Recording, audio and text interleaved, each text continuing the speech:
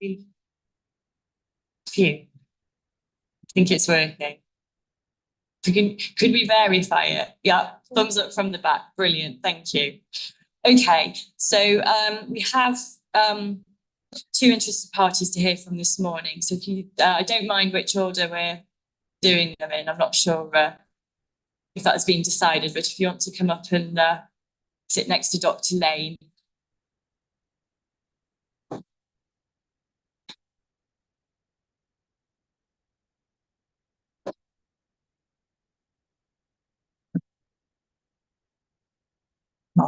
Good morning. My name's Teresa Persigetti. Live in Walthamstow. And I come because I'm opposed to the proposed alterations to the Operation City Airport on two grounds. The noise pollution for the residents of East and South East London, and secondly, the contribution of aviation to the unfolding climate and ecological emergency. I've lived in the same house in the London Borough of Waltham Forest since 1984. In my garden, which I'm lucky enough to have, I often notice the small planes that are banking upwards from or are descending towards Newham. I'm frequently aware of how many more of them there are as the years go by, and I've often felt sympathy for anyone who lives much closer to the airport than I do. I used to live alongside a scrap metal yard in Ponders End that was not allowed to operate at weekends. And I have a friend who lives close to Southampton Airport, where garden conversations from late afternoon into early evening are punctuated by the sound of overhead business flights. So I know how important it is for mental and physical well-being to have lengthy gaps in high noise levels. For that reason, that's my first reason for strongly supporting the London Borough of Newham's rejection of the application, both to increase passenger numbers and to have longer operating hours earlier in the morning and in the current weekend respite period. Reading some of the other statements that have been lodged with this appeal inquiry, I'm in agreement with Sir Stephen Timms' comment that the 24-hour weekend pause was part of the deal for the airport being sited in a residential area at all in the 1980s planning stage.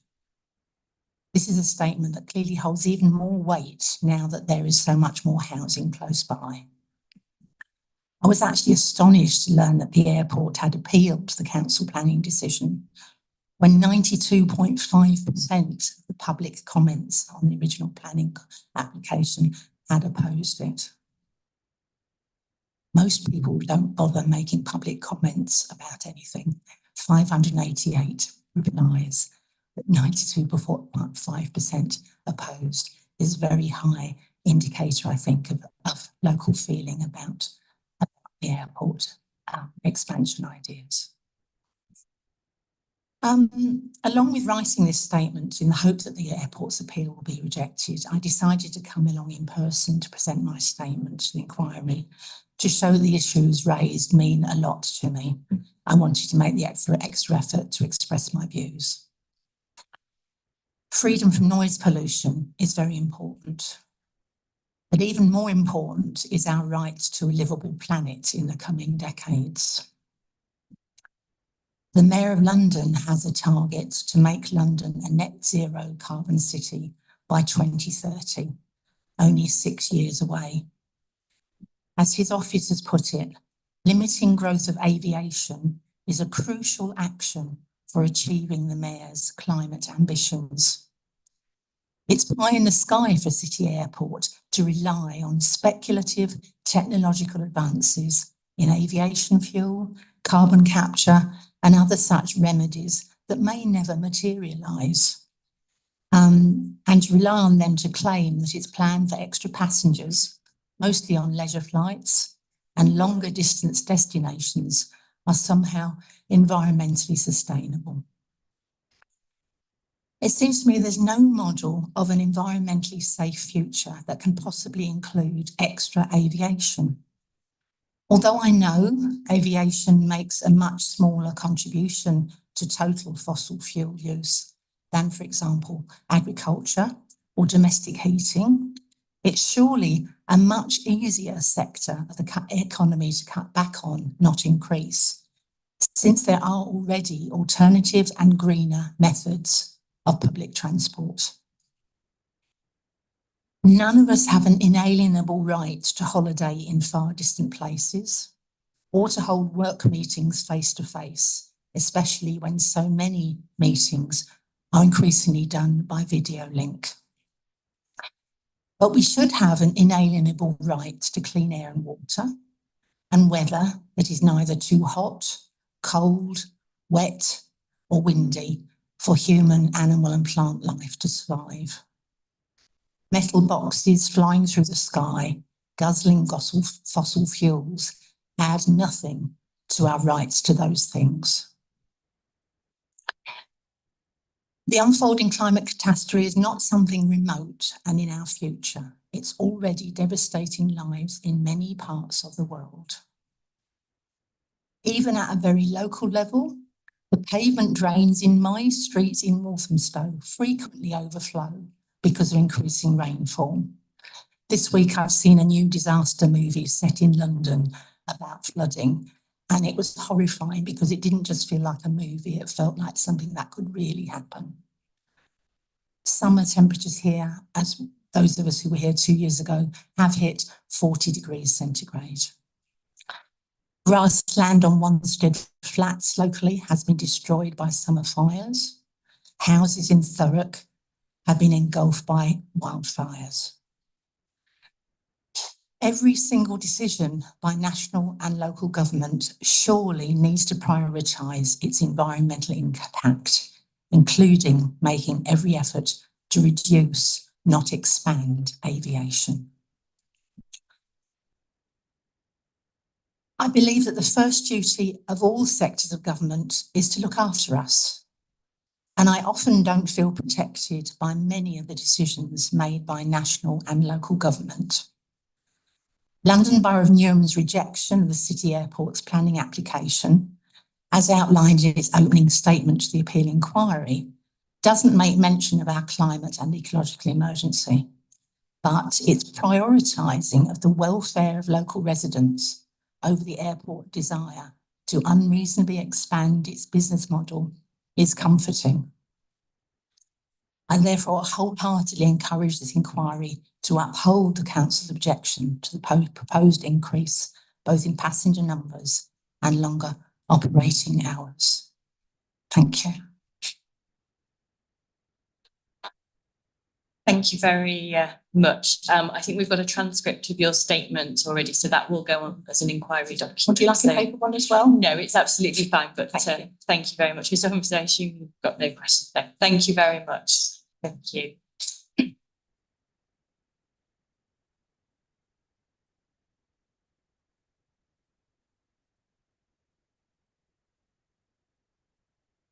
The next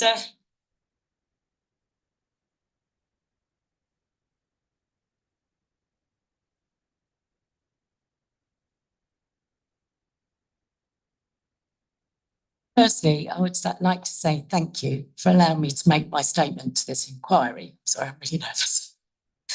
Give the inquiry your name. Yes, I was just kidding. So that's fine. But just take your time. We're friendly. You know, if you need to pause, and some water there as well. Thank you very much. My name is Anne Sharp, and I have lived in Forest Hill in the London Borough of Lewisham for the last 34 years. During that period, I have lived in 2 properties in Forest Hill, one near to Horniman Gardens for the first 20 years, and at my current address for the last 14. Took early retirement from my employment as a project contract manager for a major highways contractor in March 2022. When we first moved to 13D Church Rise 14 years ago, I'll admit that I didn't notice the London City Airport or Heathrow planes going over our property. I realised that airports obviously want to increase their turnover and expand their business as much as possible. And my understanding is that as part of those plans, the London City Airport flight path changed in 2016 to the low-level flight path it now uses for flights going into the airport. This change in 2016 resulted in a double layer overflight problem in the airspace above my home and garden. Flights from London City Airport and Heathrow currently make all-day low-level flights between the hours of 0420 to 2300 hours. I would like to point out that until this inquiry, at no time was I, nor my husband, made aware of or given any opportunity to contest or comment on the potential impact that these low-level flights could have on us prior to them being put in place or indeed up to today. What I would like to portray is how the constant noise resulting from these changes has had a direct impact on me and my enjoyment of our home and garden, particularly since I retired in March 2022. And it is with some distress that I'm now aware that London City Airport are planning to expand their operation hours to take away the only respite we have from their flights between Saturday and Sunday lunchtimes, thereby increasing the noise and environmental impact that we are already suffering, while decreasing again the enjoyment of our home and garden. All here, I'm sure, are aware that the noise and environmental impacts were reduced and subsequently disappeared during the COVID lockdown periods. My husband and I were lucky enough to be able to continue to enjoy our garden together during these times. We also couldn't help but notice how much quieter and how much more pleasant it was whilst no flights were taking place. Once I knew that I would be able to take advantage of my early retirement opportunity, I very much looked forward to enjoying my home and garden in a way that had not been possible before, due to work pressure and the limited time I'd had during my working week. Since retiring, and particularly following the period when no flights were taking place during the lockdown period, I have noticed even more the impact these low-level flights have by going directly over our property and how much this has impacted on our entitlement to enjoy our home and garden. One of my hobbies is reading or listening to music quietly in the garden on a warm summer's day. This has been severely compromised by continual noise pollution from the overhead flights, with the only respite being between Saturday and Sunday lunchtimes. I realise that the flights from City Airport have become more frequent over the years. It is a business after all. And I also note that the number of flights going over our home varies depending on the wind direction, although they do appear to be much more frequent during the spring and summer months. As a result, I no longer feel able to enjoy these previously relaxing pastimes due to the intrusion of noise from the planes above.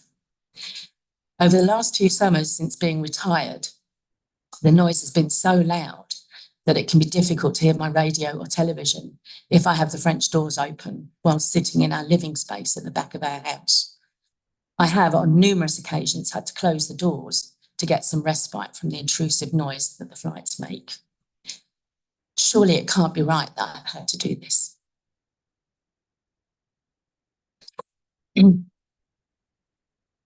Sorry.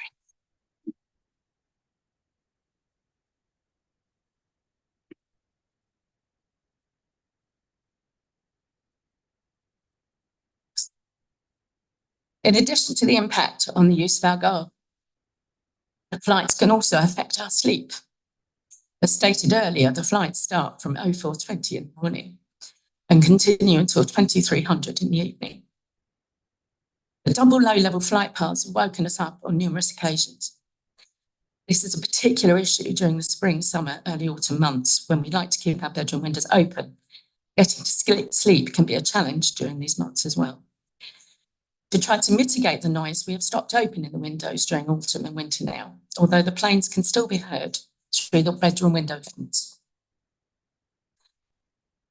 As already mentioned, we live under 2 low-level flight paths that serve London City and Heathrow. And although we have some respite from the London City flights, there is no such respite from the Heathrow ones. In addition to the concern already raised on the impact of my health and well-being, I am very worried about the level of pollutants that can be released by the planes that fly over our home.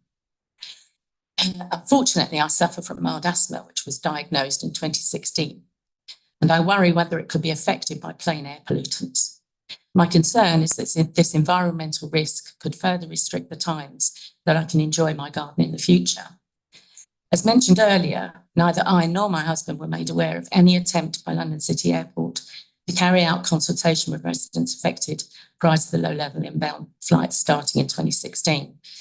I'm also very sad to learn that there are plans to expand the London City Airport operation hours. This will potentially take away our only respite period between Saturday and Sunday lunchtimes, which, as already mentioned, is particularly precious to me.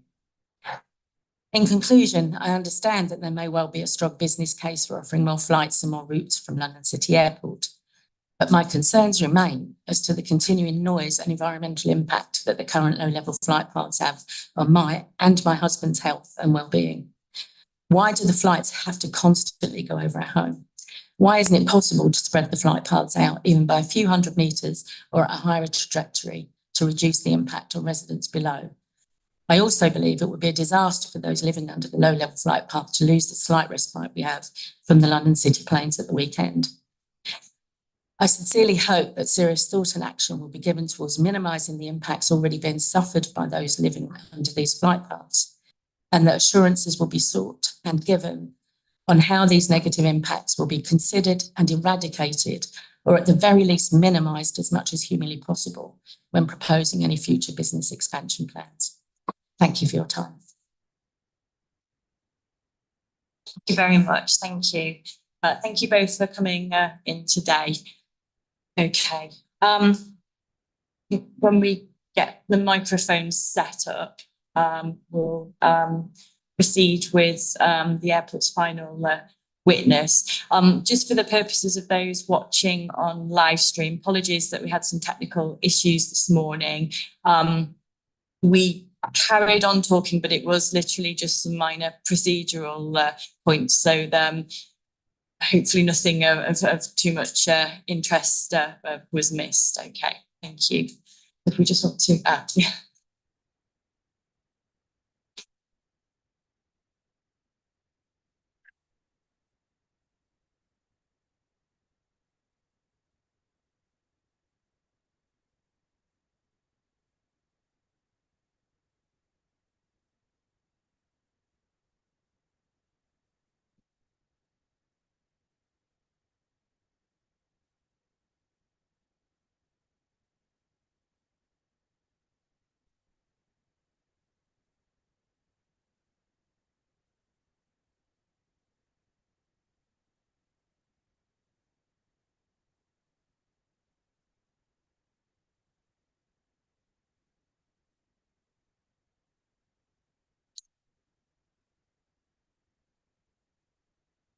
Thank you. Then I'll introduce last witness. Is your name Sean Bashford? Good morning, yes it is. Thank you. And you set out in the conventional way your qualifications and experience at the front of your proof of evidence. Before taking you through the evidence, I think there are one or two updates that you need to mention. Part, I think, is as a result of requests from the inspector. Yes, so just a few updates. That's the MPPF update, which all the planning witnesses have provided. Mine's on INQ21. So I think that just to emphasise, there's no MPPF really doesn't make any difference, I think, to the evidence, really. It's just changing paragraph numbers. If we're doing housing supply, it's very different, but we're not.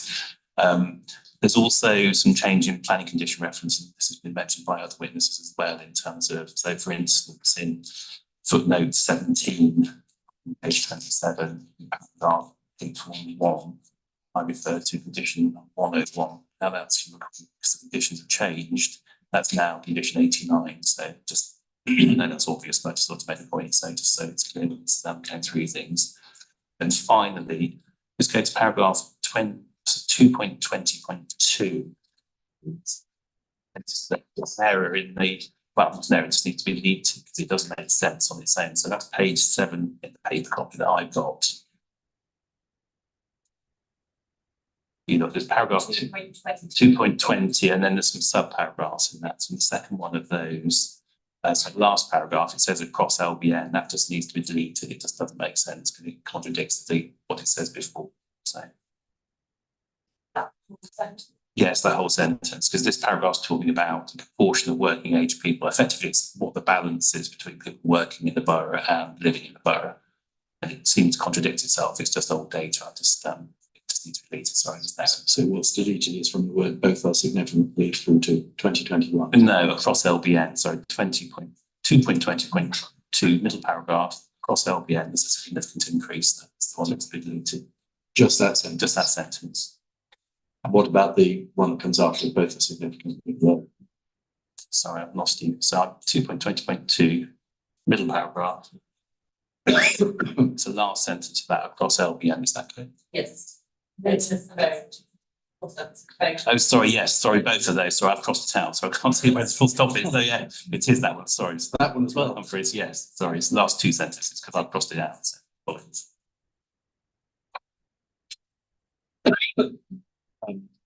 And just going back to your introduction, we don't need to go through your previous experience generally, but you do tell us you've acted for the airport since 2010, and you gave evidence of the 2016 Caterpillar inquiry. Is that? That's correct. And in terms of the scope of your evidence, you're obviously now just dealing with reason for refusal 1, reason for refusal 2 having fallen away. Just take you to your paragraph 1.9. You refer there to the 4 appendices in your evidence, and which were in response to the inspector's note following the October CMC Case Management Conference. We just want to touch on those for a moment. Yeah, so these were provided. So clearly, I'm not an expert in air quality or transport or the detail of climate change, if you like. So they were provided for completeness, if you like, particularly in terms of the matters that were raised by Akan East on climate change, for instance. None of them were reasons for refusal. We provided for completeness, just almost as a summary of what was in the environmental statement and the policy element of that. So similar one for air quality, and the transport one, it's really, there was a change in some guidance. We just wanted to make sure that it was clear that the assessment was still robust. So effectively been prepared by others, but I agree with what's said in them. So okay.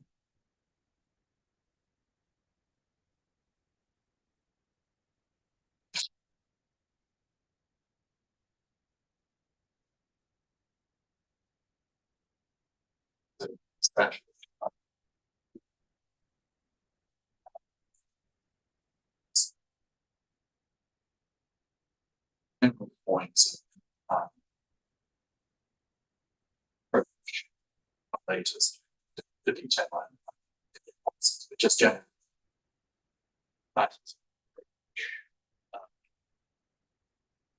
you can start by explaining by reference to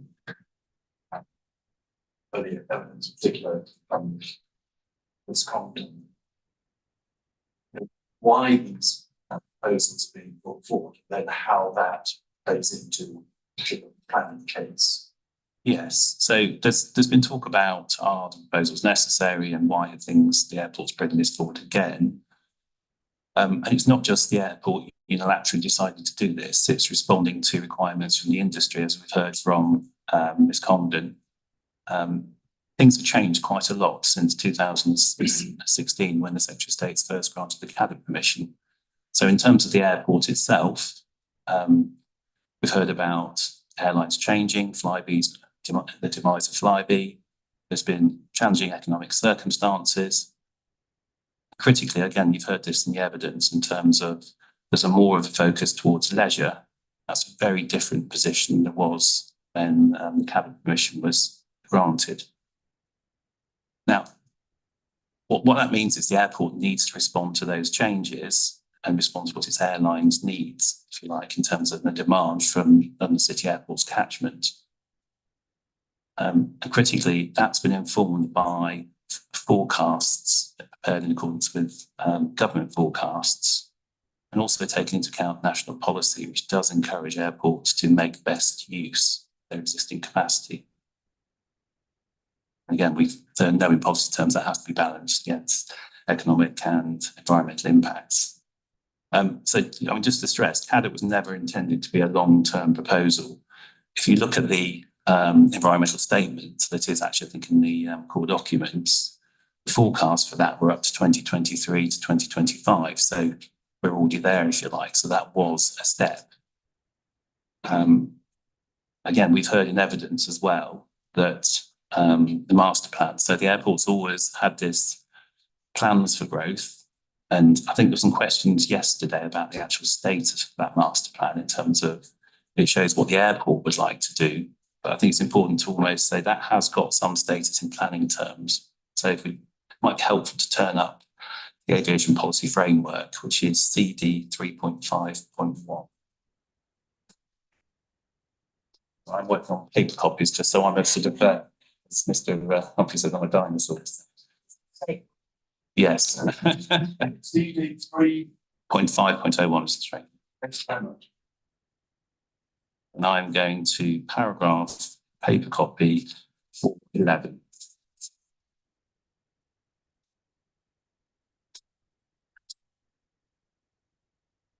On the paper copy, it's page 69.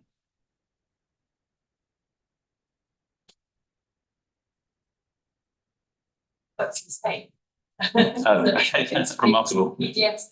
That took us all by surprise. So I'll just read it out. So currently over 30 airports across the UK have adopted master plans. They don't have a statutory basis, and I think that's what Mr. Strake was talking about yesterday. But the primary objective of master plans is to provide a clear statement of intent on the part of the airport operators. And this is the key point: to enable future development of the airport to be given due consideration in local planning processes. So they are there, intended to inform local plans. And they are meant to be transparent. They've gone through a consultation process. And if you were to type in London City Airport and planning, that's what you'll come up with as first. Again, that's what comes up. And clearly, there's different points about the planning register, but they do have a role. If we were, in fact, in that to look at paragraph 415, we're told that responses to consultation show the importance that stakeholders place on guidance. So a list of content that the government would recommend that airport operators include in the master plans is included in Annex B, though airports will wish to adopt their own plans to suit circumstances. And if one goes to Annex B of the airport policy framework, that tells you what kind of master plans are recommended to include. And I'm not aware of any criticism of the London City Airport master plans in that regard. Yes, that's correct. So that tells us a little bit about the master plans. As far as the 2006 and now the 2020 master plans are concerned, what did they show in terms of longer term growth to, as the APF says, to inform local government? So as we've heard in evidence, the 2006 master plan actually showed up to 8 million passengers by about 2025. So actually very similar to what's been suggested, but surprisingly 171,000 movements as well. So there's been a huge change in the way the airport operates, and it's in terms of a lot more passengers per flight, if you like, and that's why the airport can make the proposal to the XB at the moment to actually not increase its cap for the number of flights. So it's not changing 111,000. The dynamic is it's trying to make, as the industry's changed and as aircraft technology's changed, those on average, those aircraft are both larger, so you can get more people on the same flight. So use more efficiency as well. So they tend to be fuller than they would have done perhaps in 2006.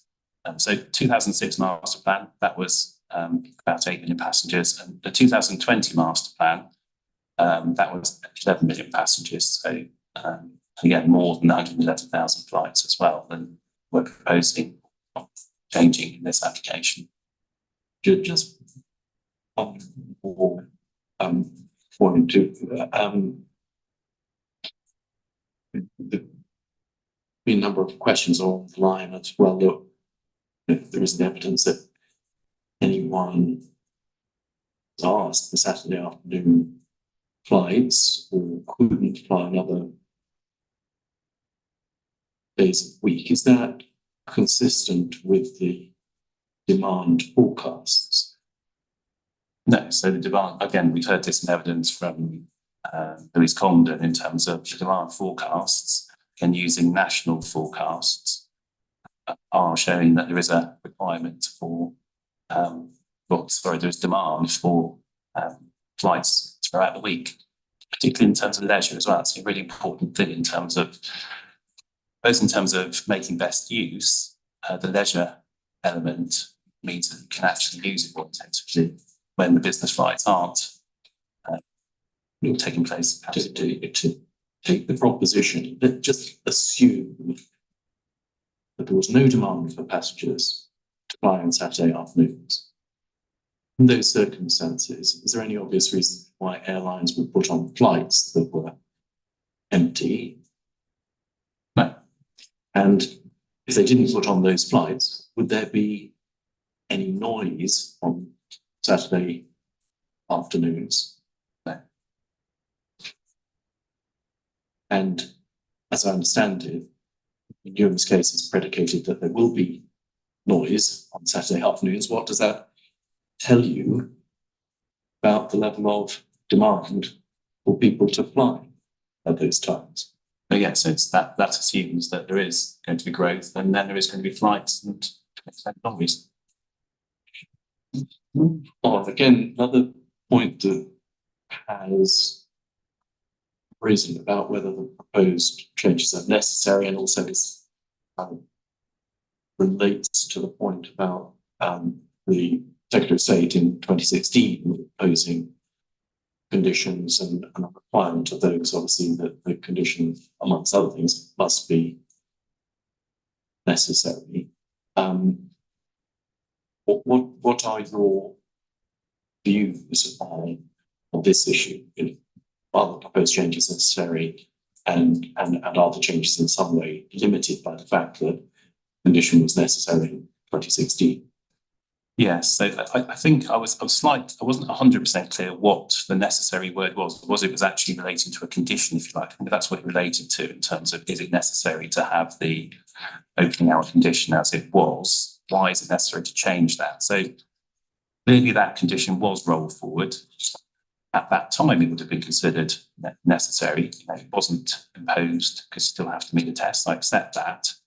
The important point is the actual proposals then were very different in character in terms of the impacts, in terms of what was proposed as well, because at that time, it wasn't just an application for change in activity at the airport. There was a lot of changes in terms of infrastructure, in terms of terminal buildings, new stands over the dock, and other elements. So again, things that were considered and actually imposed at that time. So that was the first time a passenger cap was introduced at 6.5 million.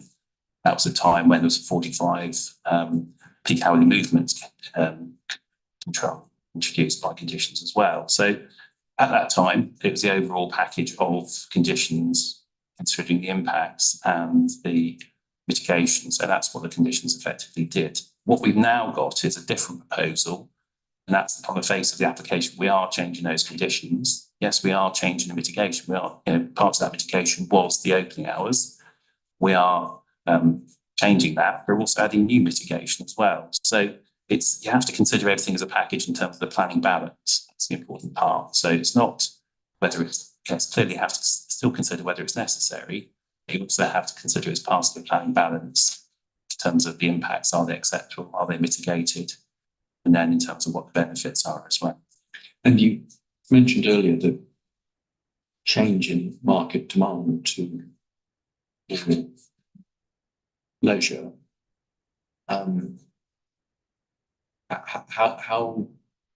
how does that affect the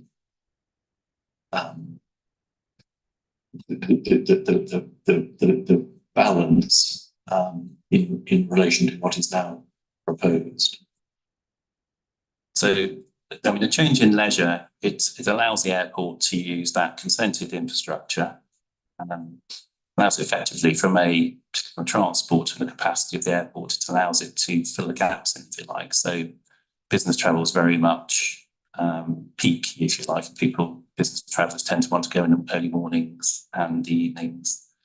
But also less so weekends as well. So it allows to fill the gap. But again, it's meeting forecast demand for that as well. So it has the benefit of responding to the making best use policy, but also responding to forecast demand as well. And we know that the extension of the hours into Saturday afternoons, and indeed 3 extra movements in the morning, it doesn't come with a blank sheet of any aircraft. The further condition restricts those to new generation aircraft only. What's the significance of that in the planning balance and the way that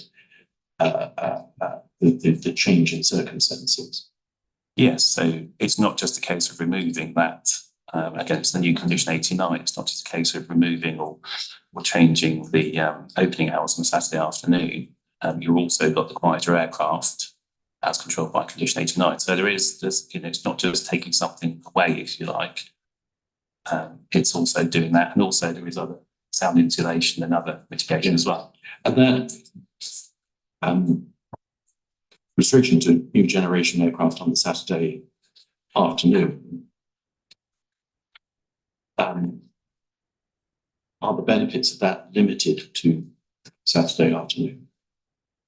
No. So as you've heard in noise evidence, because of that condition 89 and only new generation aircraft being allowed to fly, that has the benefit of the airlines will introduce those throughout the week. So they're not just going to fly those aircraft on a Saturday afternoon or first thing in the morning. Those aircraft will fly from the airport. So that has the benefit of actually reducing noise on other days of the week. And also, again, that will be introduced gradually as they get introduced. But that will mean that there's quieter on every other day of the week. And that includes Sundays as well, because the airport does fly on Sunday afternoon and on a Saturday morning, which it does as well. So it does balance its way through the week, but also overall, you've heard that in noise evidence as well, the overall noise in terms of the noise contour goes down as well. Now, take away that Saturday afternoon element, both the additional hours, but also the limiting to new generation aircraft. Do you then get all those other benefits, not just the noise benefits overall during the rest of the week, but also the employment and training opportunities, the other benefits that you talk about in your evidence? So can you, in planning balance, can you have all those other benefits, overall decrease in noise, employment and everything, if one doesn't have the 6 hours, limiting those to new gen?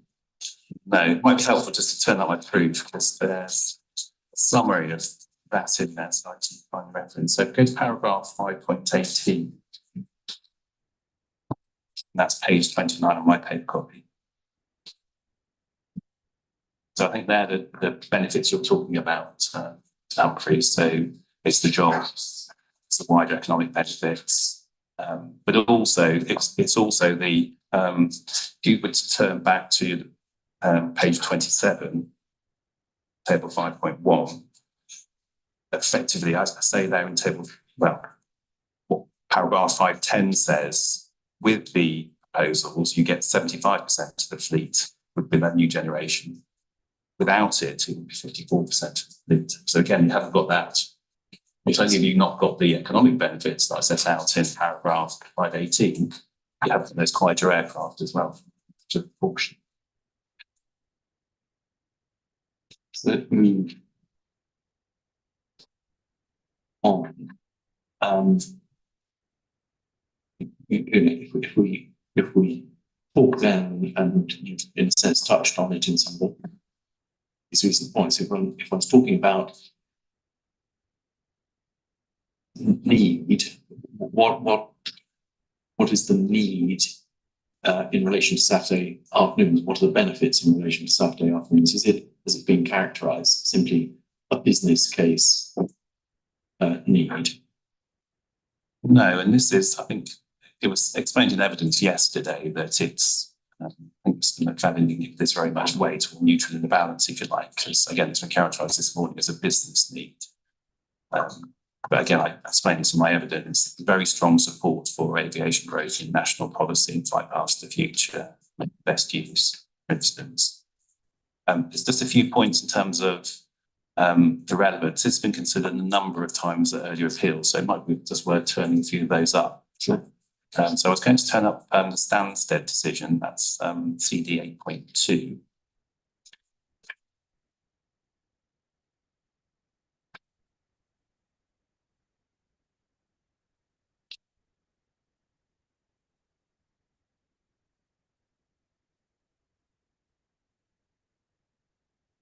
This is the May 2021 planning appeal decision. Yes, and one of the things that's been talked about in this inquiry that is there a need to provide things, and I think one of the key points that I think this tells us is that it's not necessary to demonstrate a specific need at a particular airport. So if you read paragraph 17, I'm sort of halfway. Sorry, 117. Yes, it's on page 4 of the decision.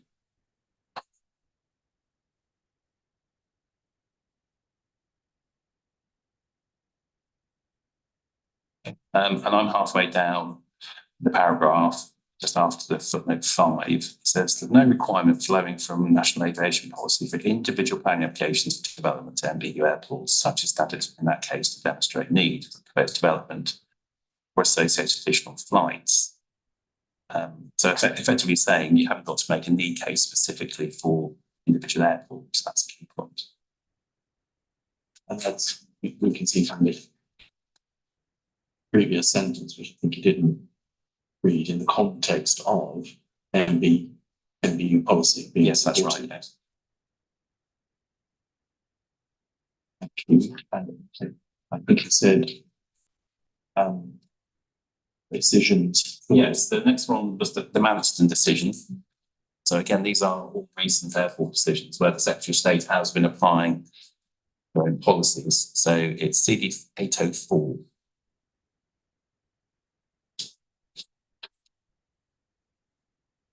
.4.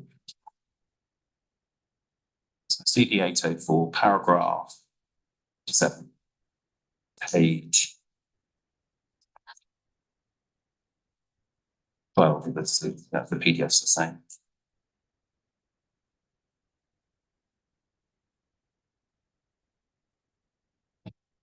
So again, last paragraph, but again, important to read one, as Mr. Humphrey said before, in the context of making best use, which it says there. So it's just reading out after where it says MPU of paragraph 129.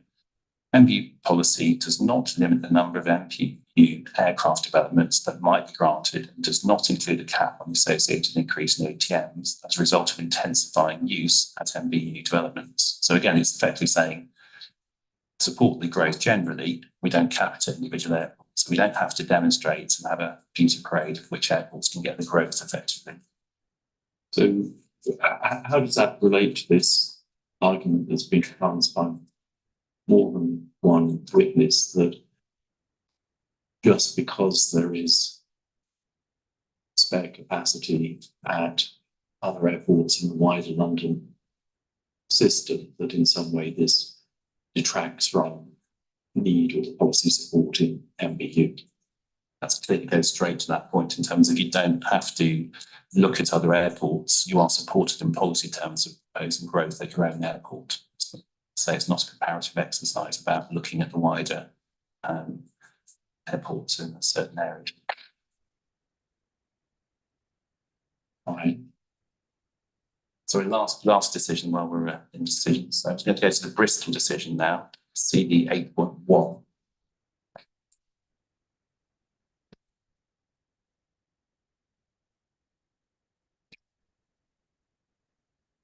It's paragraph 142 of that. 142, straight on page 28. Page 20.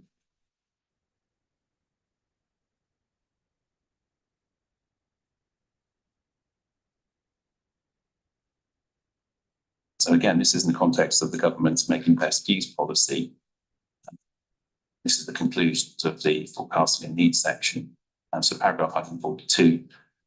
The panel in that case found that there's a clear and compelling need for the development. So two parts of that. It says first, in terms of aviation forecasts, so UK aviation forecasts relating to policy and sports expansion avenue. Secondly, forecasting work is robust, provides a detailed picture of what, in that case, is Bristol Airport would look like at 12 MPPA. So there's two parts to that. One is strongly support the need for it in that case, if you've got UK aviation forecasts. In this case, we are consistent with those UK aviation forecasts.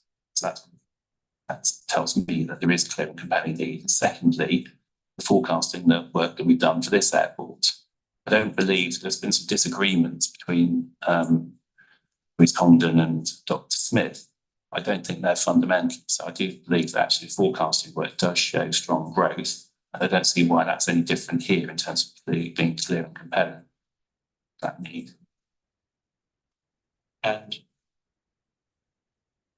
the next point I just want to touch on with you is the kind of why 6:30 a week, 7:30, and not some other time. Why is that amount of extending operating important? And again, this point about how this plays in the overall planning balance, would 2:30 be enough? Yeah, so I think we've heard from the noise witnesses. I think Mr. Greer has explained the differential between the night period being sensitive, the afternoons, because the afternoons not being sensitive, but the evenings being sensitive. From an airline perspective, if you like, or sorry, from a demand forecast that from the airlines that use the airport, when the airport's going through the process, a lot of to and fro with them to understand what the requirements were. So the key driver to this is to serve the leisure market. Key driver of that is to get what's called more rotation. So at the moment, what I understand it, I've been advised, is effectively what you can do on a Saturday morning is you can get one plane that goes out to its destination, but because it stops at lunchtime, it can't get back. So you've effectively, or it probably can get back to that one, but you can't have two rotations. So depending on where it is. So if you had at the moment, you might have a flight on a Saturday morning for a destination that's not too far, it could probably come back. Further ones it couldn't though. If you then have a destination in the afternoon, you could get flights that go and come back, and you get flights that could also go and come back again. And depending if it's further afield, if it's a further, I don't know, sort of somewhere like Palma, where it's 5 to 6 hours rotation, that could come back as well. So it's that rotation point about things. So as I understand it, what you can't do is say the airlines, it would be very good to them to say have 3 o'clock in the afternoon, because you just don't get that rotation and be able to deal with that. Like it's being able to go there and come back and use the aircraft efficiently. So again, that's in Ms. Congdon's evidence, but from a common sense perspective, it does make sense to me in terms of using those aircraft. And we've heard in her evidence that some of them actually have to fly to different airports because they can't come back. So yes, you always contemplate the point that they weren't technically positioning flights, in that if passengers could go on a positioning flight is one where an aircraft is simply moved from one location and no passengers. But those should make very clear are not flights for which there is commercial demand. They're simply there to get the aircraft out of the airport. And in a sense, how how appropriate is it in planning other terms to have flights that are going out on Saturday mornings simply for the purpose of getting the aircraft to another airport from which it can operate? For business efficiency, it's kind of obvious it doesn't make sense, but also from in terms of the crew and everyone else as well. So do they, how do you work with your crew? Are they based at London City, or do you have to have going elsewhere as well? So it's from a common sense perspective, but also it allows the airport to grow and consistent with their BU policy as well. So. I want to move now on to noise. Yes. The inspector posed the question at one point in relation to the overarching airport national policy statement. Sorry, overarching airport noise policy statement.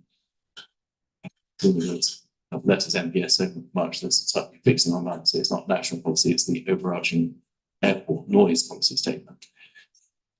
She raised the question about whether the reference there to a balance between socioeconomic impacts and noise meant that there was a balance within a balance, a balance before you get to the overall planning balance that as happens in certain circumstances in relation, for example, to heritage assets, so a very different issue. Can you just explain to the inspector your position on that? Yes, so it's definitely not the same as heritage. It's It's such good news. Yes, I think it is an overall balance, and the reason I say that is that the overarching airport noise policy statement requires aviation noise to be balanced against socioeconomic consumer benefits. So it almost puts that test together, if you like, in terms of what it does anyway. So I think the important thing to do, though, is you still need to consider the negative and the positive of the noise aspects of things. So for instance, on the change on Saturday afternoon, it will be noticed and concerns have been raised. I think that's Mr. Thornley Taylor's owns a Pike start point. So, we've got to acknowledge that is a change and it will be noticed and concerns have been raised. But I've also mentioned that noise will be improved for the rest of the week. So that's a positive of it.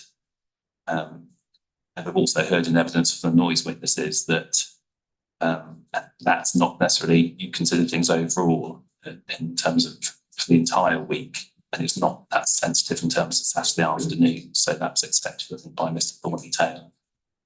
And it's a point I put yesterday, but the overarching noise policy statement, what does that say about looking at total noise, the overall noise environment? Yes, so again, it talks about total, you could call it overall noise. And if you take into account the recognised way of assessing noise in the NPSC and EPG through the NOL and SOL and the LAQ methodology and everything else, we've heard that noise overall goes down. Particularly, that's very graphically showed in the noise contours, which we've heard several times that the 20% reduction, 17 compared to the 2 in our case. And you made the point earlier that that's that total reduction in noise is driven by the Saturday afternoons and the limiting the Saturday afternoons to new generation aircraft. And therefore, in that context, how important is the Saturday afternoons and limit to new generation aircraft in delivering these total benefits which the OA and PS referred to? Yes, it's crucial to have that change so that delivers the benefits.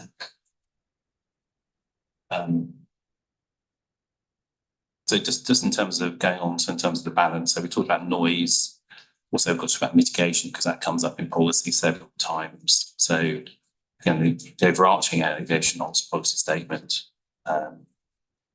have we mitigated noise as much as practical and realistic to do so? We say we have, and that comes up in the development plan policies as well. And again, there's a socioeconomic benefits as well, which need to be in the overall balance. So if I move then on to, again, just three topics before I come to the policies, because we can then drop things into the policy context, but carbon and climate change, not a reason for refusal, but a point pursued in policy terms by HACAN East. What do you say about that? And also, perhaps in that context, you can wrap up the Mayor's non-statutory 2030 document as well. Yeah, so we heard yesterday that I think, as I understand it, all parties now agree that those amendments are consistent with the Jet Zero strategy. So in terms of compliance with national policy, I think that's agreed between all parties now. In terms of the London plan, I didn't think I heard yesterday that HACAN East was saying we're not compliant with it. I think they were saying that you have to read it in the context of the 2030 document. So my interpretation of it is we are consistent with it, because if you read policy T8 and GG6 in terms of that 2050 target, internally on its own face, if you like, we are consistent with it. I think the debate yesterday was how much weight does that alter or change anything that's in the London plan. So I won't go over what was said yesterday about that document in terms of, we talked about it being a paper for engagement. Just a few points, though, that I don't think were raised yesterday in terms of the timescales of things. So that 2030 document is dated January 2022.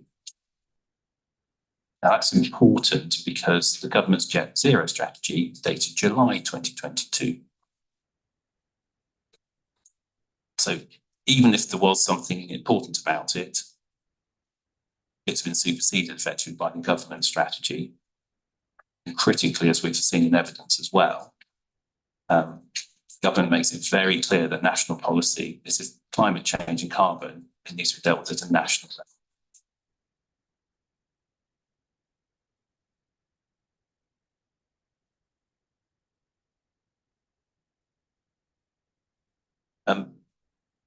I think we're now not accepted those documents that Dr. Lane, I think, is putting in. But again, I think the point still stands about those. I think that was providing extra context, if you like, in terms of the timing of things.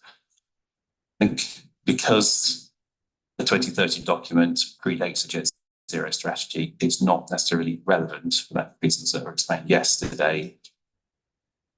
And the internal consistency of the London plan itself. I mean, in the context where the London plan itself has a net zero target of 2050, and it says in places this consistent with the national target. To what extent do you accept the proposition put forward by HACAN East through its evidence that because there is a development plan policy here that relates to carbon, this in some sense changes everything from every previous airport inquiry? Well, I don't think it does, because that policy, the 2050 document, is consistent with the national policy for it. So again, read it in the London plan, that is consistent with national policy. Yes. And to what extent, in any event, context, as you say, that the Jet Zero strategy postdates these documents, would it be appropriate for development plan for London to be setting carbon greenhouse gas emission targets for international aviation? In other words, aircraft that are actually not overflying London, for most of the time, but not actually overflying the UK for most of the time. To what extent is it matter for the mayor, as opposed to national government, to be setting policy for those things? It's not, and again, that's very clear in making best use in terms of it being a national issue, because clearly it needs to be tackled at a national, international level. And again, that's repeated into the Jet Zero strategy as well. So that would need to be taken into account in any new London plan if that policy ever got updated.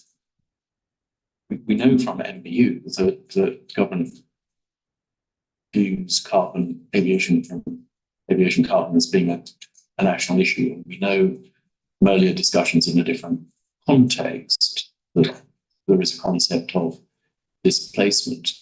In the event, if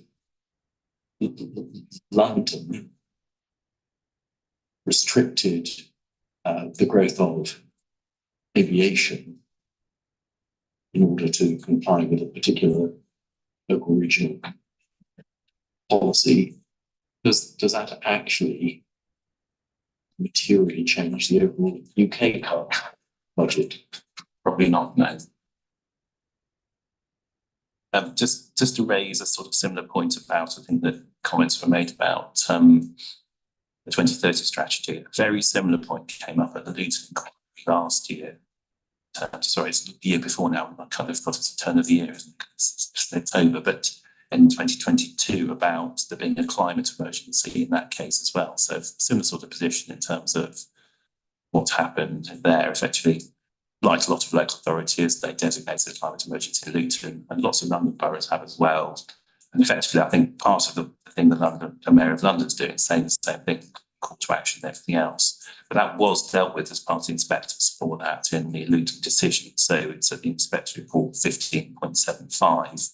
I don't necessarily need to turn it up, but just to say, I think it's a similar point, if you like, in terms of, and actually what the inspectors there did, they considered in the context of, is the airport decarbonising itself in terms of things it can do on its own operations? Yeah, those scope 1 and scope 2, as they're called, things that the airport can control in terms of its buildings, its operations. We are doing that. Sorry, the airport's doing that by its own plans by 2030. So I don't think it necessarily applies, that 2030 document, but even if there was, from the things the airport can control, it's consistent with it.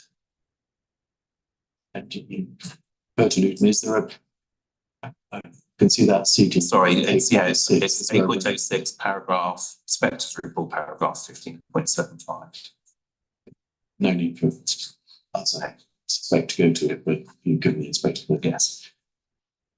reference. But just want to keep moving on this sort of topic basis. First of all, employment and other benefits. When I asked Mr. McFadden about these by reference to his officer's report, he confirmed that lesser weight was given to these because of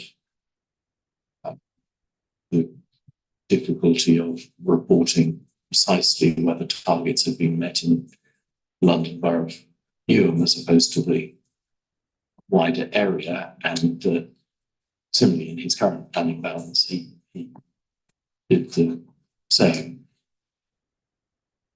Again, just talk us through this issue on the benefits, these socioeconomic benefits, training benefits, skills benefits, those things. Just talk us through that, please. Yeah. So, I mean, as it says in my evidence, I do think significant weight needs to be put on these, and that's informed by other decisions and the context as well. So this has come up in evidence earlier, but one of the important things about this, and I don't think there's a disagreement between us and London Borough of Newham on this, that we have to place a high, have to really take into account the unemployment and deprivation of the local area. Again, interesting looking at other decisions. So Luton, for instance, has similar issues, if you like, in terms of unemployment. It's also a levelling up area as well. So if we just turn up that decision, CD 806.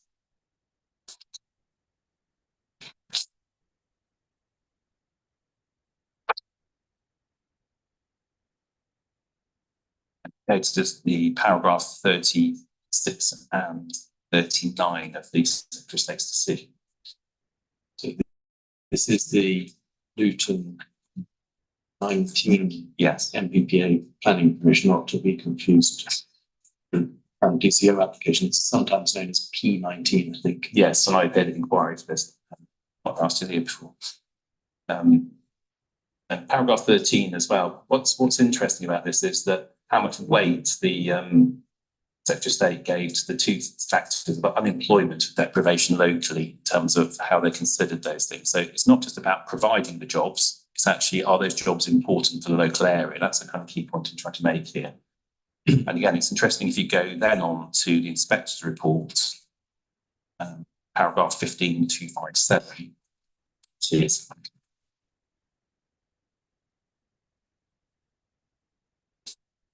that's the very last paragraph in their overall conclusions on page 144.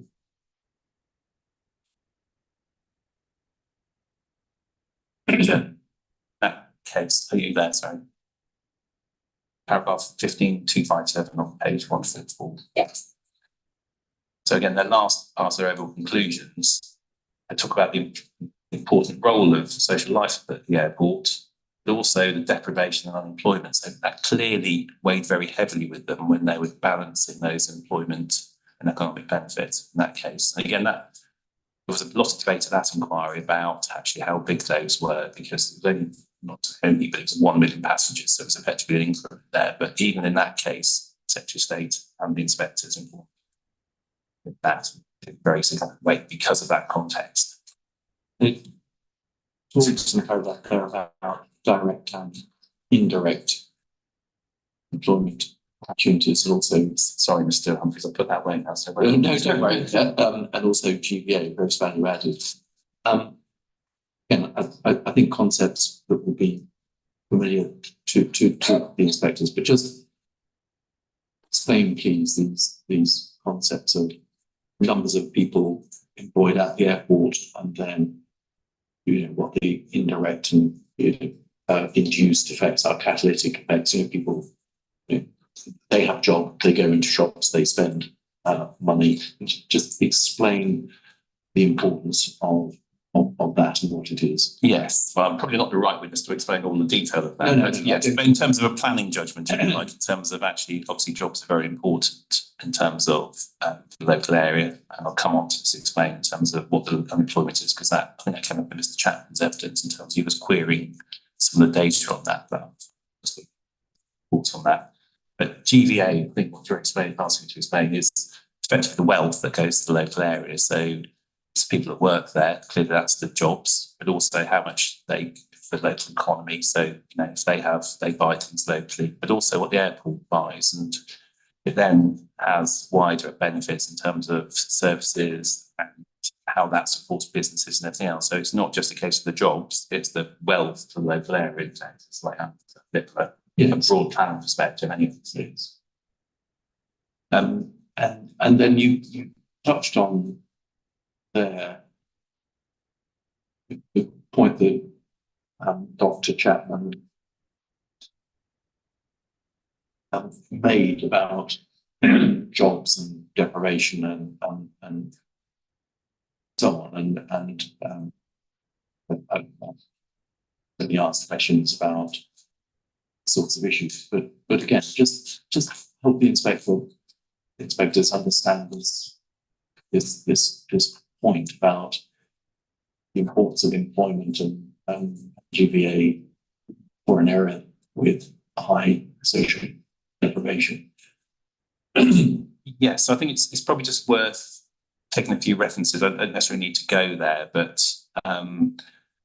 I think Mr. Chapman queried in terms of, I think the question was about how old is the unemployment data he was referencing, the 2011 census. And I think he may have, having spoken to my colleagues that do a lot of these assessments, I think the reason why the original environmental statement used that data was because at that time, I don't think all of the 2021 census had come out. And as you may be aware, that there's some difficulties with that data as well, because we're still in post-lockdown and the actual quality of that data as well. So what we do have, though, in evidence is I've put some in my paragraph 2.20, 2.20.3. This is the paragraph just after the one I've correct. the two sentences are corrected, yes. Two sentences. Two sentences. Right, corrected. I point out there that Newham has a higher unemployment level, 6.8%, than the London average of 5%. I think if you wanted to get... Is this based on, is this census data? No, these are, as I understand it, these are published monthly, if you like, so this is the most up-to-date data, so it's not using that census. So again, my colleagues provided the data for me, but that's as I understand it. So, but if you wanted references that, because again, I'm conscious of trying to help in terms of positions, in terms of where it's written down in perhaps policy documents. So the adopted local plan is quite helpful in terms of actually explaining the current position as well, albeit it's getting slightly old. So if we went to paragraph 3.36 of the adopted local plan, which is CD 3.4.1.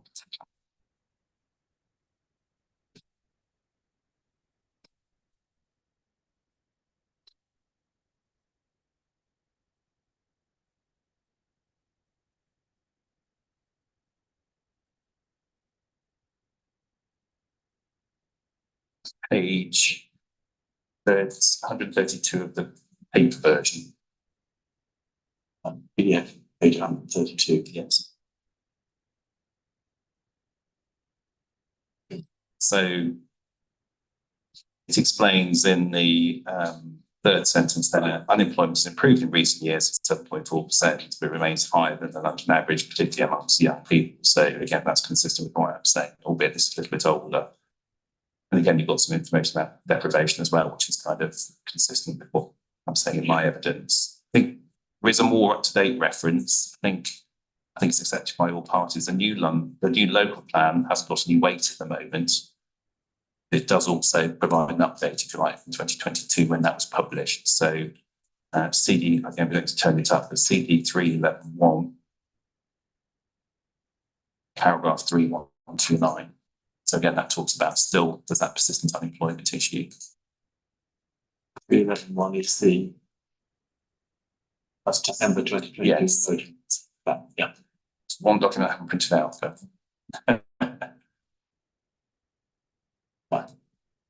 it's just a reference, if you like, and just to say it's still an issue, and same with deprivation.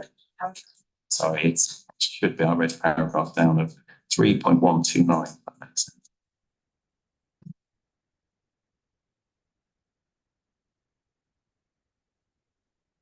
It's on PDF page 161.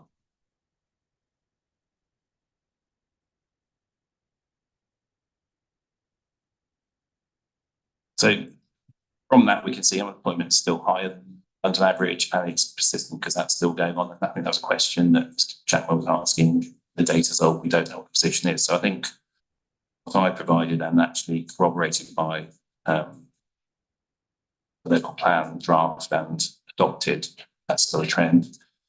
Again, multiple deprivation, I don't think that's controversial. And then I set that out in paragraph 2.20.1, my evidence. Again, I also talk about levelling up in 221 of my evidence as well. So again, that is the context. And clearly it's not the same as Luton, but actually the unemployment and the multiple deprivation were clearly a significant issue in decision makers' minds in that decision. I think two last points on this in terms of the context. So again, the development plan itself talks about addressing these issues. So in paragraph 3.7 and 3.8 of my brief, I talk about policy J1, business and economic growth wants to sort of address those things, and J3, principles to how do we get more people into work. So again, it's very much the context from what's actually there, but it's also what's in policy as well to address it. Again, I'm still in socioeconomics, want to touch on web tag, but I do not want to think as to all the units of paragraph 1.1 to 4. The suggestion from Mr. Palmer yesterday would appear to be that one looked at the socioeconomic benefits, one then monetized all the impacts, whether they be as carbon or anything else, to reduce those in a cost benefit analysis. But then one took the output of that, and then in the planning balance, weighed that reduced set of economic benefits against the environmental harms once again, and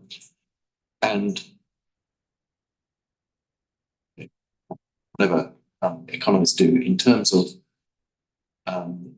the planning inquiries and the conventional planning balance. Is that an appropriate way of approaching the matter? No, I mean, from a common sense perspective, it's really hard to know what to do with this, if you like, because you've got your traditional planning balance, you've got your environmental issues, and where the harms come from that, the socioeconomic benefits, and what you do with that. You have a parallel balance with the sort of the web tag on its own, and there's a big danger of double counting in terms of what that does, if you like, because effectively that's doing the same process in a very much a monetized basis. How does that fit in that sort of balance we traditionally do in planning decisions? So it's really difficult to see how that sits in. So again, just drawing on the P19 inquiry, which I'd appeared at, very clear from the Secretary of State that they didn't see that the absence of a web tag weighed against the proposal. So I can turn that up, but it's very clear.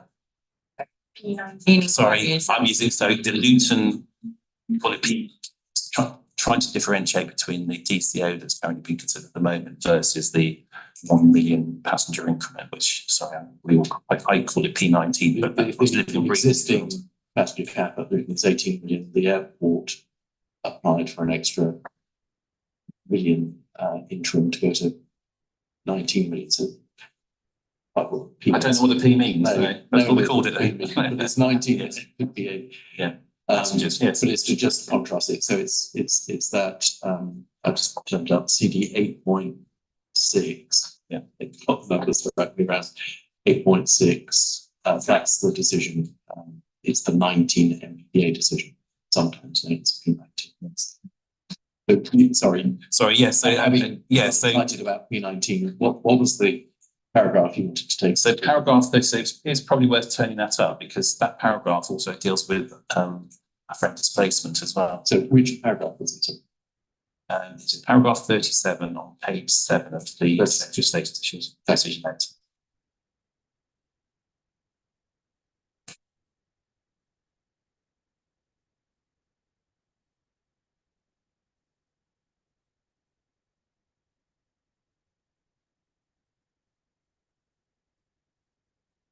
So I'll just read that out. So it says, for the reasons given in the inspector's report, the Secretary of State agreed with the panel that the proposals would be unlikely to drain domestic tourism.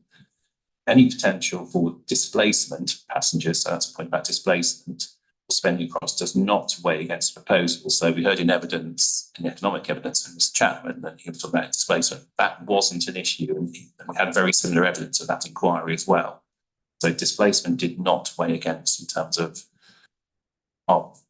is tourism going up effectively. That same evidence presented and didn't get weighed against the balance in that case. And again, it goes on. They further agree, for the reasons given in the inspection report, the absence of an appraisal for a web tag-based transport approach guidance or similar methodology does not weigh against those proposals. So again, we had very similar evidence of that inquiry. That the Secretary of State agreed with the inspectors that it didn't weigh against the balance. And that, to me, makes sense. The reason I explained that it's very difficult to know what to do, particularly with the web tag elements, in terms of how that is it a parallel balance. Does that fit in with the overall one? It's very difficult and very unconventional from a planning decision-making process to use it. It's about investment decisions, not planning decisions. I mean, do we, because Dr. Chapman's raised these similar points, a number of inquiries, do we actually have rather a lot of decisions in which these issues have been considered? Being one of them. Yes, I wasn't at Bristol, but I believe similar issues were raised there as well. So that was all I was involved in. So that's why I make reference to it. Before we move finally just to put all this in the context of the specific policies, are there any other wrong economic and other benefits? Are there any other benefits you want to just draw attention to? Just 3 quick points, really. One is I've already turned this up, but paragraph 511 of my proof, I actually set them out there. I'm not going to go through them in detail, but the key point is I don't believe they've been challenged in terms of the numbers, if you like, in terms of what the actual benefits are from an economic perspective. So turning then to the specific policy, so dropping a lot of these points and obviously the rest of your evidence into policy, let's start with the London plan and at D13. So this is agent of change and CD whether this is 3.3 development, and if so, whether it is new development, those sorts of items. So just that's the inspector for this. I've got page 150, but that's my paper version.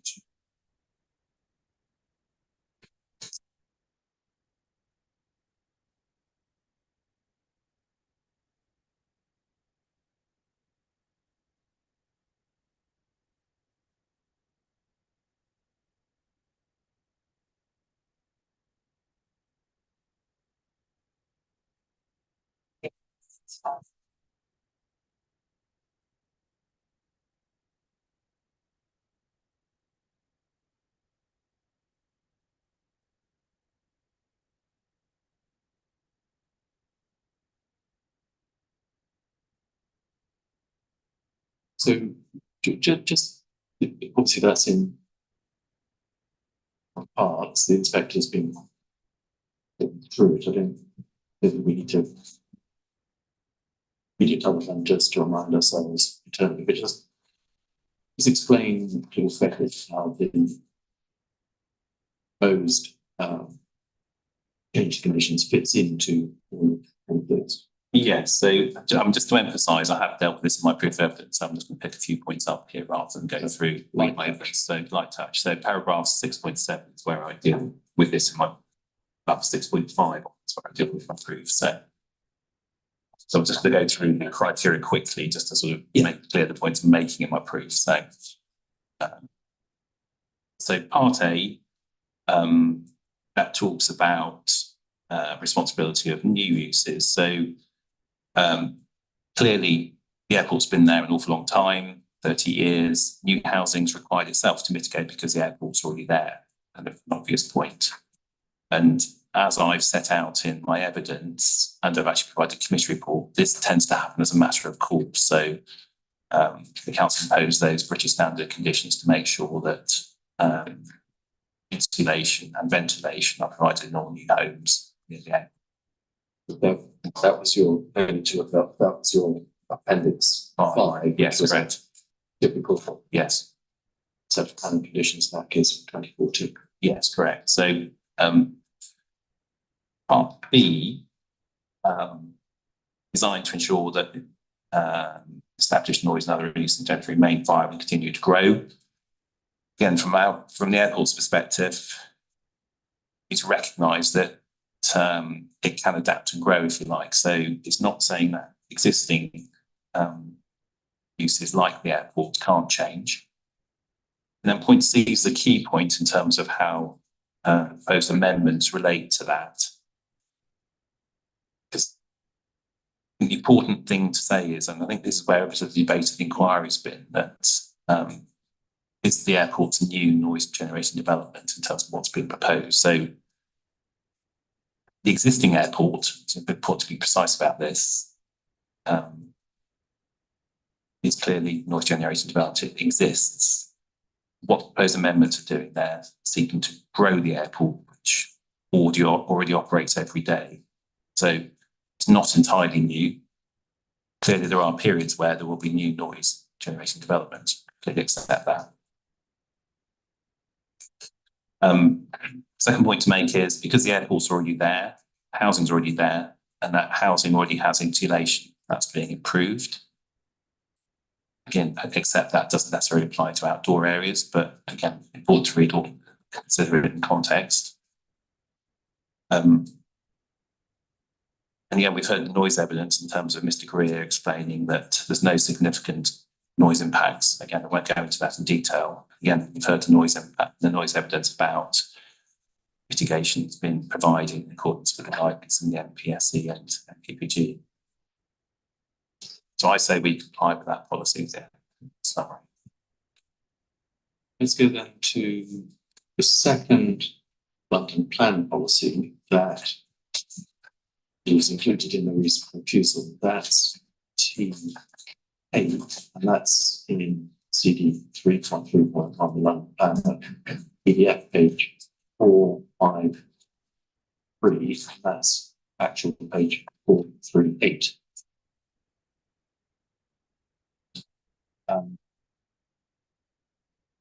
Multiple parts to this, and again, obviously, you do cover this in your proof of evidence, but much has been spoken of these things since you wrote that. So again, high level, just guide the inspectors through the different parts and what you say. Yeah, so again, we went through this yesterday. So part A, I don't think there's anything controversial about that the airport complies with that in terms of being an opportunity area and supporting the role being supported. Part D, again, don't think it's controversial that D, sorry, yes. Public transport and every other aspects are being responded to. And part F, making better use, again, strong compliance with those elements. I think then just knocking things off, if you like, in terms of what isn't relevant. Don't think C is relevant in relation to Heathrow Airport.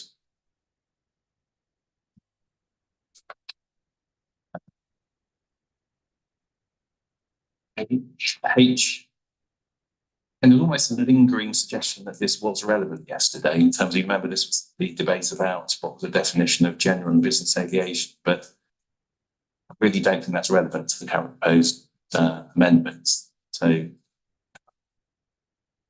that doesn't apply. And I doesn't apply either, which is the airport's not a hemport. Check self-evident. Okay. So that leaves us with B and E. Yes. Part B is quite curious, really, in terms of what it actually means. Again, I'll put this in my evidence in terms of the London plan. But We didn't dismiss G, but G, airport operations should work closely with airlines. Sorry, yes, G. So G is effectively, I think it's the same as D, really, in terms of, provided you provide good public transport and it's agreed with the Transport for London, etc. No objection. No. Transport grounds. Right. Agreements on. I do apologise for interrupting. No, sorry. So, no, you're right. So make sure it's it. So B, sorry. So part B. So part B is certainly when I looked at this, you scratch your head in terms of what did it all really mean. And the London plan inspectors was thinking exactly the same. But as we all have to deal with, a policy is a policy, and you've got to kind of try and interpret it the best way you can, if you like. So whilst regretful that the Mayor of London didn't change it, it is the policy. So that is the test, if you like. But it does, for me, show that it's not easy to understand, and actually how do you then go through the parts of it, if you like. So again, I've put the quote in there beneath paragraph 612, my proof, to explain that. It's just from the panel report on the London. And again, just tracing the policies back is quite interesting. The plan inspectors made various suggested changes to the plan that weren't necessarily accepted by the mayor, which is the local plan process, but it just kind of gives you a bit of context, really. So that was the first point. In terms of going through the requirements of Part B, as we must, in terms of acknowledging, again, the airport's fully assessed what it's done, and appropriate, acknowledging it is put those in the context of what the impacts are, and also consider them in the context of national policy as well. So insofar as you can, to try and fill the gaps, I do think you need to look at national policy in terms of the MPSE and MPPG to understand what is a significant impact and what are the costs, if you like. So it doesn't tell us in here what those are, but all you've really got to go on is what national policy tells you in terms of what is the right noise tests and what are the right criteria for that. And again, I think that applies also to climate change as well, which is that overarching test that paragraph 5.86 of the airport's national policy statement says, that does it affect the UK's ability to meet its climate change obligations. So again, they are the tests effectively, because it doesn't tell you here. So I say, again, on the basis of the evidence that we've heard in terms of noise, the airport has fully acknowledged them. It has met its external environmental costs, and critically has provided the mitigation as well to respond to those. The last sentence you said about scratching your head, the last sentence is any airport expansion scheme must be appropriately assessed and, in these words, if required, Yes, again, what does that mean? demonstrate that there is an overriding public interest or no suitable alternatives, and is guidance given as to what that means? When might it be required? No, not at all. So does it ever get triggered? Is it always triggered? We don't know. But I mean, insofar as it might be triggered,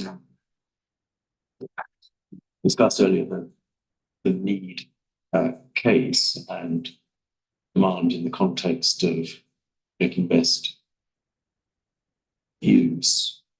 You know, I mean, if it was triggered, what is your view on whether there is an overriding public interest? So I consider there is, and I've set that out in my proof of evidence at paragraph 616. So page 34 and 35, my evidence, and it's effectively the last two sentences. So it says, sorry, it's the last sentence. So furthermore, in terms of the overriding public interest, refer to policy 8 proposed amendments. And again, go on to make best use, substantial economic benefits, consumer benefits as well. So that's my interpretation of what that policy means. But again, there's no guidance. I don't know if it's required, but that's, I believe it, if it was required, the airport does comply with it. And you talk about the consumers and consumer benefits quite properly. Obviously, we have looked at an inquiry and focused on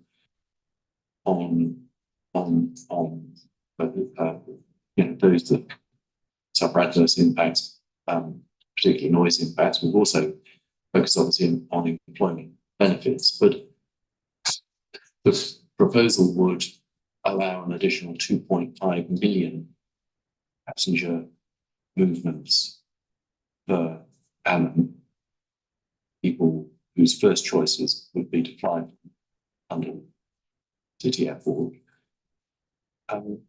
Do those consumer benefits also have to be included in the overall balance? Yes, they do, and that's clear from government policy as well. And then party, I think, was the other one that we wasn't otherwise Yes. that dealt with. So again, it's all about interpretation, isn't it? So take full account. I'm not entirely sure what that means, but sort of set this out of my evidence. I consider that the airport proposals have taken that fully into account. Again, there is this important point about have the views of communities taken into account. It's a normal part of the planning process. Clearly, consultation responses are provided, and that becomes part of the overall planning considerations. This gives it some weight in policy terms. 2 points on that, really. One is the airport did, so before it submitted its application, consult and adjusted the scheme. And the second point is it's important to say that it can't just be about the number of, and again, I think that must be common sense, that lots of objections doesn't mean that that's given extra weight, if you like. It's all about what is said, and rightly that if objections are received, things need to be considered in great detail and make sure they are assessed. The issues are understood, and the appropriate response is provided as well. So, I mean, just as an example, I don't think it matters that much, but there was a lot more objections to the original cabinet proposals, which were approved and supported by Newham, than there are now to these proposals. I don't think that matters in any way, but just an example, it shouldn't be about a poll. It should be about what are the issues, what are the impacts, how does that relate to policy, and how's the response to that as well. So. Now, Ms. Bashwell, the countdown clock is ticking. We have 12 minutes. A lot of the same issues arise, but can I just get you to touch on local plan policy SP 12 and SP 8?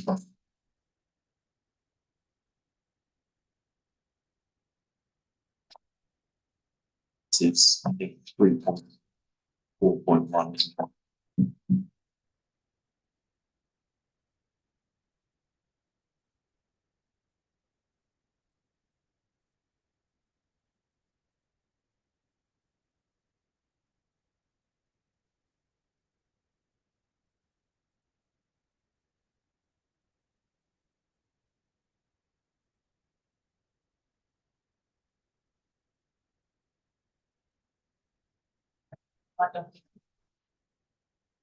It is CD 3.4.1. Page 56, yeah.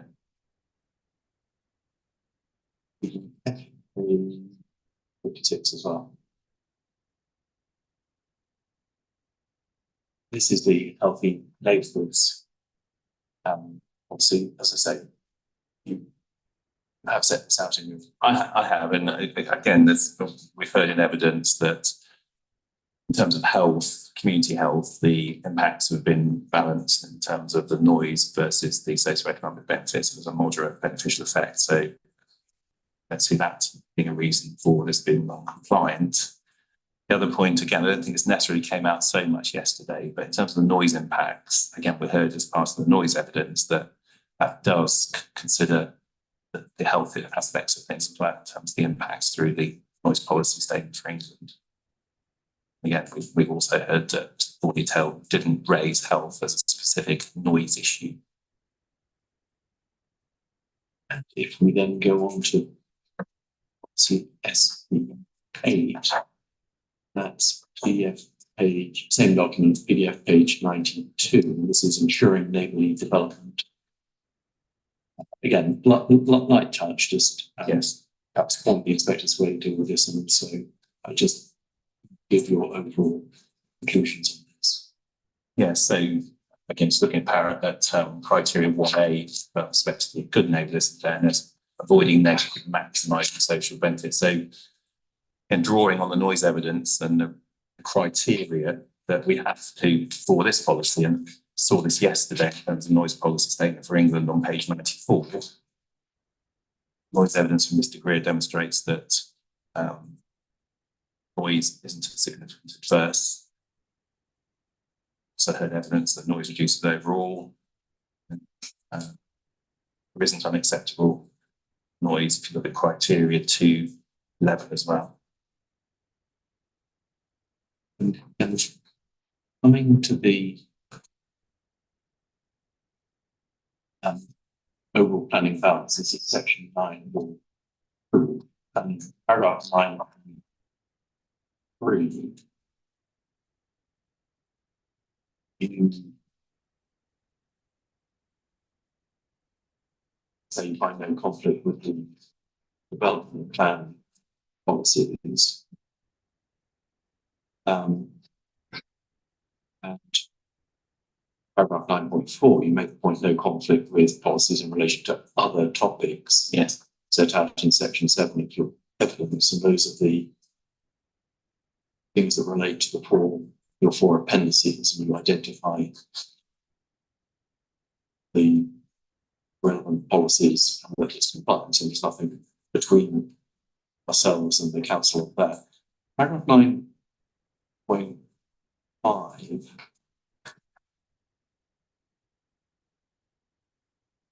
Perhaps just, again, without going to the individual policies, just touch on this, because obviously the section 38.6 conclusion inspectors have to look at first is whether we are in accordance with the development plan as a whole, based on what it tells us.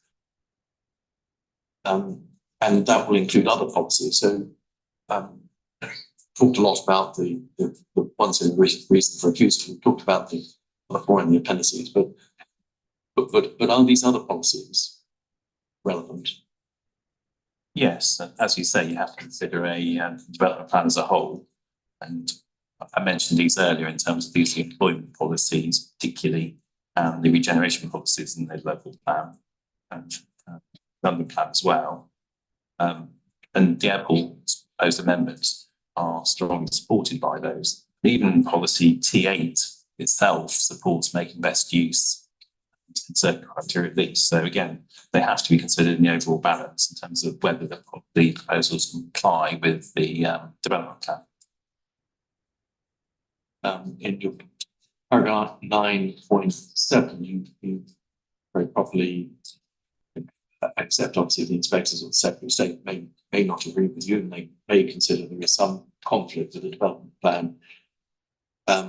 And so you then go on in 9.8 to point to other material considerations, which are obviously developed elsewhere earlier in the script, but just summarising here in terms of the balance. So again, just take the inspectors through these and what degree of weight should be attached to these matters. Yes, so I set them out there, and again, perhaps it's an unusual characteristic of aviation proposals that a lot of national policy as material considerations, if you like, and the consistency of that. So making best use of anything else. So lots of policy that strongly supports growth, again, subject to environmental considerations, accept that as well. But in terms of the growth the airport brings, in terms of those things, strongly supported in making best use and flight paths to the future. Clearly have to consider the noise benefits as well, and maybe against the changes as well. That reduction in the noise contour, so it's the overall and total noise benefit, and incentivising the airlines to refleet. Again, that's part of that same equation, if you like. Again, not much. I think sort of almost the airport's been criticised for what it's doing itself as well, in terms of all the focus has really been on the change to the air, actually what the aircraft are doing. But as I say, indeed, the airports are really committing as much as they really strong commitment to changing what they're doing in terms of their scope 1 and scope 2, the transporting initiatives, the how they change their buildings and everything else. So they are very strong in considerations in terms of so effectively the half-built airport. For good reason that stopped, but a lot of investment in new heating and cooling and electricity that's very sustainable. That was all conceived back in 2013. That is now very much sort of up to date in terms of government policy and everything else. That is a benefit that needs to be taken into account. But more broadly, there's consistency with government policy in the Jet Zero strategy. And again, I haven't heard much about it this inquiry, but transport improvements as well. So the airport is likes to make this point that it is the most in terms of public transport. It has the highest public transport mode share of any airport in the UK, and it's going further with that and going from 75% to 80% as well. So those things do need to weigh in balance. And then in paragraphs 9.9, 10, 11, you go through various things, and you make it clear to inspectors the weight you attach to certain issues, and inspectors can read that, contrast it with the weight given by Mr. McFadden on behalf of the council. Then paragraph 9.12, you've got 2 minutes in which to read it. You have an overall conclusion. Would you like to read this, Mr. I just, yes, because no other witness in their evidence has been invited to read anything, so why don't? I'll try and beat the music. So, paragraph 9.12. Overall, I consider the proposed amendments according with the development plan as a whole. There are no material considerations which indicate a decision should be taken other than in accordance with the development plan. Conversely, there are significant material considerations which weigh in favour of this Section 73 application. Even if it considered that there was conflict with the development plan as a whole, which I don't accept, I consider that those material considerations would clearly and demonstrably outweigh the conflict anyway. On that basis, I consider the appeal should be allowed and the planning permission should be granted. That's factual. Thank you very much, Matt. Thank you.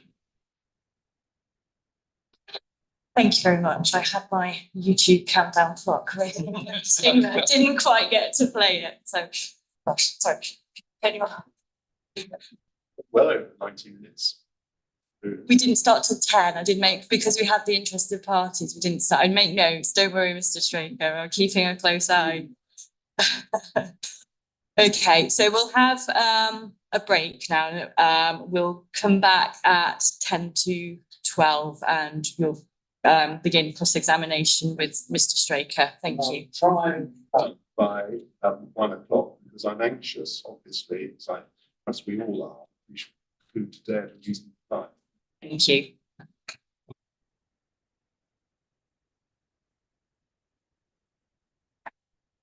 And 2.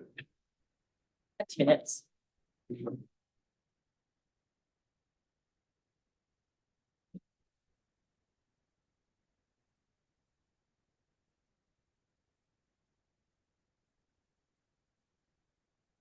Okay. And then you guys. Yeah.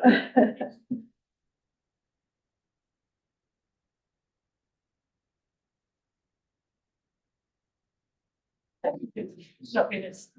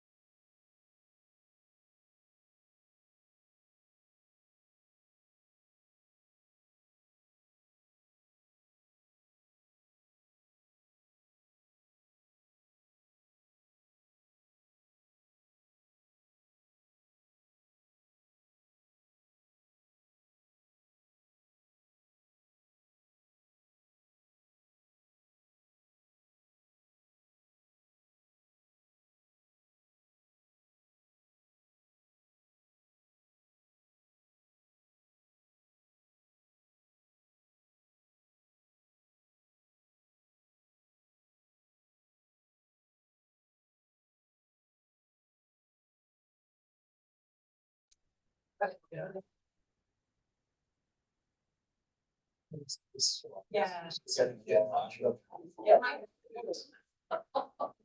Yeah, it's a shame to put it out. The trouble is they didn't close halfway. Yeah, we could do it and then open the lunch, can't we? So-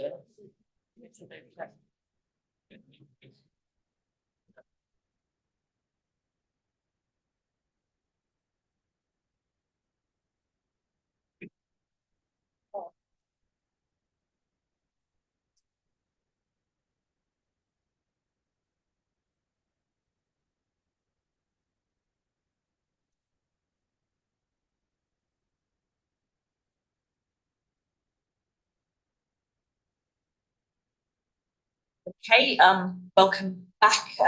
So we'll now commence with the examination from Mr. Straker. Have you got the microphone? I have, Everything? madam, yes. Brilliant. Thank you very much. Thank you very much, Mr. Bashforth. Thank you, madam. Can I ask you first, Mr. Bashforth, for your help, please, as to the importance of noise in the planning system? And it's right, isn't it, that the planning system recognises that noise can impact on health? It is, and there's very clear criteria in the NPSC is setting that out, yes. And it's also recognised in the planning system that noise can impact on the quality of life. It can again set out in the same guidance, yes. And it's recognised that those impacts can be serious. Recognise that, but it also sets out criteria for identifying that as well. And it recognises also, doesn't it, that those impacts can be seriously adverse to people. It does, yes, again, it's the same caveat. And am I right in supposing that all local planning authorities as planning authorities have to have environmental protection departments? As I understand it, yes. And there's a statutory obligation on them to take steps to abate nuisances, including noise nuisance. Correct, yes.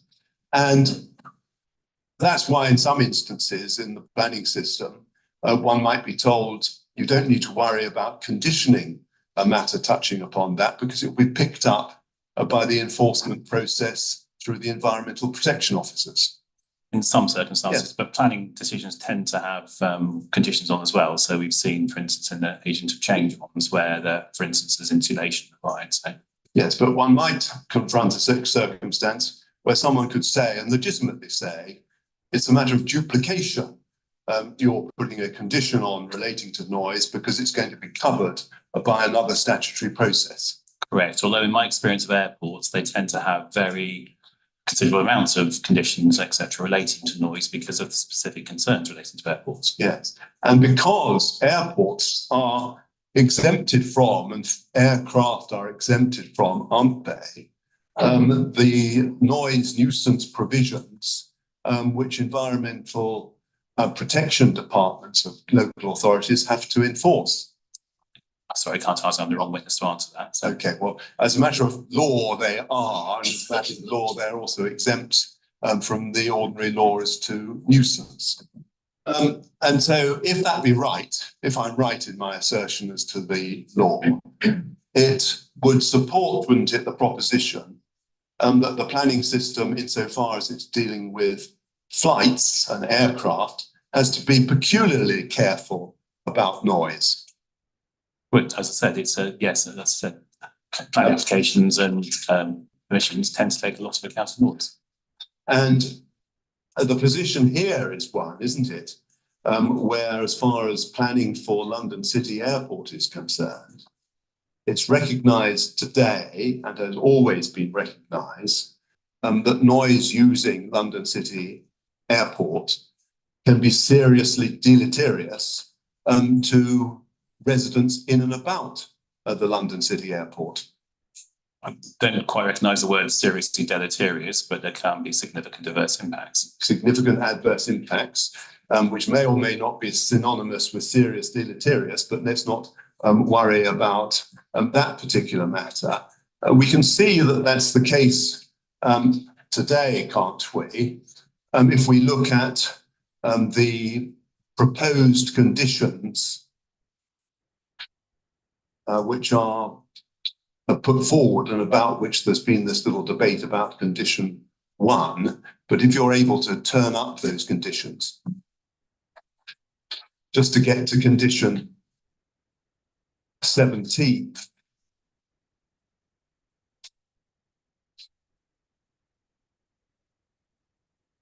Condition 17 deals with the aircraft takeoff and land times, and it proposes and propounds a reason for that, which is the protection of the amenity of current and future occupants and neighbours. You see that? That's what it says. Yes. And it does that because it recognises, and you recognise, don't you, that the noise from the aircraft to and fro the London City Airport has a seriously deleterious effect upon those current future occupants and neighbours. Sorry, again, with the caveat of I don't accept seriously deleterious, because again, I don't recognise that term from any planning sort of test, if you like, but clearly there's a balance here in terms of protecting amenities, and that includes periods like Sundays and includes nights as well. So yeah, let's just use different language then. It's there, isn't it? Because it's recognised that the aircraft to and fro cause seriously adverse impacts on the amenity of current and future occupants and neighbours. it's appropriate mitigation. I wouldn't say it's there just because of that impact. It's there because it's an appropriate balance between the impacts and the amenity of local residents. So again, our evidence is that Saturday afternoons, in terms of those changing, there isn't significant adverse effects of those things. So we looked at that condition again and don't consider it to be significant adverse effects. But just pause there for a moment, if you don't mind. Are you suggesting that the condition would be imposed if there were no adverse impacts? I'm saying it, they propose to provide appropriate mitigations. Are you suggesting that the condition would be imposed if there were no adverse impacts? It's a balance, let's say, rather than there being no significant adverse effects. Again, you're creating a generalised statement here. So again, I'm not entirely clear whether you're talking about what's proposed to change or the existing. No, my question relates to the flying of aircraft into and out of the London City Airport. And the condition is proposed because it's recognised, isn't it, that the flying of aircraft into and out of the London City Aircraft causes serious adverse impacts. Again, I don't recognise the word serious adverse impacts. So. Well, do you understand those words, serious adverse impacts? Well, I don't recognise them from a term that's in any of the environmental statements. So. Right. Well, let's take it in stages again, please, then. It's proposed, isn't it, that there be this condition because it's recognised that the flying of aircraft into and out of the London City Airport has an impact on amenity of current and future occupants and neighbours. Yes, let's let that's an impact. Yes, and it's recognised, isn't it? Because otherwise you would not be doing it. That impact is adverse. It can be adverse, yes. Yes, and it's recognised also because you wouldn't be doing it if it were trivial, that the adverse impact is serious. Well, I think it's a degree. I wouldn't say necessarily serious. If we look at this condition just for a moment further, please, do you see that it refers there to the amenity of current and future occupants and neighbours? Yes. Is the word future in this proposed set of conditions glossed anywhere? So I don't know what you mean. Glossed, What does glossed mean? defined? I don't use his name. No. What period of time does that embrace? I'm sorry, I don't understand the question. What period of time? It's a temporal question. It looks ahead. What period of time does the word future in that reason which you're putting forward for the condition embrace? Does it embrace tomorrow and the next year, or 10 years hence, 20 years hence, or what? It's not defined, as you say. And so it's just the future at large. Well, that's the wording. The future. Well, that's what it says. Yes. And so go back to my question, please. What period of time do you suppose that it embraces? So I really don't understand the question. Yes. What period of time do you suppose it embraces? It's not defined, so I don't. It just says future. Okay. Now, am I right in supposing that a planning permission, save in exceptional circumstances when it comes to be granted, in the rather awkward words of the law, inures for the benefit of the land, in other words, lasts for all time?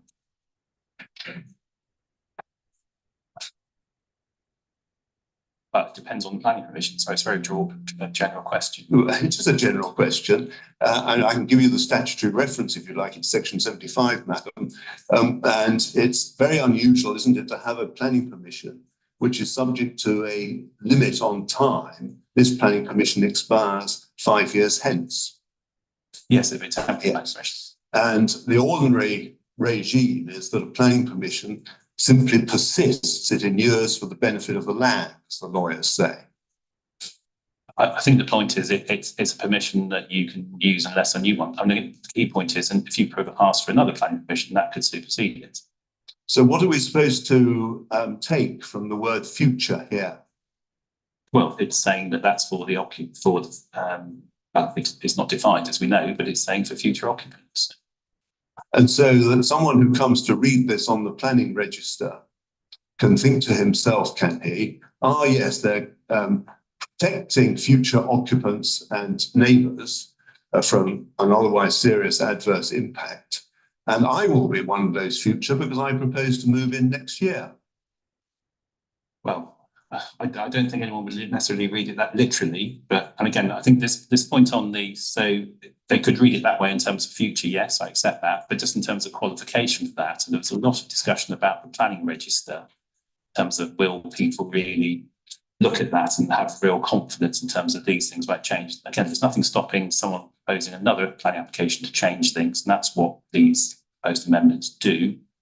Again, people may look at the planning register in terms of that's where they go to on those things. It's quite a specific thing to look at if you're a planner or a planning lawyer. It's something you sure would look at. But if you're a member of the public, you're more likely to go to a general web page. So Newham, for instance, have a web page on there.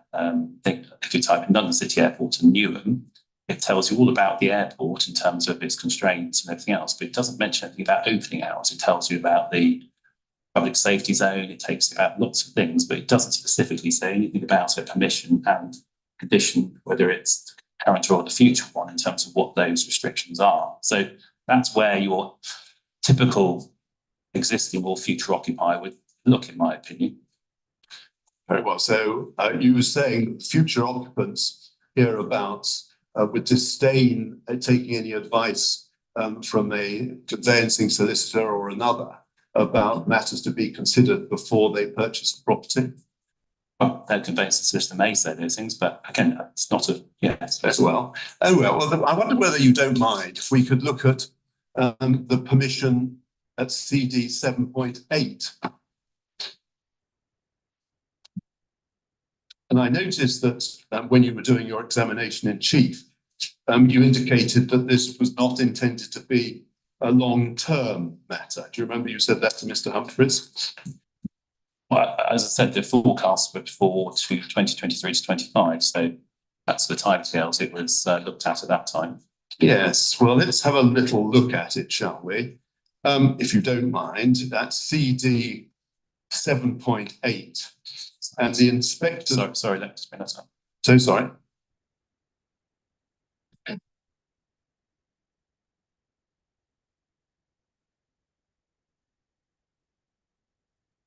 Yes, Mayor. And you see that conditions are referred to by the inspector, and they came to be accepted and imposed by the Secretaries of State at page 73 of the inspector's report, paragraph 261 of the inspector's report.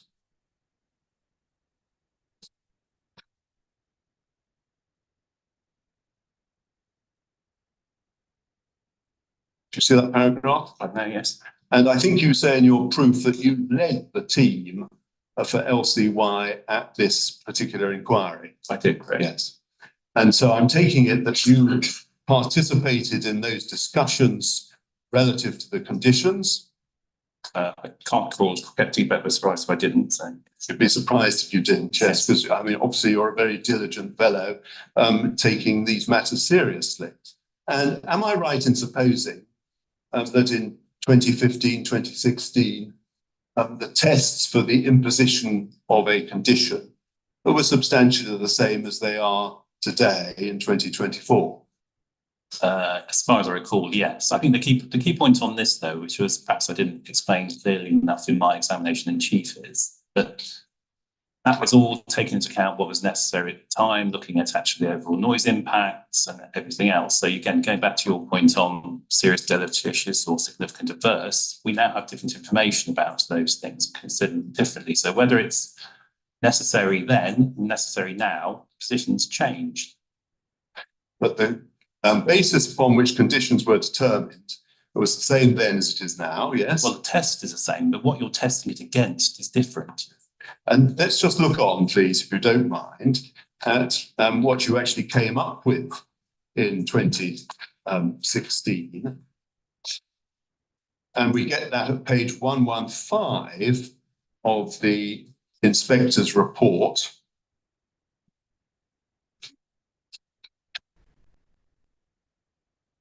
And Sorry, it's repeat F.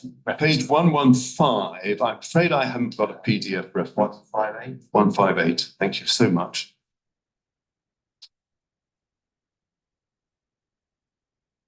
Yes. Yeah, you see that? Yes. And that's condition 17, which bears the same number prospectively in the prospective new permission. And this was the limitation on hours. And you see there the reason that is given is to protect the amenity of current and future occupants and neighbours. It says that, and it quotes policies which are now out of date as well. So. And that's the reason which was given, and that's the reason which was truthfully given, isn't it? Well, that was the position at the time against those tests. So again, the position is now different. And as far as the word future occupants there is concerned, can you help us, please, in what period of time that was said to embrace? Again, not defined. So was it a year, 2 years, 3 years, what? Well, it's not defined. So in other words, one goes back, does one to the discussion about a planning permission in years for the benefit of the land, section 75 of the Town and Country Planning Act. But again, that's reading an awful lot into those specific words. It was just a general term to say it's, you know, just as it's something I'd imagine is put on standard condition on new and planning permissions. So. Whilst we've got this to hand, we can keep it open, but I wonder whether you'd be so good as to take INQ 17, bearing in mind what you said to Mr. Humphreys in examination in chief, and what you just told me, set out in your proof of evidence you led for the city airport at the inquiry before the inspector and the Secretary of State made his consequential decision. Could you look at INQ 17? And the website's been very slow.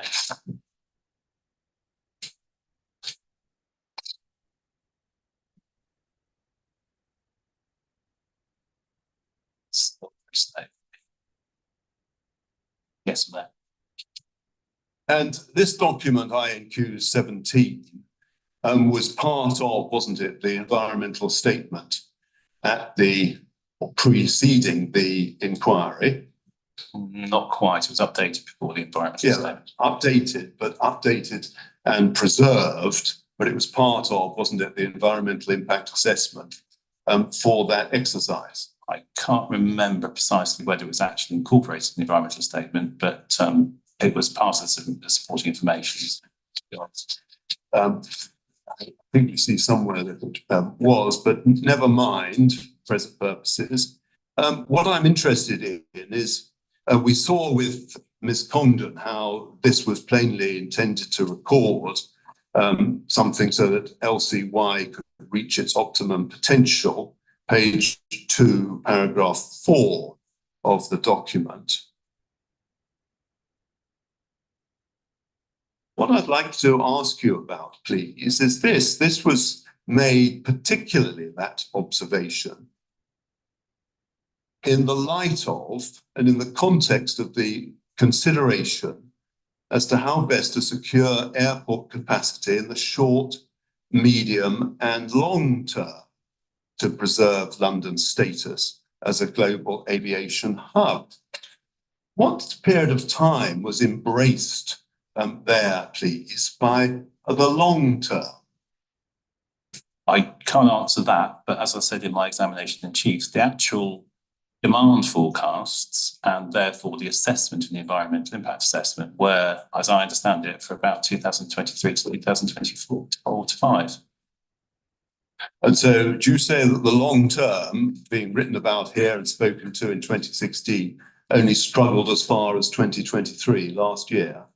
Well, that's certainly what the forecasts were based on. So clearly it took a view, there's 2 points. One is it took a view at that time in terms of for those timescales, because clearly the further you forecast, the less reliable they come.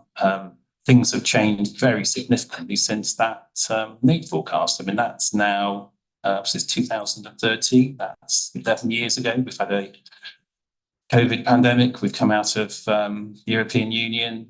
Very significant changes in the airline industry, both at City Airport and more generally. I don't think we can say they are long-term because things need to be updated. So.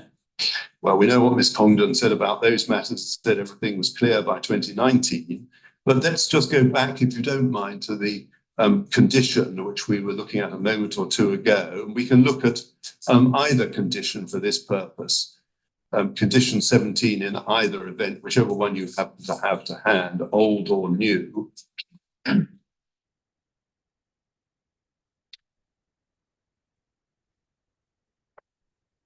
interested in the amenity being protected. Do you see that word, the amenity of current and future occupants? And we know that the condition was in place to protect the amenity. Now, first of all, do you say that the amenity being protected is different on Saturday of a week at 7:30 p.m. compared with Saturday of a week at 4:30 p.m.? So I think this has been touched on in evidence already from the noise witness. So I think my understanding, and I may have quoted this incorrectly, but from a noise perspective, this is the LDEN distinction between, I understand it that, again, wrong on others' evidence, that in noise policy terms, there's no difference from a afternoon on a Saturday from any other time in the week. There is a difference on the evening. That's where the LDEN, I think it's between 7 and 10 o'clock. I think you get some sort of weighting, I think it's 5 decibel weighting. Then evenings, there's very specific policy, national policy in terms of evenings as well. So I don't think in terms of that, again, you have to use policy and guidance to tell you those things. I think there is a difference between a evening and an afternoon. Right, well, so the difference in amenity, you say, exists between the afternoon and the evening. I'd like you to identify what is that difference in the amenity between the afternoon and the evening? Well, I think it's because people are doing different things and they're having more sensitive to noise in the evenings and night. What, so they're indoors, windows shut, going to sleep? Not necessarily. And then, on a Saturday afternoon, depends on the time of year, but people are outdoors in the summer. Outdoors, out and about. Maybe in the summer they're playing cricket, who knows? Yeah.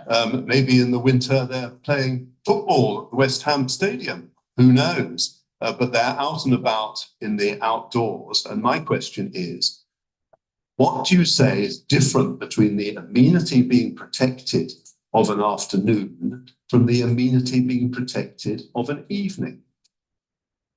Well, I don't think there's a huge difference. I think there's, in noise terms, there is, in terms of people's sensitivity to noise, but that's, in terms of amenity, I don't think there is. Depends on the activities people are doing. So you think there's no difference in amenity, but you think there might be a difference in people's sensitivity to noise in the afternoon compared to the evening. Yes, it's less than the afternoon. So in the afternoon, when they're out and about walking around or sitting on the balcony trying to read War and Peace, the position is they're less sensitive to noise than they are in the evening. That's your case? That's what the noise witness said. Well, I'm the wrong person to ask this. Okay, but it's your case as far as amenity is concerned. You've had the evidence of the noise witness. Well, I just want to ask you from a planning perspective, because that's what you're telling us about. Now, and I want to be absolutely clear, you say the amenity is no different, but that it may be that people are less sensitive in the afternoon than they are in the evening. I've got that right, haven't I? What you say, yes, thank you, you agree. Now, can we just then touch on certain matters in your proof of evidence? Can I put the conditions away now? Yes, I think for the moment we can put the conditions away.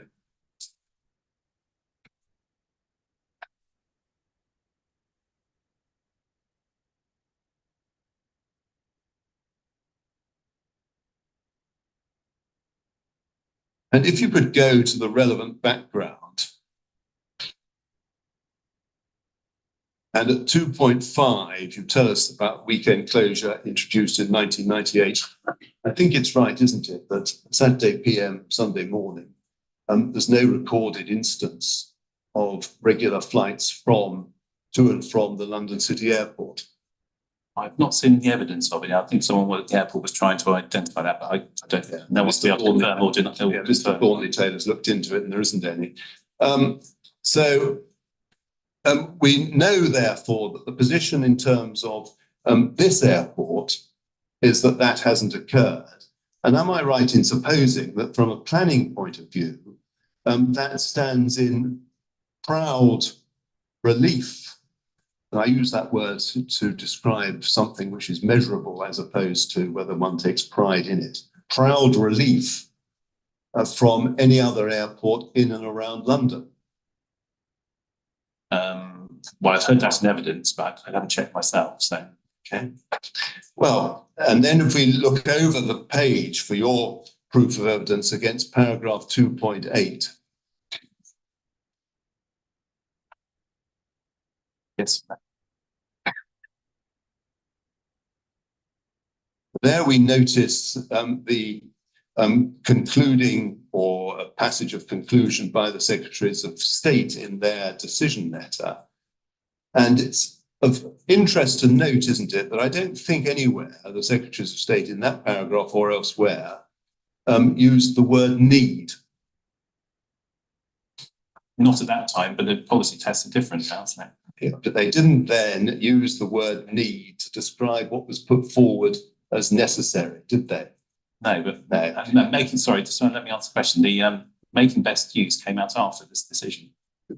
You're telling me that the airport didn't suggest that what they were asking for in 2016 was the best use of the airport? Yes, but what I'm trying to say... Are you telling me that? Because if you are, you should have a look at your own document, INQ 17. Yes, we were saying that, but it wasn't a very clear... Sorry, let me just answer. There was a very clear policy position that came out. There was a policy position, the aviation policy framework to make best use, but it really got emphasised, very strongly came out in 2018 as well, and has been reconfirmed in 2022. So those need issues, and they've come up in recent appeal decisions, really make those things very strong in the planning balance now. Yeah, well, on the same page, you refer to paragraph 2.11 for reference. The CADP 1 having been implemented. In other words, the development's been begun, hasn't it? Correct. Started. Yes. And the position is, isn't it, that the development which was permitted included a variety of forms of built development. Correct, yes. Yes. Which built development is capable of being used for the purpose for which it comes to be built.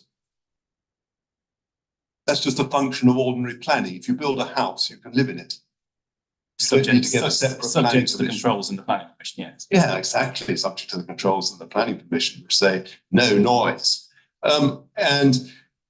We see that it was begun in 2017, but there remain works under that CADP1 still to be done.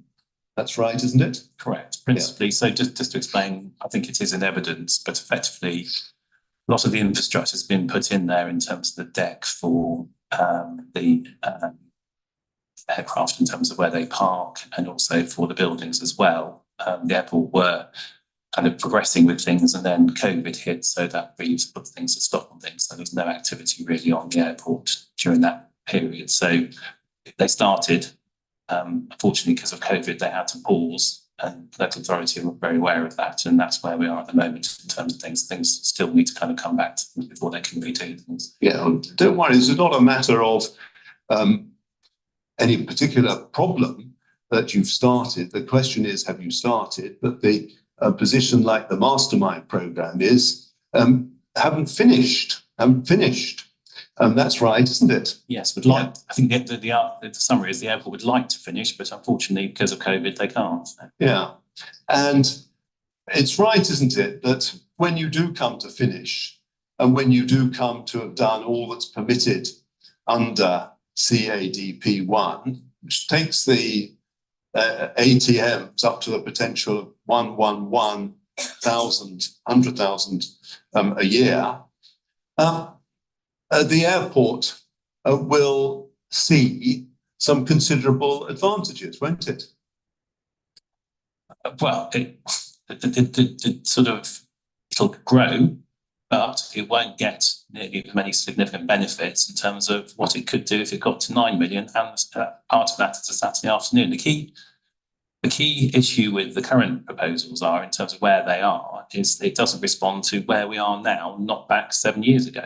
I appreciate that, what you're saying, that you want to have the Saturday afternoons. But it's right, isn't it? And I understand you to agree that substantial benefits will flow to the London City Airport as and when CAD 1 gets fully implemented.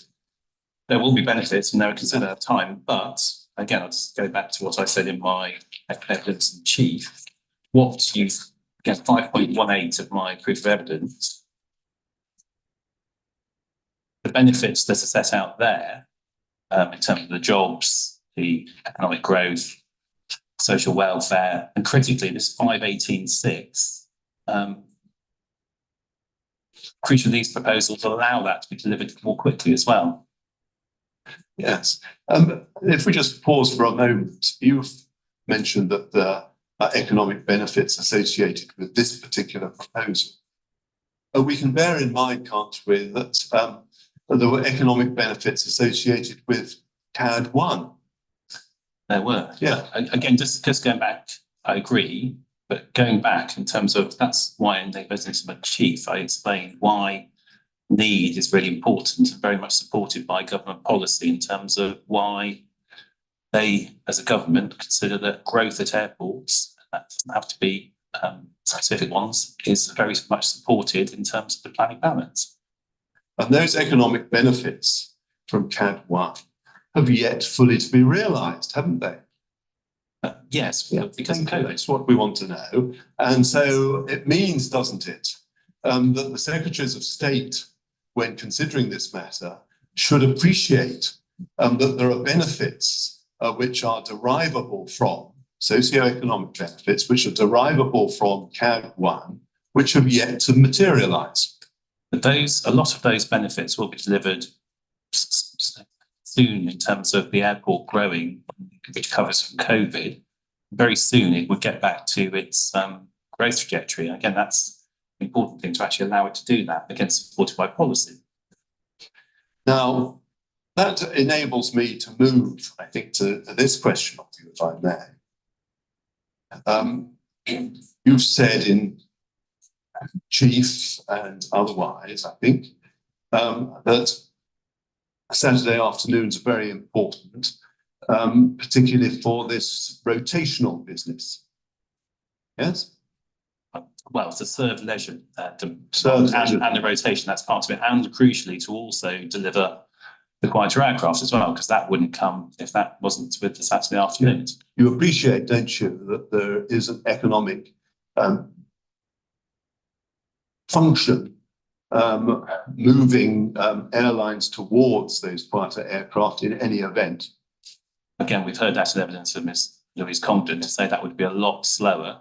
And again, I think one of the things that came up in one of the inspector's questions in Louise Congdon's evidence is almost as if it's a trajectory. I think she mentioned 8.8 million in terms of getting there, but clearly we've got a planning permission that only allows the airport to get to 6.5 million. So actually, whilst there may be demand for that and it would be slower, actually the airport couldn't grow. It could only get to 6.5 million, and it's a lot less in terms of the benefits. Yeah. You mentioned, I think, in passing at some stage, that subsequent to the Secretary of State last time, there had been changes, including the giving up of the use of the airport by one or more airlines. Flybe, they gave it up. And it's right, isn't it, as we've seen and heard on a number of occasions, that on every single weekday, there is headroom in terms of the slots potentially available at London City Airport. there is, but again, I'm not probably the right witness to ask this, but again, it's my understanding is because of the nature of the way the airport works, and again, because of planning conditions work as well to an extent, that it's very peaky in terms of the way. So a lot of activity in the morning and sort of the aircraft coming back. And again, because of the economics of things as well, is if you allow the Saturday afternoons and allow a bit more flexibility, that means the airlines can use those things and actually fill those slots in the middle of the day. At the moment, there's not much incentive for them to actually fill the slots, so in the middle of the day. And again, we've got planning conditions which actually limit the number of movements at certain times of day and different days as well. So, as far as the leisure demand is concerned, because I think you accept that you're not going to secure the business traveller in giving up his or her Saturday afternoons to go on a flight from London City ordinarily. so I don't can you just repeat the question? Yeah. I understood it. As far as leisure travellers are concerned, because I want to ask about that, and the reason why I mentioned, so to speak, parenthetically, business travellers is because you accept, don't you, that Saturday afternoon is the least favoured afternoon for business travel. There's probably less of a propensity for business travellers to fly for Saturday afternoon. Yeah, yes. least favoured afternoon. Well, I don't know about that, so I'm probably the wrong witness to answer that, but common sense would tell you that there wouldn't be many, but Yes. And as far as the leisure travellers are concerned, who you're trying to, you say, meet their requests to fly in and out from the London City Airport, is there any particular reason why that demand by those travellers can't be met on a Monday to Friday? yeah, two points on that. The first is, I think there's a general point about the way the airlines work, if you like, in terms of, because of the activity on it's a lot of business activity and it is very peaky. The airlines can put more services on in those off-peak periods, both in the middle of the day, but also on the weekends as well. So that means that actually allows them to utilise the airport more efficiently. In terms of the demand for leisure, again, I think I dealt with that in my chief, in terms of key point is there's forecast growth in it. Yeah, that's consistent with national forecasts by the DfT. I don't think there's any, that's not disputed by any party. And then in accordance with making best use, effectively the airlines are kind of encouraged, as is the airport, to provide those services. So there's nothing different in terms of leisure or business from a kind of aviation policy perspective, as far as I'm aware. Very well. Well, that's your answer to the question as to whether the locals could travel on days other than Saturdays. And now, if you could look, please, at 343. Sorry, it's my evidence. Yeah, your proof of evidence. Here you refer to the noise policy statement for England 2010. Yes. And you start your consideration of national noise policy by referring to this particular document, don't you? Yes, and again, that's been dealt with in evidence a lot by Mr. Greer and other witnesses as well. So again, it's important. These are some broad principles, but there's an awful lot of explanation and understanding of those things, because as the PPG said itself, it's a very technical area. You have to look at this in terms of, the avoid takes into account things like mitigation and everything else. So you can't just read this on the face of what it says. You have to look at it in terms of what the PPG says, and also in terms of the very clear guidance in terms of those things as well. So important not just to look at this in isolation. And we know that this is a policy of 2010. This policy was drawn, was it, to the attention of the inspector and through him to the Secretaries of State in 2016? Correct. Although there's an important update in terms of the policy. We've got the 2020, I just get that's because it's the turn of the year. The 2023, March 2023 overarching noise policy statement is a very significant change in terms of policy. And curiously, that policy says it's going to be updated by towards the end of that year, and no one's actually seen that update yet. So. And your paragraph 343, page 4 of the 2010 policy states as follows. That one should, nice, skip certain words, avoid significant adverse impacts on quality of life. Do you see that text? On health and quality of life. Yeah, I left off health deliberately, so that we were focusing upon the particular point. Avoid significant adverse impacts on quality of life. Do you see those words? It says that. Yeah, it says that. It said that in 2016, and it says that in 2024. And does your new policy that you've referred to seek to undermine the proposition that one should avoid significant adverse impacts on quality of life? So again, 2 points. Important to read it in the context of all of the noise evidence. So we know avoid can mean noise insulation. We also know that, again, from the noise evidence, there aren't significant adverse effects as a result of the proposed amendments. Again, that's very clear from the guidance we're given. So, yes, my question was, does the new policy that you just referred to, and you've mentioned the point about whether it might come to be changed, does that new policy lessen in any shape or form the proposition as given by NPSE that one should avoid significant adverse impacts on quality of life? doesn't change the test. That doesn't lessen it. Well, got to read it in the context of everything else. So. Doesn't change it. Okay, well, let's leave it there. Now, if we can go to the top of the next page, which is within paragraph 345, you're there quoting, I think, from the NPPG.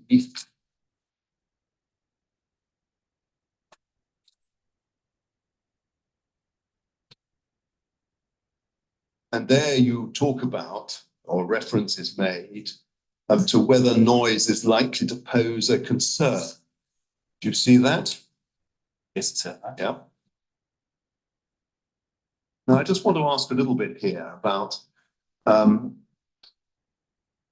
public response in connection with this matter.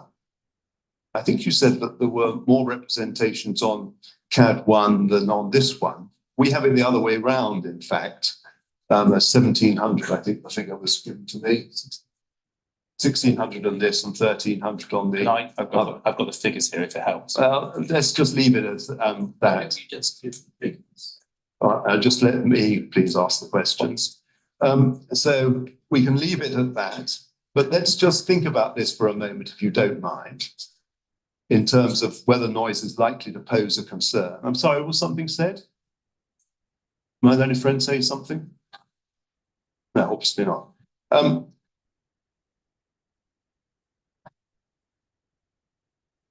So whether noise is likely to pose a concern. Have you had a chance to consider the representations that were made by the local authorities in consideration of this application? I've looked at them, yes. Yeah.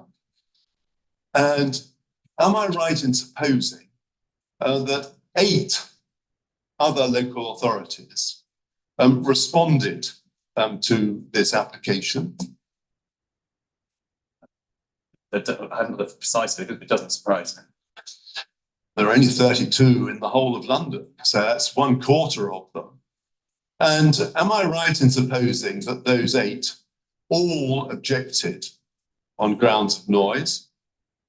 I haven't, wouldn't surprise me, I haven't looked precise figures. And am I right in supposing that all those 8 would have been sensitive to the needs and concerns of their residents? I don't disagree with that. And am I right in supposing that also the Greater London Authority, although this is not a local authority, it has to be said, the Greater London Authority also objected?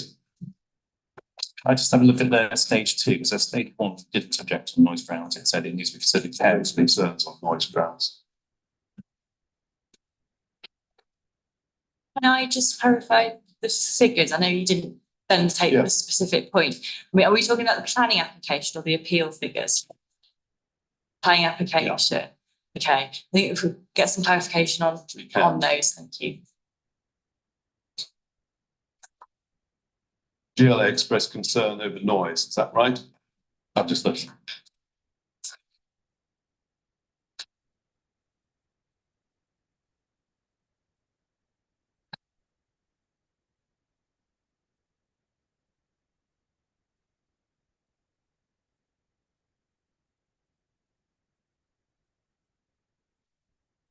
I don't think it expressly says that, but. So I'm in CD 4.45, which is the stage 2 response from the mayor. And I say that because the Mayor of London, certainly the officers, were very much, and again, they were very much sort of leave it to Newham, if you like, because they didn't have that expertise. So they didn't take it in that specific detail. They did raise, comments on other matters, but it talks about substantial change, about built, ultimate noise assessment, understand. It's noted that there's grounds refused by the council. So it doesn't explicitly say we object on those grounds. It just says almost leave it to Newham, if you like. So that's sorry, just in terms of the reference, it's 4.45, paragraph 48, page 12.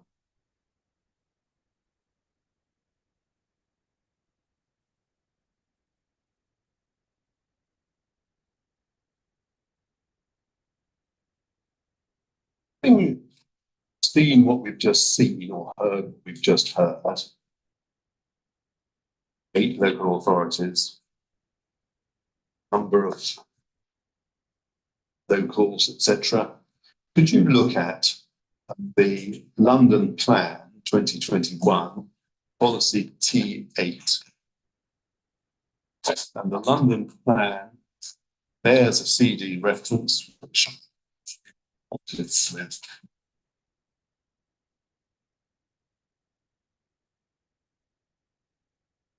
you have that, madam? And you've got that, Mr. Bashford? I have on page 48. Excellent. Now, if we look at E within policy T8, perhaps we can just pause to observe that obviously when one reads these policies, one's got to be careful to read the whole thing. Correct. Yeah. And we look at T8E, development proposals that would lead to changes in airport operations. or air traffic movements. Now, this proposal would do both, wouldn't it? Doesn't specifically ask for more air traffic movements, but there is a consequence it could increase slightly, yes. Yeah. But it's changes, you see, there's the word, it's not increases, but undoubtedly there would be changes in airport operations or air traffic movements, wouldn't there? I don't dispute that. Yes. Yeah.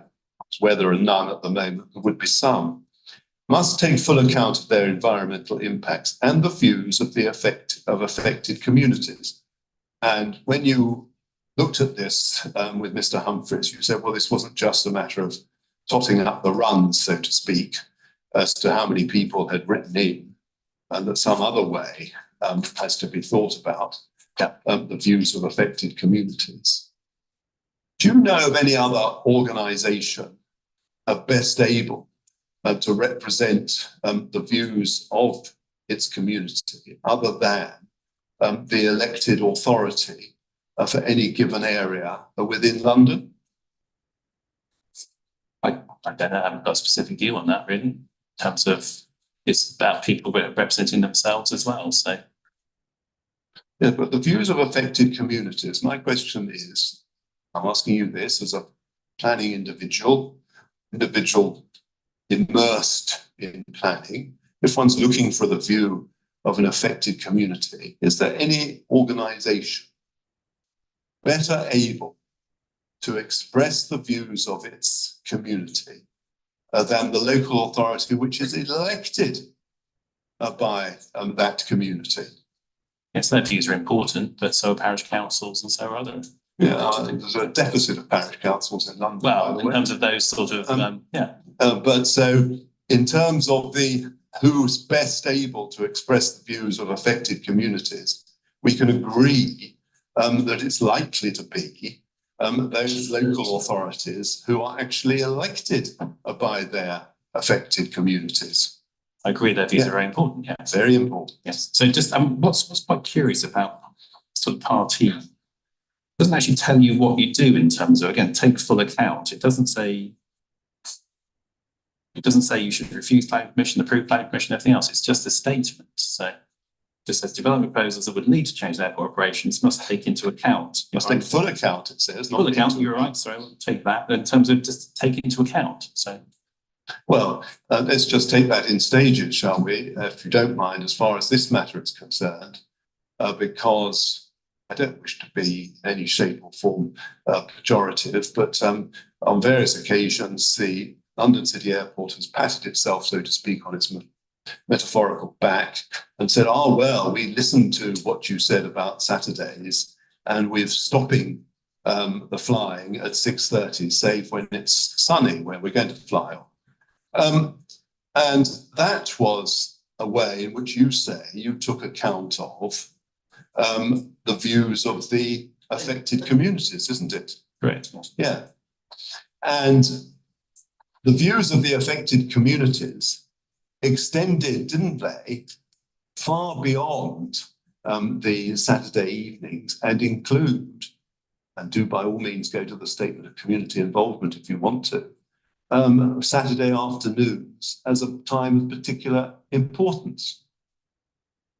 That's right, isn't it? Sorry, can you repeat that question? Yeah. I don't think you agree with the second part of it. Yeah, the views of the communities extended far beyond, didn't they, Saturday evenings to include Saturday afternoons.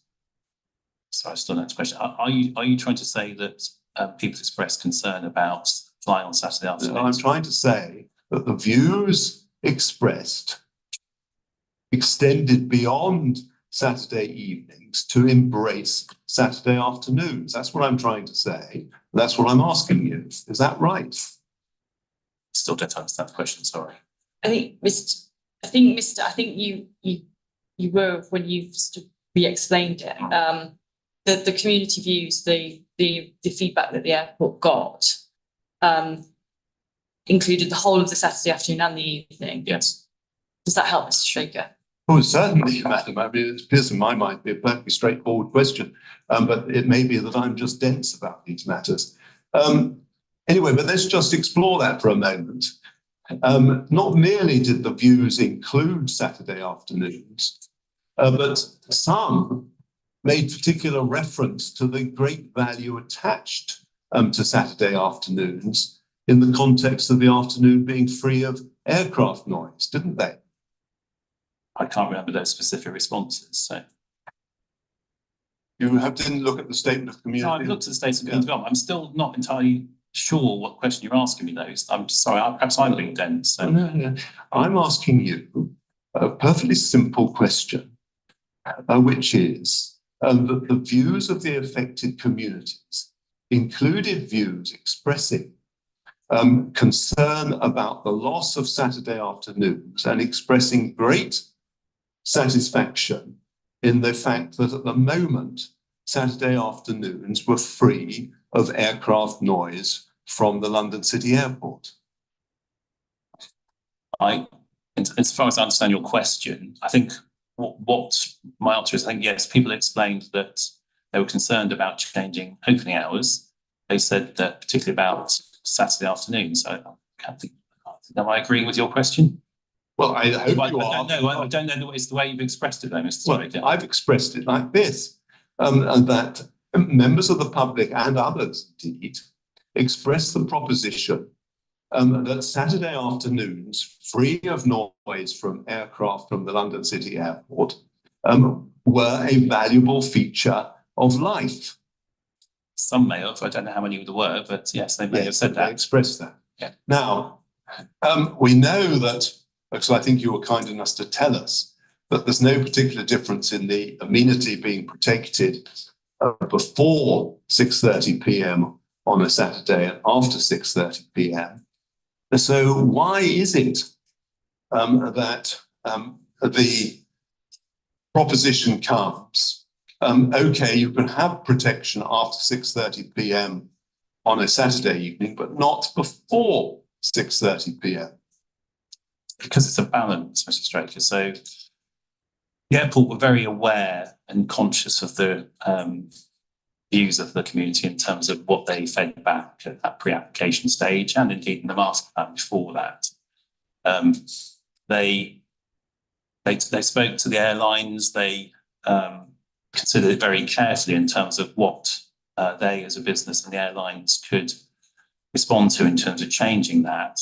I mean, there's two key points on it there. One is, I've mentioned that slot. So from a business and actually allowing the leisure market to be met, there is that I mentioned about slots in terms of that's the minimum the airport and the airlines considered they could do in terms of timescales. And the other thing as well is that's very closely linked to allowing the quieter aircraft to be introduced more quickly as well. More quickly than would otherwise be. Yes, exactly. And that's effectively a balanced approach in terms of what the airport considered was to be fair, if you like. And then there are other things that they introduced at the same time, and they're all set out in the statement of community involvement as well. So yes, it didn't take into account and didn't respond to every comment that was made, but it was considered to be a balanced response and one that did take into account the comments that were received. Now, you were asked some questions by Mr. Humphreys about T8B. Yes. And in particular about the last sentence of T8B, where one requires airport expansion to be appropriately assessed, and if required, and you had a discussion about what if required meant. Can I just ask you this? Do you think that the proposition that 1/4 of the 32 local authorities in London, plus the London Borough of Newham, I think that there is serious detrimental harm through noise, suggests that a demonstration of overriding public interest is required? Sorry, yes. Let me put it in a slightly different way for you. Do you think when you've got a large number of public bodies, all properly equipped, all properly serviced by planning officers and noise officers and such like, saying this is going to have adverse impacts. And that suggests that it is desirable, at the very least, that there should be an overriding public interest if the proposal is to proceed. I think that is a consideration, but again, as I said in my evidence in chief, you've also got to look in terms of the broader benefits and meeting government policy and the other benefits it brings as well, which will bring broader benefits than just the local area meeting government policy. So, when you say that the if required contingency in T8B last sentence comes into play, I don't know, that's my point, but it's a very unusual, and as the examining inspectors said, it's very difficult to understand. So it doesn't define it. Again, going back to your point about definitions, there isn't one. And the position as far as the London plan is concerned, approved by the mayor, of course, but it had to go through the Department of the Environment, Secretary of State, before it could be approved by him, didn't it? Don't even Department of Environment. Yeah, it certainly does, because I acted for the Greater London Authority in connection with this plan. Sorry, my point was it's the communities and local government. Oh, well, yes. I mean, I know these things change their names constantly, but what matters is the substance. Now, just to go back to the point about we've got all these local authorities saying with a single voice, this is not desirable. And do you say that might suggest a proposition that the contingency is thereby satisfied? I don't think that makes any difference because the policy is not clear. So. Incidentally, in terms of language, can we just, of policies, look on in the same book to the glossary, which very helpfully came to be identified yesterday, eventually, came to be identified, and we have it at page 495 of the plan, madam. What that is, PDF number, I'll have to wait to be hinted at. 510, I'm much obliged. You see there, the glossary starts, where they gloss words, define words or phrases. Agent of change principle, do you see that? Sorry, I'm not there. It's not Big one, it's 495 old style. Sorry, sorry, it's one of the things I didn't print out on my catching up, so it is.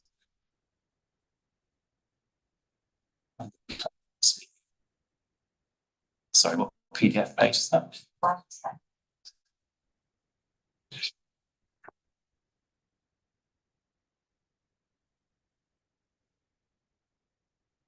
Do you see there? Sorry, I'm not there. Big one, big one.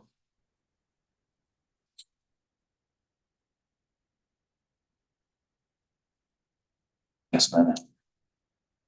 You see the agent of change principle is there spoken to and records that it places the responsibility of mitigating the impact of nuisances, including noise, so it recognises noise as a nuisance, from existing nuisance generating uses on proposed new development close by. That's your great point.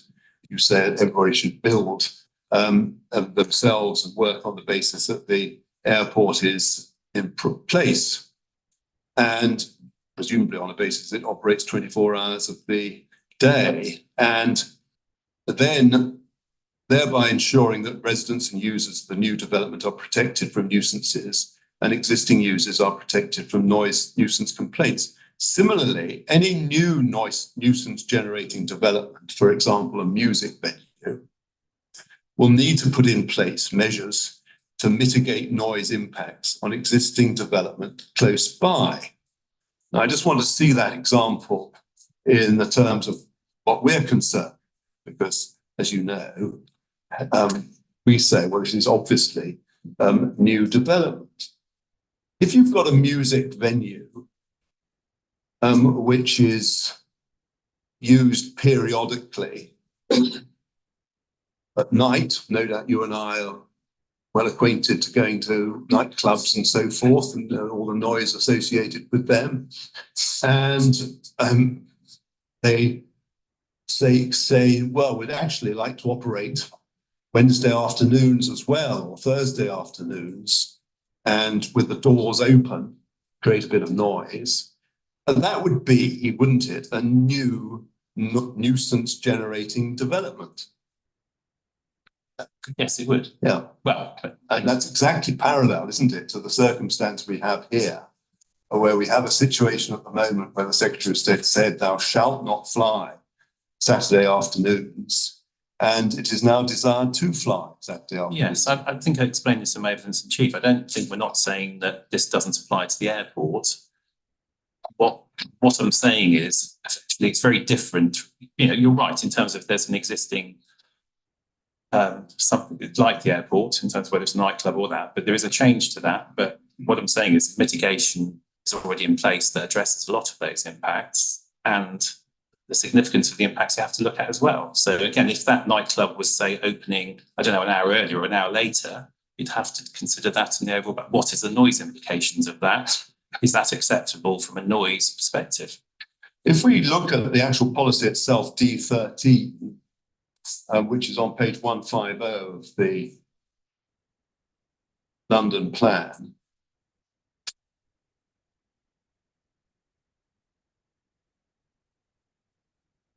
we can see that D13C says that new noise and other nuisance generating development, so new noise, nuisance and other nuisance generating development proposed close to residential and other noise sensitive uses should put in place measures to mitigate and manage any noise impacts for neighbouring residents and businesses.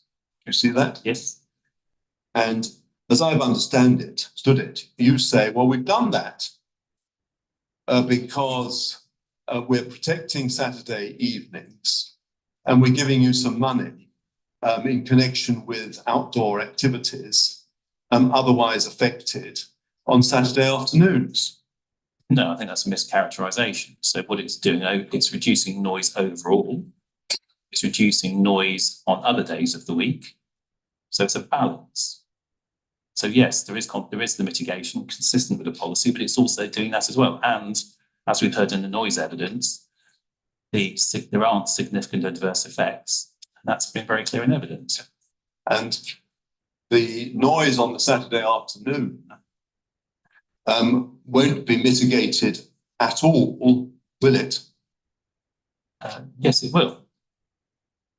Because there'll be quieter aircraft on those days in the afternoon. So it would quieter than it otherwise would be. Well, forgive me, the noise on the Saturday afternoon is made by those quieter aircraft in comparison to circumstances where there are no aircraft at the moment.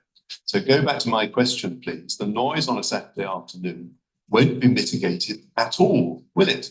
I disagree strongly with that. Sound insulation will integrate people indoors. That's enhanced.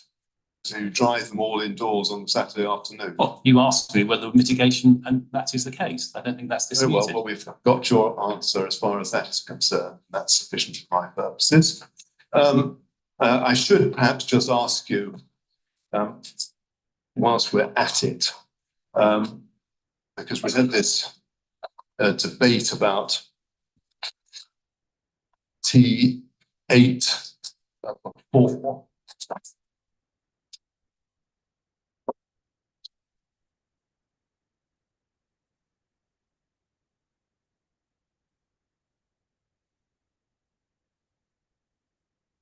As far as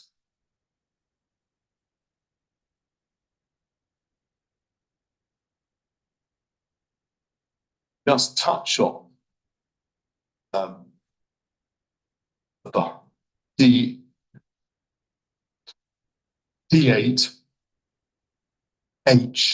I don't want to extend our discussion into the glossary, but am I right in supposing that one can draw from T8H, whatever else one wants to draw from it, the proposition that the London plan is greatly concerned about aircraft noise? No, I think that's a leap of faith to say that. Right.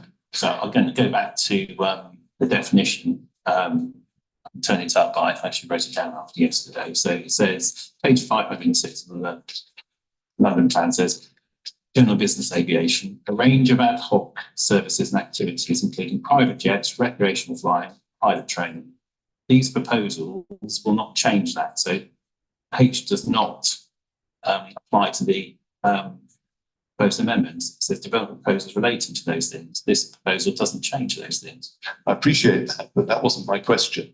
My question was, can one draw from T8H the proposition that the London plan has a great concern for aircraft noise? No, I think that's a leap of faith. Because again, it's if that was, again, it's a very different test to the rest of T8 because that's effectively saying, if you read the second line, not the traditional environmental harm or significant effects, again, negative effects, that's different to the rest of it. So I don't think you can apply that generally just the whole of T8. Incidentally, just help me, please, if you don't mind. Do you think the word ad hoc in page 506 of the London Plan glossary add anything to the gloss which is given on general and business aviation? Sorry, Yeah, because ad hoc just means for this. I mean, it appears rather curious, but anyway, you don't know I've got my answer. So, get my watch, and I know I said that. I'm sorry, you've broken your. Well, I don't think I've broken my time scale because I think I was allowed longer. But I'm just. I hope I'm that always, because according to this document, I've got an hour and I haven't been an hour, or just about. Yeah. Okay. No. Well, I don't want extra time, Madam, because either because I'm in it or because I'm anxious to get on. But I'm just looking through because what I don't want to happen is for me subsequently to say something and then for it to be said, oh, well, that wasn't properly discussed and so forth in cross-examination. So I'm going to leave matters there, but I make that caveated point that I've deliberately, so to speak, cut matters short because I haven't discussed SP and matters of that sort. So I'm going to leave it there. I mean, are the quick points you want to make? I don't want to curtail your cross-examination. I am prepared. You've had sort of 10 minutes extra time. If you've got another 5 minutes, No. let's do it. I don't want to put you short. I don't want to trespass on anybody's time. I really do not, because ultimately, as you will hear next Friday, this case is remarkably, in my submission, straightforward one to balance certain matters. Pike staff against the rest. Okay. Thank you very much. Okay, thank you, Mr. Straker. I have images of you going clubbing on a Friday night. If you don't mind my saying so, madam, you should put those images straight out. Thank you very much. Okay, so we will break for lunch now. We'll return at 2:00 and then we've got the cross-examination by Hakan. So thank you very much. Thank you, madam.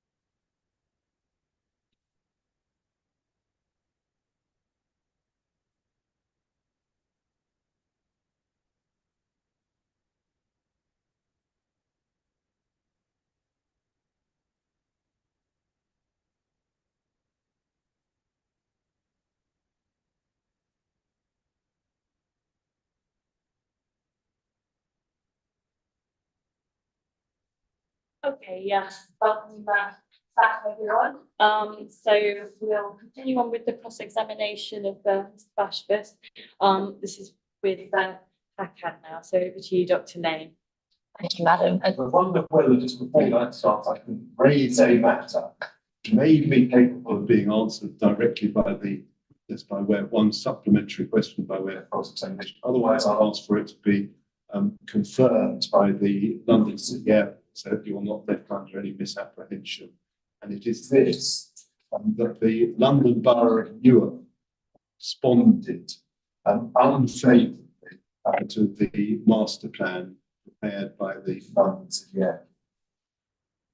Right, okay, so making the point. Yeah, well, I'm seeking confirmation that that was the case. I'm instructed that this witness might not know that because the response went to London City Airport, but we shouldn't be left under any apprehension in this inquiry that was viewed that master plan with any form of approbation of London Borough of Newark. Okay, Mr. Humphrey. Do you want to pick that up at the examination or? Yes, I don't think there's a suggestion that. Process.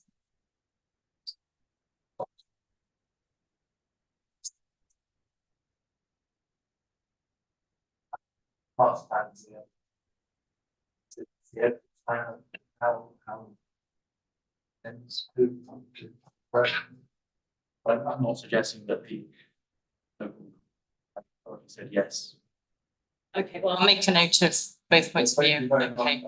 As I said, I don't think any way suggested or contemplated any form of approbation is that. thank you. Okay, okay. Thank you, Madam, and good afternoon, Mr. Bashford. To begin then with the climate issue, because I know we've had quite a lot of back and forth on this. So it seems at this point we're all agreed that the Mayor's 2030 net zero target is not a statutory target, but it's still his published ambition, isn't it? Correct, it's not part of the development plan and it's inconsistent with it. It was part of his re-election manifesto, wasn't it, in the spring of 2021? I don't know. And as you've pointed out to us this morning, the updated pathway to net zero document, that's CD 3.5.6, I believe, that document was published in early 2022. Right. Along with the Element Energy report. Right. I don't think we need to go there, but the consultative element of those documents that Mr. Humphreys raised yesterday is about how to meet that policy aspiration, isn't it? Well, I think as the document says, it talks about there's only so much the Mayor can do, and part of it's actually to engage with the national government and other organisations as well. So I don't think it's in terms of how to meet. I think it's how to. It's the Mayor saying I need to influence other people to kind of be on my wavelength. So it doesn't say how to meet. It's just it's almost putting it out there to say this is my idea. What do you think you like? Well, perhaps in that case, if we could just go to that document for a moment.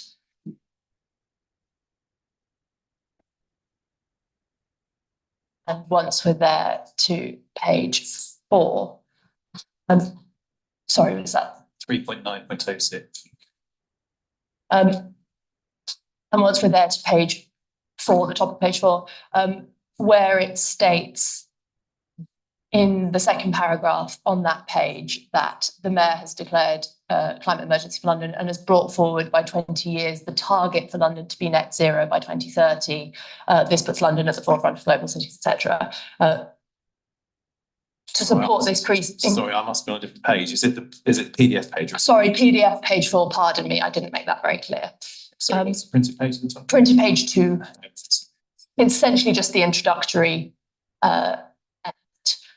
So in that second paragraph on that page, it states that the Mayor has brought forward by 20 years the target for London to be net zero by 2030, and then further down that page, the Element Energy analysis on the fourth paragraph shows that under all pathways it's possible to accelerate, etc. So this document is exploring pathways towards a target that had already been set out as a policy target, not a statutory target, but a policy aspiration by the mayor previously, isn't it?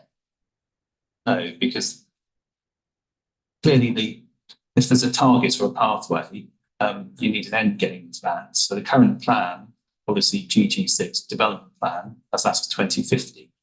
So that was consulted upon, people had the opportunity to comment on that, and that formed part of the development plan. So I can't understand how, yes, he may have changed those things. And again, perfect when he's right to do that and put this out there for discussion, but that doesn't form part of the development plan. We can't take it into account as part of material consideration. Let's go to the development plan. So if we could just go to 3.3.1 London plan. And then once we're there to actual page 440, PDF page 455.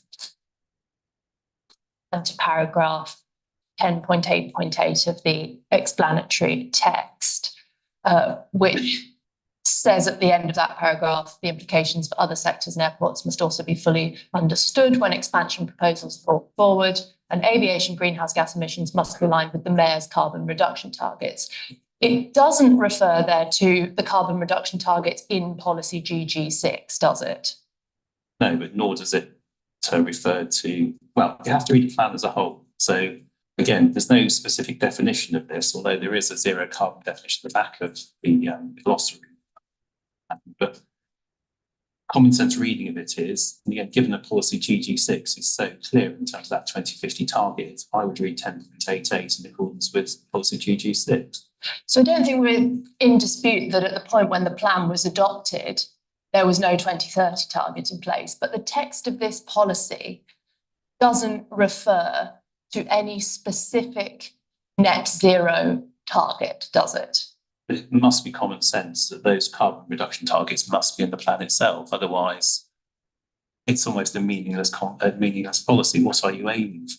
What are those policies? That hasn't been tested in through any scrutiny through a local planning process or London plan process. It's at least, however, open to the inspectors, isn't it, to conclude that what is being referred to here is a carbon reduction target set by the mayor, which could be, in the current circumstances, the 2030 target. I think that would be very dangerous to suggest that would be, because effectively the mayor could decide anything politically, and then in some ways, as he has, there's been no, this isn't, I can understand why they've done this in terms of the reasoning behind it, but it has no status. So we can't give this any weight because it has no status in planning terms. In your proof at page 10 or PDF page 13, paragraph 3.11.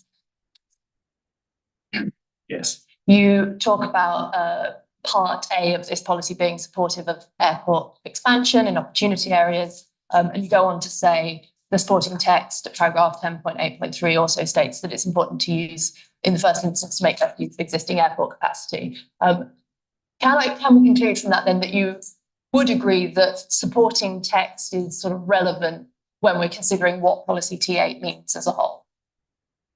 Yes, of course, but you have to look at the policy and what it says in terms of amplifying what it says. And in that case, it refers to government policy at the time. And as I understand it, the London plan took that into account. And actually, I was at that examination for T8.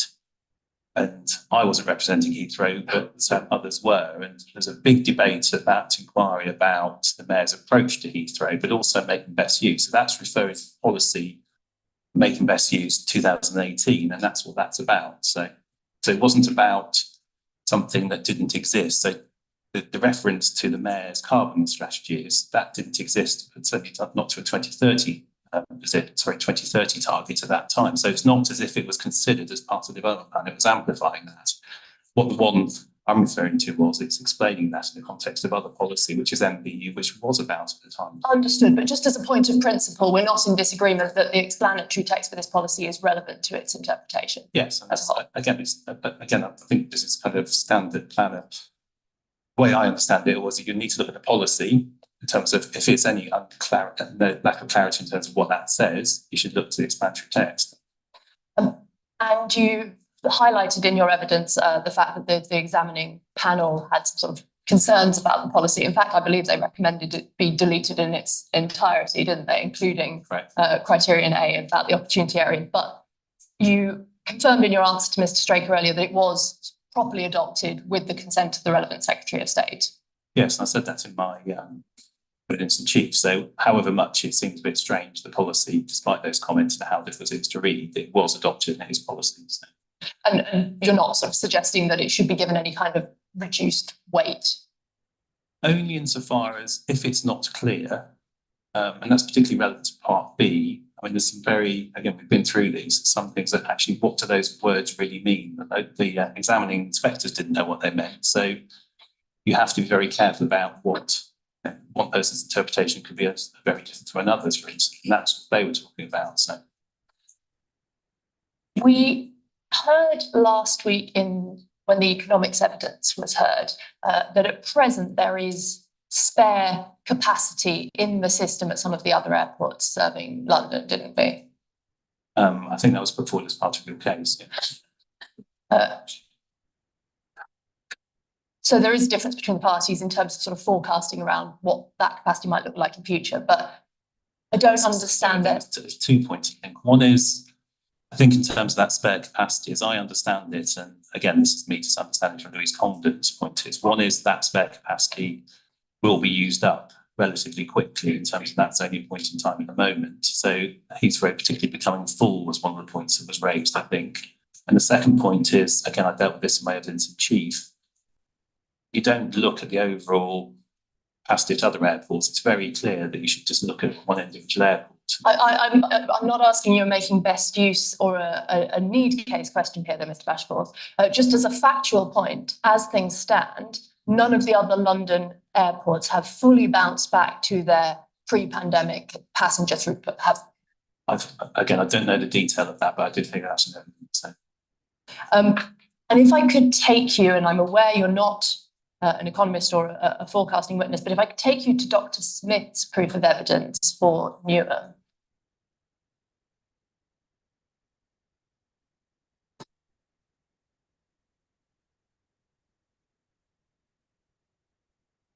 And to PDF page 30 or hard copy page 29.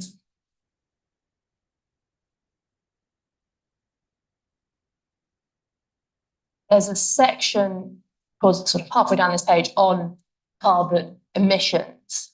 And Dr. Smith has set out evidence here that the passenger demand that's currently sought by London City could be met at, in his view, at other London airports with a lower per passenger emissions load because of that it could be met with lower emissions elsewhere. Now, I'm sure that you'll correct me if I'm wrong, but I don't believe that the appellant has actually disputed this from a factual perspective, that if this demand were met at other London airports, that because they use larger aircraft, the emissions would be lower from that. The reason I'm hesitating is because when this came up, I think this came up during the determination application, we actually did a response back on it and said that it doesn't make much difference in terms of, I think it was a matter raised by the GLA actually, and York Aviation did respond to it. So I'm not sure it is clear, but I mean, it's probably a question that should have been asked to Louise Condon, because that's who prepared that note to GLA and also commented on at that time. So I don't think it is perhaps set out here, but I may be wrong, but that's my understanding anyway. So it was put to Ms. Condon, and she gave essentially the answer that you've just given about sort of displacement, but from a sort of factual perspective, considering the per passenger demand, it's not my understanding that has been disputed. I'm sure I'll be corrected if I'm wrong. Again, I'll just say what I said, because this was a specific comment that came up during the determination of the application raised by, I think it was a GLA, and York Aviation did respond to it. So, sorry, I don't know. I thought it wasn't a significant issue, but again, I haven't looked at the detail of this evidence. So. Understood.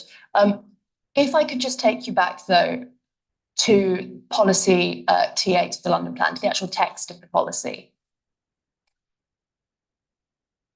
which is at PDF 453 or hard copy 438.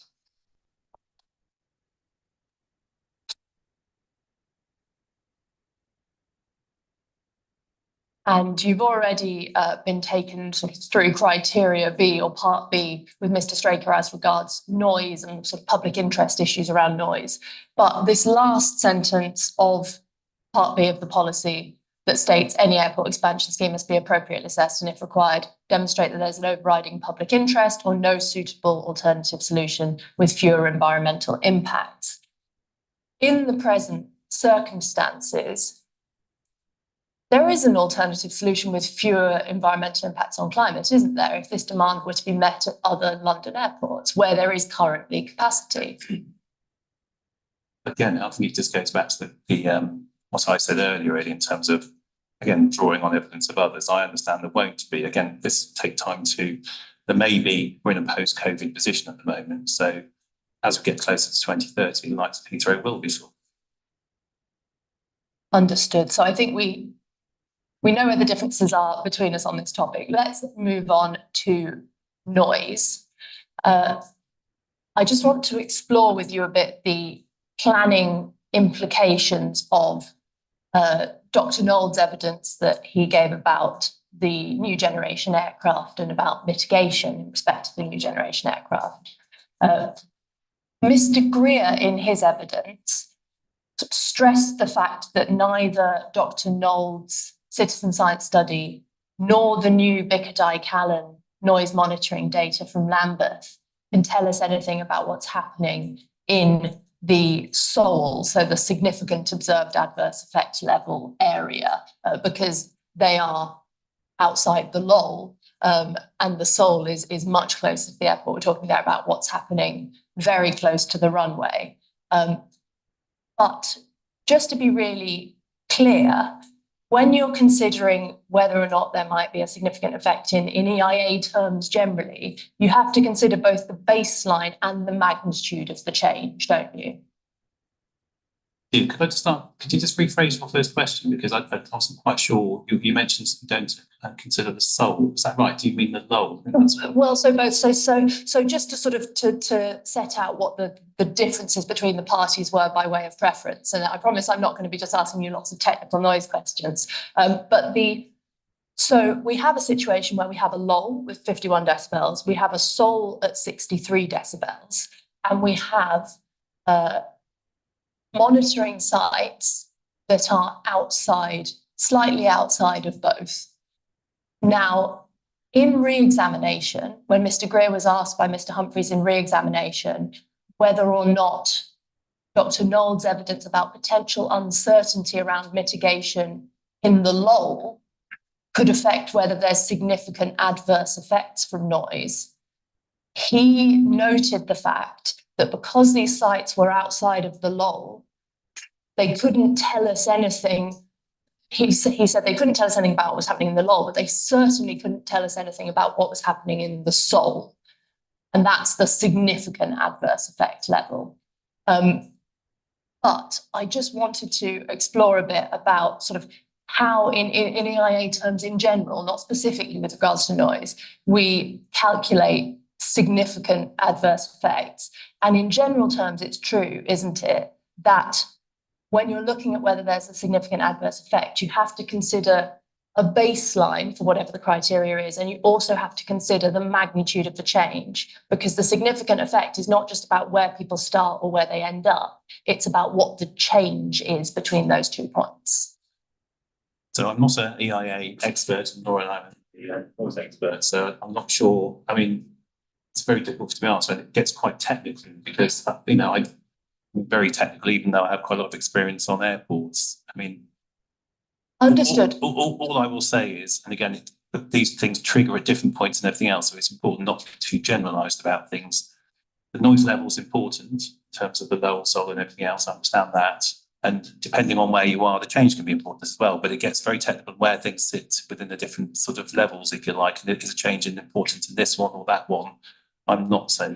Okay, well, could I take you, perhaps this might sort of help to clarify what I'm talking about. If I could take you to Mr. Greer's proof of evidence, page 33 or PDF page 34.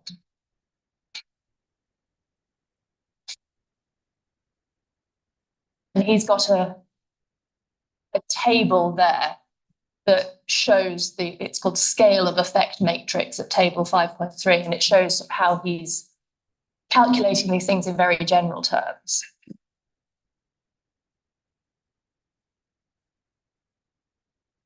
And so you'll see here that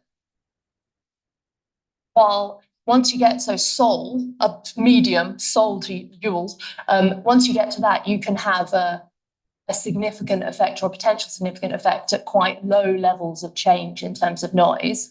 But if you look up a band, you can still have a significant effect, but at a higher level of change from noise. Is that sort of your understanding of this table? Well, again, I can't comment because it's a very technical matter, but again, that just confirms my answer earlier in terms of it depends on what level you're at and change can. Indeed, understood. That's a very technical matter. Yeah. The reason that I'm bringing this up, Mr. Bashworth, is just because there is a disagreement between Haycan East and the appellant about what the citizen science study and the new airport noise monitoring study might show about how quickly the benefits of the new aircraft drop off. Because we've got empirical data at a certain point, and then we've got empirical data further on outside the study area, and we've not got empirical data between the two. And I understand that you're not able to give it. Mr. Greer has given his evidence, and he said that he thinks that there's no uncertainty in that area, that the whole of the study area, we can be confident in the model, and we say that we think that there is uncertainty. The reason I'm bringing this up is that in planning terms, if the inspectors were to accept Dr. Knoll's evidence that there is some uncertainty here about whether or not the new planes provide a benefit in the LOL, that could give rise to a significant adverse effect, and that would affect whether or not the noise impacts were compliant with the relevant local plan policies, wouldn't it? It's too simple.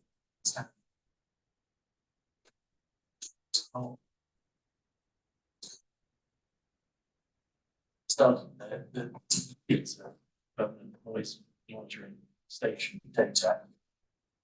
Aircraft certification data, aircraft certification data to explain the aircraft. That's part of the sector attenuation distance. Calibrate the working correctly. So it's not quite right to say there's an absence of data. It's a vast absence of data. It's really made that clear. The point that's been made outside role is that so far away from contours that it doesn't tell you anything useful about so not the data about this contour. I think I expect you to maybe the way to do this is not to argue about what we said, but just to put a hypothesis to Mr. Bashworth asking about policy implications. If this, then what would that be policy? I mean, yeah, we're getting. Sorry. Getting back into sort of technical noise evidence a bit. I mean, I think I understand, and I'll paraphrase and correct me if I'm wrong. Whereas as inspectors minded to actually take on board the evidence of Dr. Knoll, particularly in this issue of the noise generating aircraft. Are you sort of trying to put to the witness about the weight that could go into the planning balance? Is that where we're going? Yes, because there's yes. Yeah. but not just sort of broadly in planning balance, but in terms of, we've talked a lot about mitigation, both in terms of national policy and in terms of various local plan policies, and about whether or not noise impacts are fully mitigated. Mr. Bashford, yes, if the inspectors were minded to accept Dr. Knoll's evidence about the extent of the mitigation provided by the new generation aircraft, that would affect, wouldn't it, whether or not the proposal complied with these policies that require noise impacts to be fully mitigated?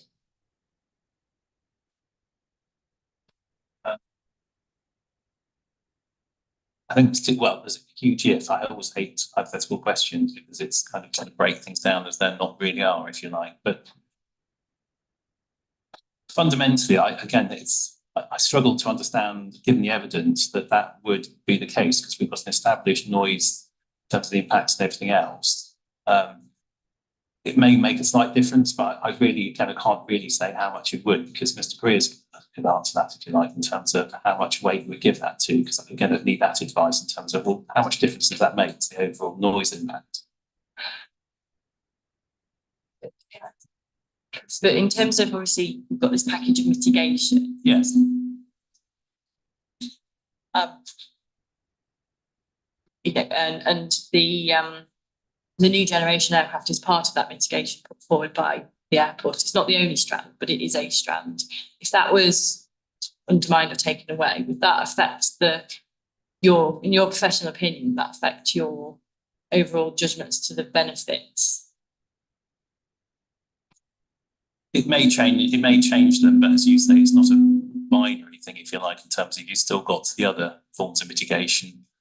And again, I don't believe it's almost a binary thing in itself either as well, in terms of it's not just saying that there isn't any benefit, it's just that the disagreement is about how much benefit. So again, there is benefit there as well. And again, how that washes through in terms of the overall noise and how that's experienced is something that Mr. Greer will be able to answer. So again, it would make a difference in terms of the balance, yes, but again, I can't answer how much of a difference. So that's very much a noise thing.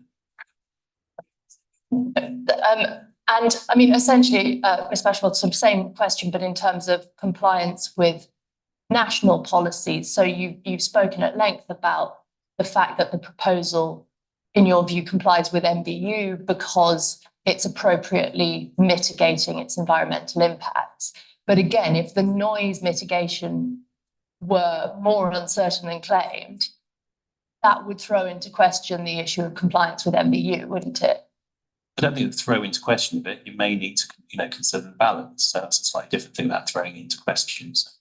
It would affect the balance. It could affect the balance, but with the comments I made earlier in terms of how significant that is, it's hard to judge. So, because I say it's not a binary thing.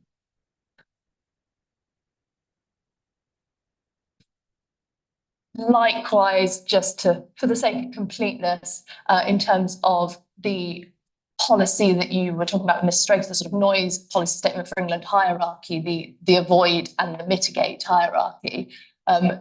You talked about the need to mitigate and minimise adverse effects. And again, the question of the extent of the benefits from the new aircraft is relevant to whether or not the proposal has mitigated and minimised those adverse effects in line with the noise policy statement for England, isn't it? Well, again, subject to where the question is put, and it's the same answer, I think, isn't it? Understood. Moving on then to some of the economic evidence that we've heard, or the balance of economic factors. In your proof at page 36, which is PDF page 39,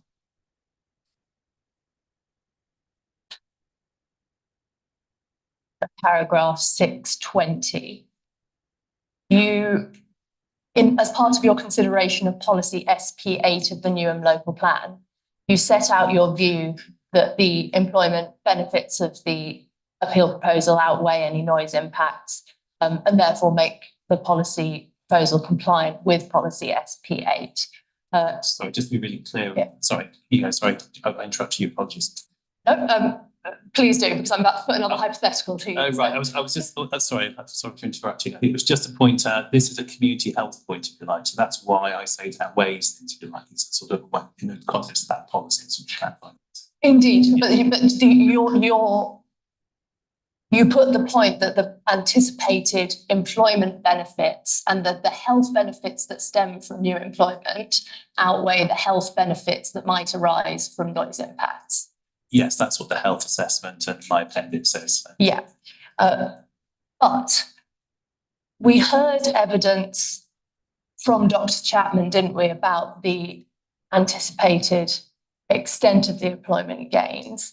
His evidence was that previous planning permissions which have had anticipated employment numbers attached to them, those numbers have not materialised. The job gains previously have not materialised. And also that there were issues around displacement of jobs in the supply chains. Again, were the inspectors minded to accept Dr. Chapman's evidence about the uncertainty of the employment gains anticipated from the appeal proposal? That would feed through, wouldn't it, into your balancing of these factors in compliance with policy SP8? Yes, but clearly we don't agree with that proposition in terms of those points. Again, as I mentioned earlier, the employment benefits have not been challenged in terms of the numbers by anybody, in terms of certainly not London Borough of Newham. The displacement, I discussed that in my evidence in chief, in terms of that's not a relevant planning consideration. Well, the numbers, they have been challenged by Dr. Chapman's evidence, haven't they? He hasn't given an alternative anticipated figure, but he has challenged the projected numbers. Yes, but again, I'll just repeat myself really in terms of displacement. It's been very clear. It's been examined very carefully at the Luton P19 inquiry, where there's 1 million passengers per annum. That's a 6-week inquiry with 3 inspectors. They came to the view, and so did the Secretary of State, that displacement isn't a material planning consideration. It didn't change the balance. In your evidence before lunch with, well, your evidence in chief, and then in your responses to Mr. Straker, you mentioned several times that the Saturday afternoon period is particularly important for allowing the expansion of leisure travel, didn't you? Yes. But when Mr. Hom was cross-examining Ms. Congdon, she put to her the figures in Dr. Chapman's evidence that in fact there's going to be on the appellant's own figures, a projected higher proportion of business traveller growth on the development case scenario than on the do minimum scenario for 2031. And Ms. Congdon's response to that was that if airlines are constrained to existing needs, they'll continue operating current routes. And so to the extent that leisure passenger growth is growing generally, it will grow at London City, but that if London City was allowed to expand to new routes for business travel, there would be more business demand. So there's a potential tension there, isn't there, in terms of what you were saying about the importance of the removal of the condition around the curfew for leisure traveller growth, and some of the economic evidence that we've heard from the appellant of projecting more business travel demand, which we know tends to be accommodated during the week rather than at the weekends. So 2 points on that. The first is that without the proposed amendments being granted permission, I said this in my evidence in chief, that we wouldn't get the benefits in terms of the economic benefits, wouldn't get the noise benefits in terms of being quieter throughout the week because of the new generation being able to fly. So that's a key difference, and obviously that's very important. In terms of the mix between the leisure and the business, again, I don't think policy differentiates between what's the most important, if you like. That thing, what those things wash through in terms of the GVA or kind of economic benefit calculations, if you like, in terms of what's the overall view on things. And that's not a web tag thing, that's effectively a GVA, and that's a very well considered and, used at all airport inquiries in terms of the economic benefit. So I don't think it's just a case of looking at what's the balance of leisure and business travel. But it is relevant, isn't it, to the points you were making in sort of planning terms about the importance of removing the condition for the purpose of promoting leisure passenger expansion specifically. So I don't, again, I think this may be a bit of a misapprehension. It's not all about, yes, those slots will be used mainly by leisure, but actually it makes the whole airport and the airlines that fly from it more viable and able to meet passenger demand, because it allows them to improve their business throughout the whole week because they can use their aircraft more efficiently, they can invest in those aircraft, they can provide more jobs. So yes, that's what it may be used for, but actually it washes all the way through the week. And again, I don't think I've seen specific evidence of this, but it kind of makes sense to me that if you're BA City Flyer, you can have a lot more viable business if you can use those aircraft throughout the week, and that'll allow you to perhaps put more business services on, but also leisure as well. So it makes a more rounded offer, if you like, and more viable from a business perspective. So. Just briefly on the point about refleeting and the sort of anticipated benefits from refleeting. Ms. Congdon did accept, didn't she, that refleeting would happen anyway, albeit more slowly. So does that not change the calculation slightly in terms of the weight that should be given to the refleeting as an economic benefit of the proposal?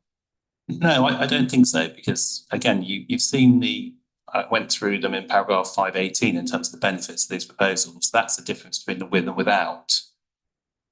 As I mentioned, you only get to 6.5 million in the without scenario. So that's the kind of gap, if you like. So, I mean, that is the opportunity lost, if you like, plus the quieter aircraft and other things as well. But also, it's in terms of what does that do to the airport? It's kind of slow growth. It's trying to recover from the COVID pandemic. Policy is very supportive of it, trying to recover from that, but also policy is very supportive of growth and subject to environmental considerations, which we say have been addressed. Related to the environmental considerations, just going to touch very briefly on health, and we've touched on this a little bit already, but I'm not going to ask you about the sort of methodology of the health chapter of the environmental statement or Mr. Piper's topic paper, because we don't take issue with that. But again, if the inputs into those assessments of the overall health effect of the proposal are flawed, the outputs would hypothetically also be flawed, wouldn't they? The model is only as good as the inputs. Well, in brief, yes, but I think you just said you accepted what's in the assessment, so I don't quite understand the question. Of course. Well, no, I'm saying we're accepting the methodology, but the inputs to that are that you've attributed moderately significant positive effects, for example, to the employment gains of the proposal. But we have questioned whether or not those employment gains are likely to be as high as predicted. If they're not, that would affect the significance of those positive health impacts in the planning balance, wouldn't it? With that caveat, but also with, I don't agree with that. That's of course. I'm not asking you to accept our case. I'm just trying to understand the extent of any policy agreement between us. And likewise, in terms of the noise impacts of the proposal, those in fact, I think, are also said to be slightly beneficial because of the anticipated mitigation throughout the week. But again, if that mitigation is not, on our case, not as great as proposed, that would affect whether or not a slightly beneficial health effect could be attributed to it, wouldn't it? Same answer before this. Moving on to the issue of double counting, because this has come up quite a bit this morning. So in the environmental statement and the appellant's evidence generally, the benefits of employment, for example, have been considered both in terms of their role as an economic benefit of the scheme in and of its own right, and also as a component of the health effects of the scheme, haven't they? They have, and that's very common in my experience. Of course, not disputing that. It's a perfectly conventional approach, isn't it? I believe so, yes. Yes. And similarly, you would accept, would you, the general proposition that lack of compliance with a development plan policy can be a material harm in the planning balance in its own right, while at the same time, the factors that give rise to that lack of compliance can also be weighed in the planning balance? So again, very basic principle as I understand it of the policy balance. So yes, you have to consider policies after they comply with policy, but also consider them as a whole as well. Exactly. So if you had, say, a residential scheme which had adverse traffic impacts, and there was a local plan policy that said something about traffic impacts that it didn't comply with, that would be weighed in the planning balance, both as a failure to comply with the plan policy and also the traffic impacts might be weighed themselves in the planning balance. But overall, it could still comply.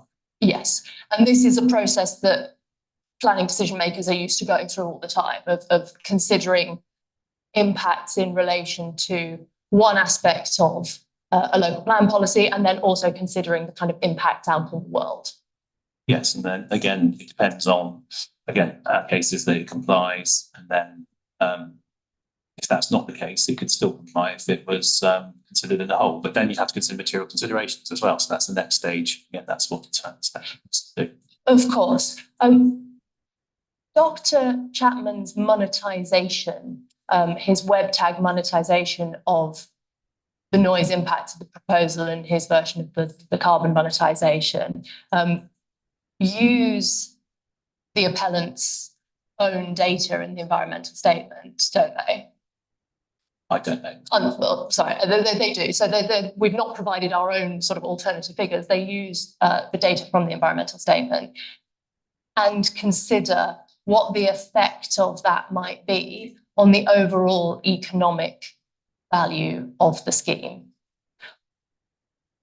That doesn't preclude, surely, in line with these other situations where you have relevant considerations in one planning context and then also those same factors in the planning balance, the relevance of the noise impacts to the economic benefits of the scheme is a separate issue, isn't it, from how noise should weigh in the planning balance as a potential harm to people out in the world in its own right. So 3 points on web tag, if you like, specifically. So I will answer your question in terms of after that. So the first thing the web tag is, it hasn't been accepted anywhere else. So in terms of P19 inquiry that I attended, read up relevant extracts from Secretary of State's letter, so it's not been accepted. So as far as I'm aware, no decision maker from a planning perspective has accepted that on a similar basis, if you like, in terms of similar proposals. So that's the first point. Second one is in terms of that web tag analysis as well. We've heard in other evidence that it's very crude. It doesn't make, for instance, particularly in terms of noise, I understand, it doesn't take into account how you consider Lowell, Solent, thresholds and everything else. So in some ways there's a tension there because we've got a planning balance on one hand in terms of telling us the noise impacts, but then we've got a sort of tension in terms of the web tag doing something different which may conflict with it. So I find it very difficult to understand how you can treat that in a similar way you can to an EIA chapter, if you like, which clearly has got a balance there and it's not conflicting with the overall balance. That's the concern I have with it. But it could be taken into account, I agree, but my concern is it's not been done before and there's a potential conflict as well. But it hasn't been said, has it, that the web tag analysis is being used to measure the extent of the noise impacts as noise impacts? But it's providing its own parallel balance, again, on a probably a rather crude basis. Same with climate change impacts and everything else. Again, I know there's disputes about the numbers because they're being passed between, they seem to be changing quite a lot as well from the sort of draft that you'll get on Monday as well. So it does seem like it's a very crude analysis. It doesn't seem like it's very easy to agree and no one's used it before. So I'd really struggle to understand how it sits in the planning balance. From that answer though, you'll correct me if I'm wrong, you're not saying though that it is double counting, are you? Potentially is, yes. But you have accepted Because just to answer that, so effectively you've got, to understand economic impacts, you're then looking at noise, climate change, it's all of those things get chucked into this pot, if you like, and it's different from the health impact, where it's looking at actually what are this specific one topic, if you like, in terms of health. This is almost trying to do a sort of parallel planning balance. And it's not just about economics, it's trying to say this is the overall, what should be considered as part of the scheme, if you like. So Well, it's not a parallel planning balance, is Well, that's- well, I don't know. It It seems to be relates to the economic value of the scheme. well, again, it seems to be used very sort of broadly. So Well, it's only been put forward and used in order to make points about the economic value of the scheme. It hasn't been put forward for any other reason, has it? but again, I really struggle to understand how it can be used in parallel. So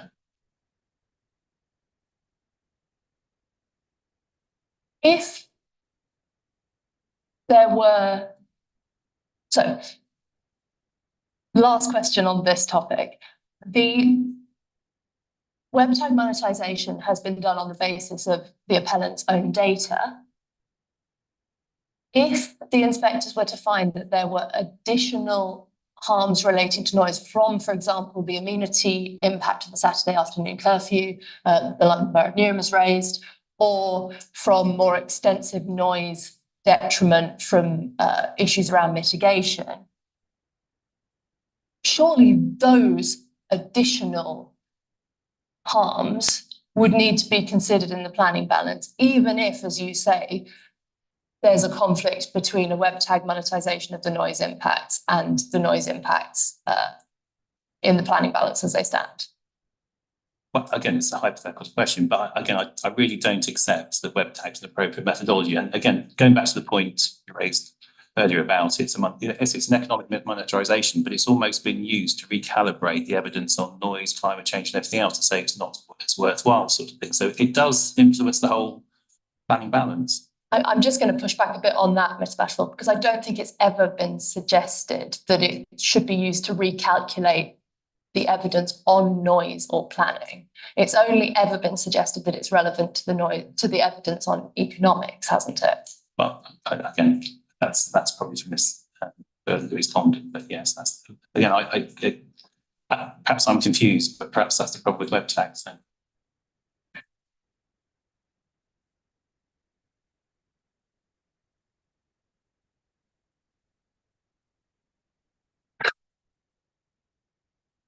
To take you to that because Mr. Straker has already taken you through that. Oh, just one final question. You were taken this morning taken through the consultation responses and the responses from a variety of local authorities that made representations. In your proof and in the environmental statement more broadly, it has been said that the impacts of the proposal will result in a limited harm from noise. But surely that evidence from all of those boroughs and consultees or members of the public suggests that there is a more than limited harm from the removal of the Saturday curfew. Well, again, I think you need to look at the evidence, and I agree lots of boroughs have objected, but again, you have to look at the evidence, and as Mr. Greer's evidence explains, that there is not a significant adverse effect. So they may have raised concerns, but have they actually looked in detail at the noise assessment? Clearly, consultation responses are considerations. You need to look in very detail in terms of why people have raised things. You then need to look in detail about actually, is that a fair point, if you like? And yes, it needs to be open to judgment. So there's nothing in national planning policy, is there, to prevent the inspectors from taking into consideration that broader qualitative evidence around the noise impacts of the proposal? no, I agree, and they should. Thank you, Mr. Bashful. I haven't got any more questions for you.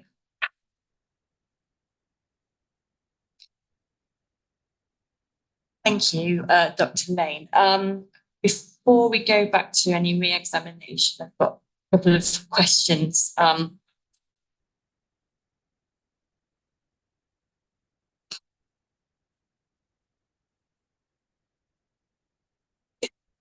big issue that's come out in all the consultation responses, I'm not saying it's the only issue, but the big issue is the Saturday afternoon curfew. And council yesterday saying about that in itself acting as a mitigation factor, and that the removal of that is a removal of mitigation, and all the other mitigation doesn't get back to that baseline. Do you have any sort of comments on that? You've not been asked specifically about that point. No, and I think that's a fair representation in terms of it is changed the mitigation. That is a removal of that Saturday afternoon as part of the mitigation package. Again, I think you need to look at the impact of that in terms of, again, that's been in the noise evidence. It's, yes, there's, I have to accept that is a change and there is some harm to it. I'd say moderate harm in my proof. But then you've got to look at it in a broader sense from a noise perspective as well, in terms of the noise overall will improve because of that. There's causal link with that because of the commitment to newer generation aircraft. And that benefits the rest of the week in noise overall. That's the noise contour getting smaller. So it's a fair point, and the mitigation is changing. That part is, if you like, has become, there's less mitigation there. That changes the, but what's proposed means that the impacts are less as well overall. Again, it's that balance, isn't it, between the Saturday afternoons and the overall noise impacts. And then, given those impacts, what other mitigation is being put in place? So there's condition 89, which sort of safeguards and makes sure that that will happen, if you like, in terms of that total noise. But there is also the sound insulation and community fund, which clearly doesn't completely address the outdoor piece, but you've got to look at that in terms of how significant is that, and is that balanced? We say it is in terms of the overall noise benefit and benefits more generally in terms of the planning balance.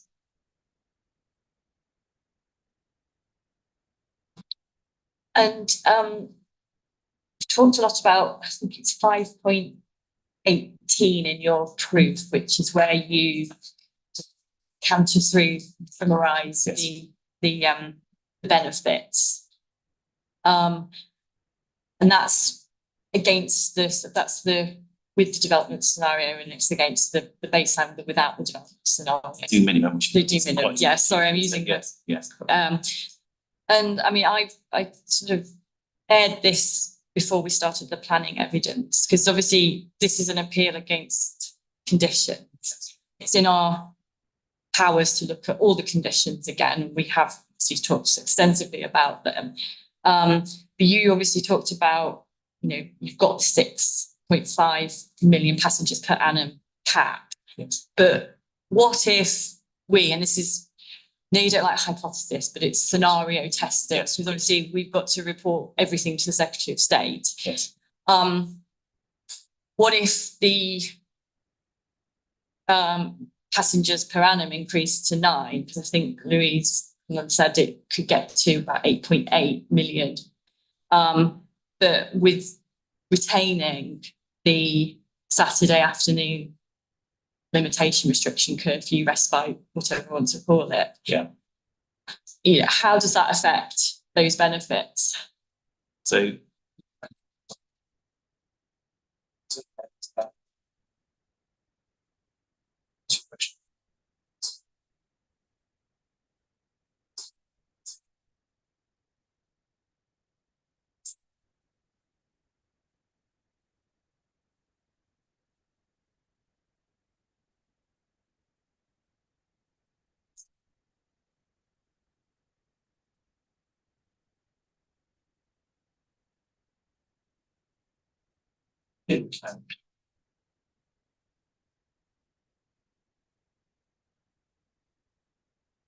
part is in cases where the planning authority considers part of the development to be unacceptable.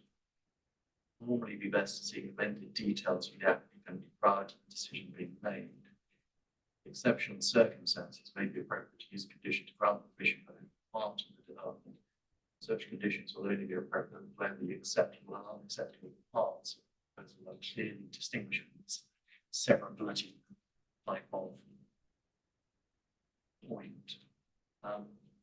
When you raise this about split decisions, you obviously didn't indicate what split. No, I know, again, I'm just, the obvious one is the curfew, yeah.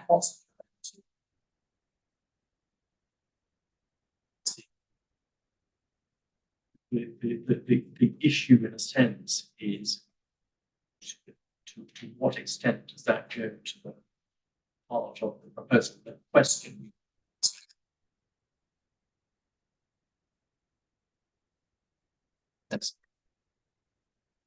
Goes to this question, if you split the decision, would there be all sorts of other things in the environmental statement?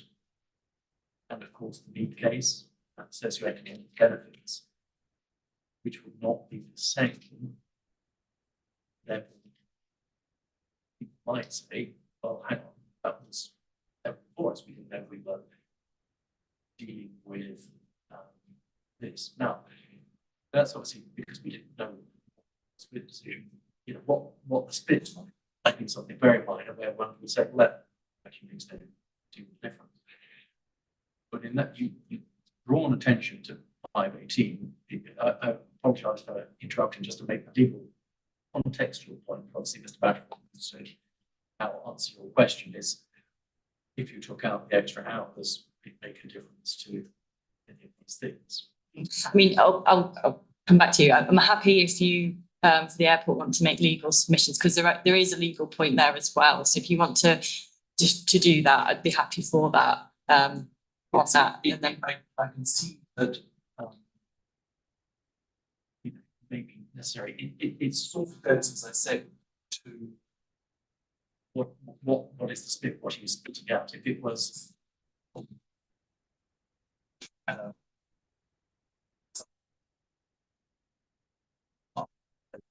buses, say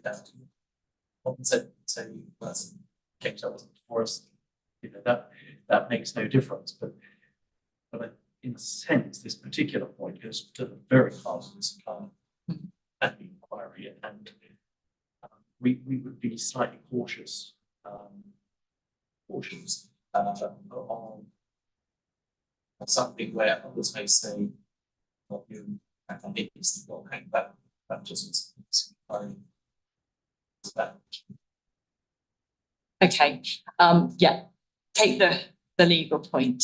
Have you got any answers for me in terms of the general planning point? Because you did talk about, you know, No, I do. we're stuck up to 6.5. Yeah. That's Yeah, exactly. So I think that the key point, Mr. Humphries talked about this, is not been quantified because we haven't done that almost sort of grave assessment in the environmental statement. That's part of the issue in terms of how you split a decision, because have you got the information to make that decision. But I think the key headlines would be less benefits, slower benefits.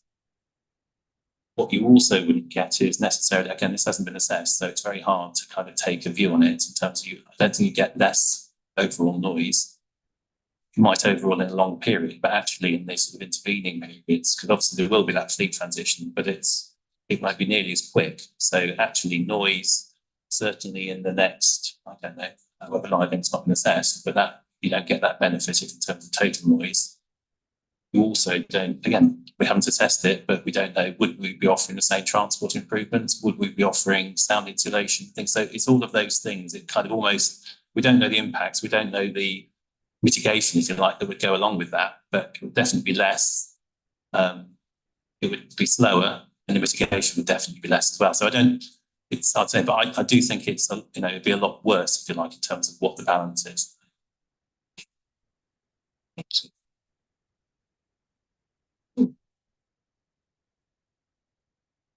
A very quick question. Thank you for your appendices with the topic papers in.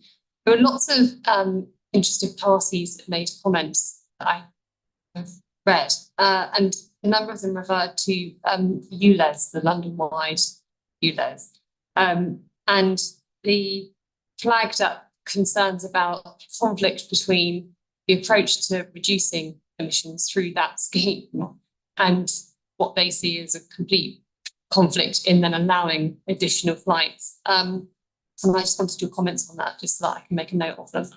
I mean, Ulysses, I don't know if you live in London, but it's certainly it's a very emotive topic in London. It's had, I mean, I'm sure it's been in national press as well. So it is very much a very emotive thing.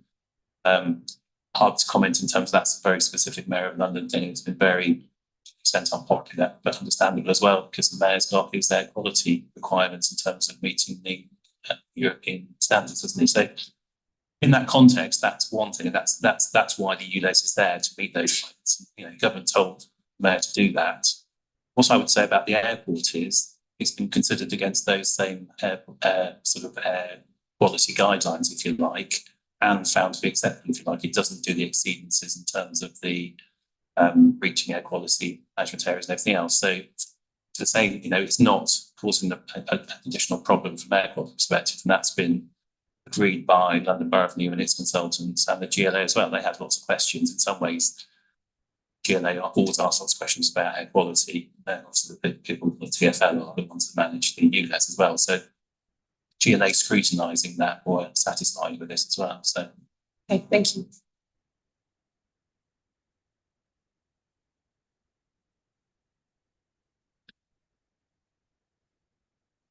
Okay, that's all our questions. So, Mr. Humphries, do you have any questions to put in re-examination? Would you like to go ahead then? Oh, yeah, and get the microphone for the last time.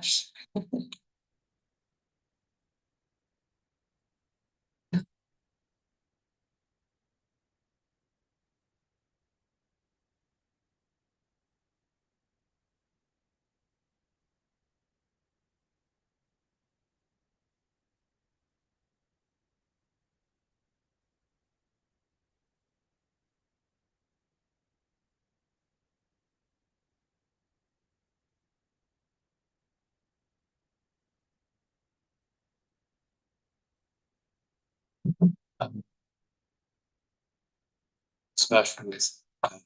This morning asked a lot of questions about noise in relation to health and quality of life. And you drew attention to the noise policy statement for England, CD 3.7.2, which defines the levels low and SOC. Look at that document and say maybe not need to, but do those levels define effects by reference to health and quality of life?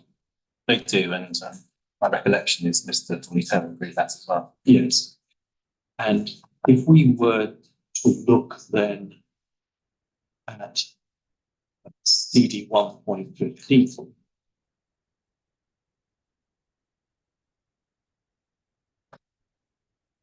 which is the noise chapter of the environmental statement.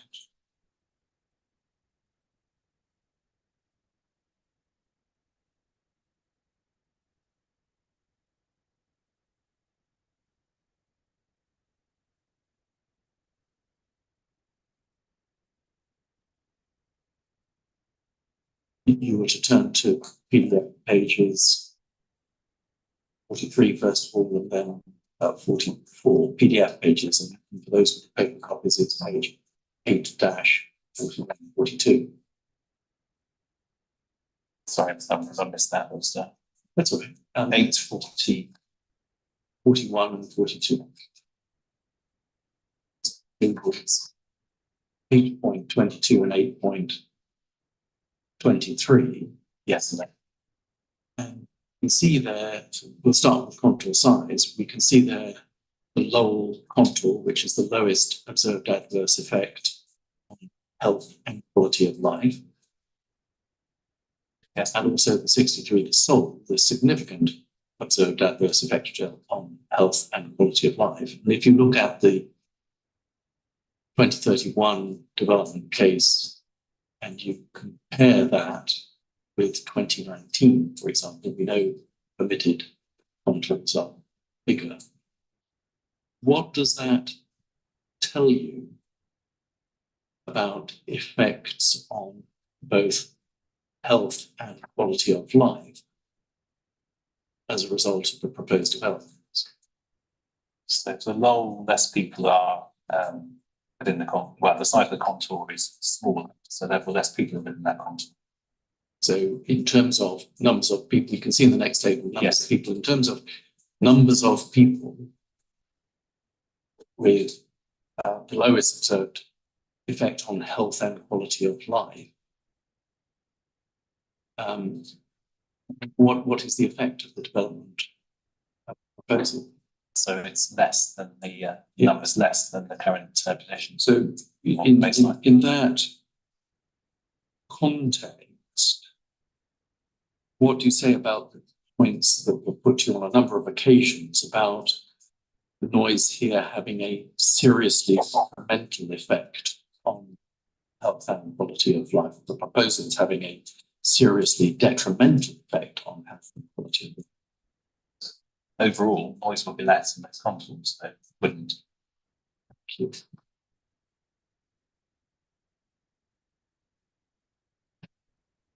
And the next point, you were asked these questions about conditions. We know that conditions have to satisfy a number of tests, which include necessity. So all conditions and planning conditions are identified as necessary.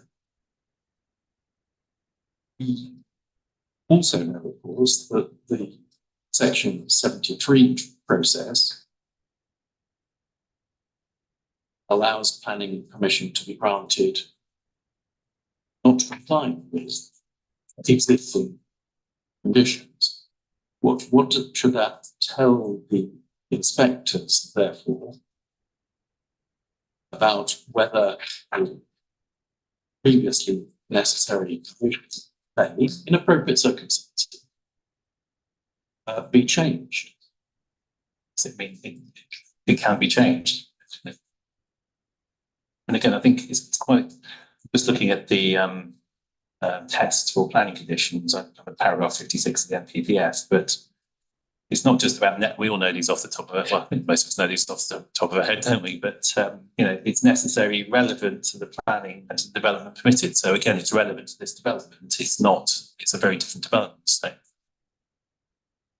And then you were taken to the 2015 CADA need case, that's INQ 17.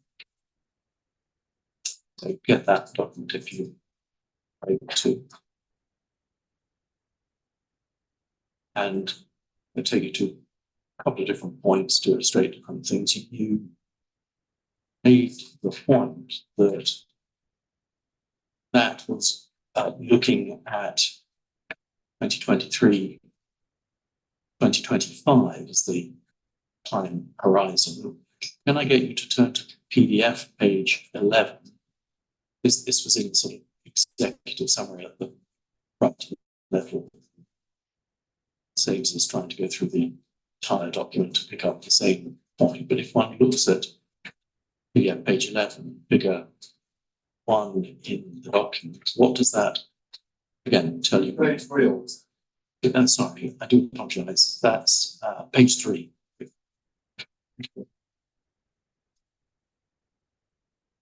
What does that tell you about the time horizon for the forecasts at that time? Yeah, so that shows about 2023 and reaching 6 million passengers at that point. And you were asked about in this document, what did long term mean? If we turn to PDF page 48, that's real page 40. Or 40.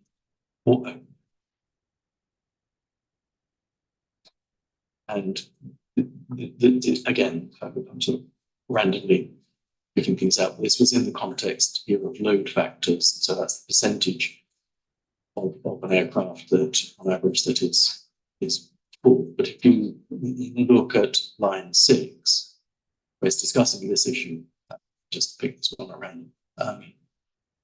So is that in the longer term to 2021 and beyond to 2023. So the context of the forecasts of that time, what did they regard as being the long term? 2021 on the basis of what's written. So one can see, and you can see in the next paragraph, 3.41, again, forecast prepared for the assessment years 2019, 21, 23, and so on. That next point, were again asked about sensitivity of noise at different times of day, and you said, well, look, this is reflecting policy, and I want you now to turn to CD 3.7.7. This is the NPPG.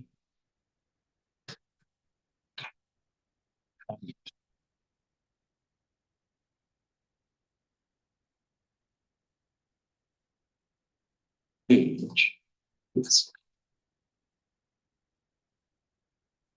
paragraph 10. So paragraph 10, I think, is on PDF page 8. This is one of those sort of downloaded documents, so it's not easy to see imagination, but it's the page that starts with the question, how can planning address adverse effects of noise sources? Yes, on that, you see that. And there are a number of bullet points, and the third one, so it talks about four broad types of mitigation. The third one, using planning conditions obligations to restrict activities allowed on the site at certain times and or specifying permissive noise levels, differentiating as appropriate between different times of day, such as evenings and late at night. Yes, I see that. Now, again, we're going to go to another document in a moment, but what does that tell you? What should it tell the inspectors about the way different periods of the day are regarded in planning policy in terms of noise?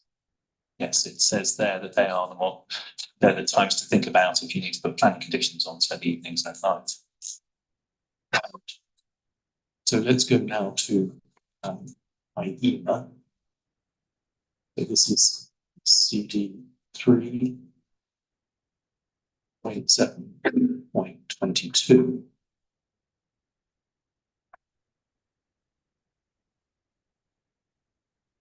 CD 3.7.22. Tell me when you've got to. Yes. Turn to PDF page 4. I think that's actual page 36. I'm very small, but I think it's actually page 36, but PDF page 41. And paragraph 7.21. This is talking about noise. It says it can also be argued that within the 16-hour period, even period, 1900 hours to 23 hours is relatively more sensitive than the remaining 12-hour period. This is also activity related, since during the evening, people are generally at home relaxing, and children will be going to bed during this time. And again, what should this tell the inspectors about the approach that the airport took when it was considering the extension of hours and extending those in the way proposed? Have they respected the more sensitive part of the 16-hour day? Yes, they have.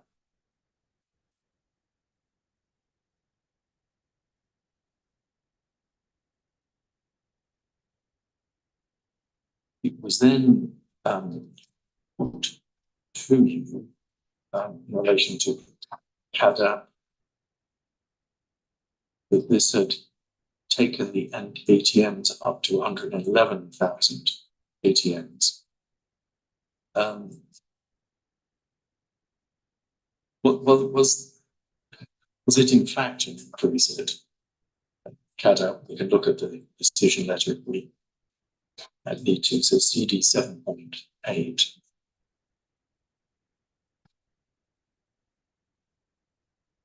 Let's look at PDF page 52.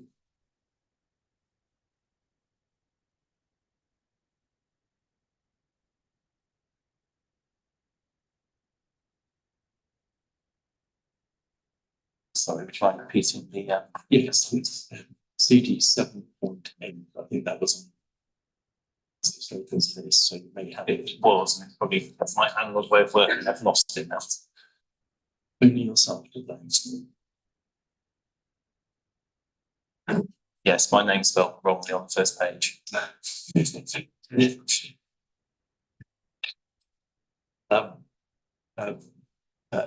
Paragraph 28, which is on page 52, just tells us about some of the previous permissions. And in fact, from 2009, the permitted ATMs were 120,000. So again, that's sort of putting to you the point, was CADAP actually increasing the number of ATMs? No, it was, again, the airport, as it has done periodically, has looked at what forecasts needed, and it actually reduced it then because it didn't need it to achieve what's required in terms of infrastructure and capacity at that time.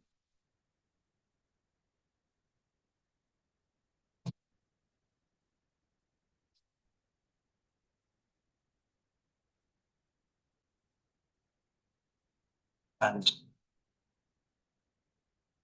then there came a point where you were being asked about the level of mitigation in terms of sound insulation.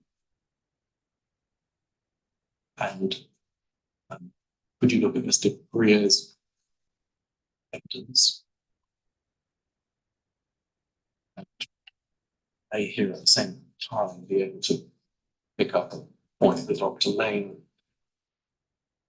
put to you. In Mr. Greer's evidence, turn to PDF page 40.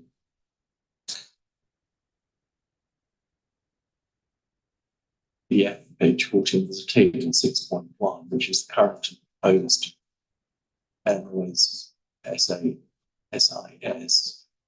The actual page 39. Yes, great. Yeah.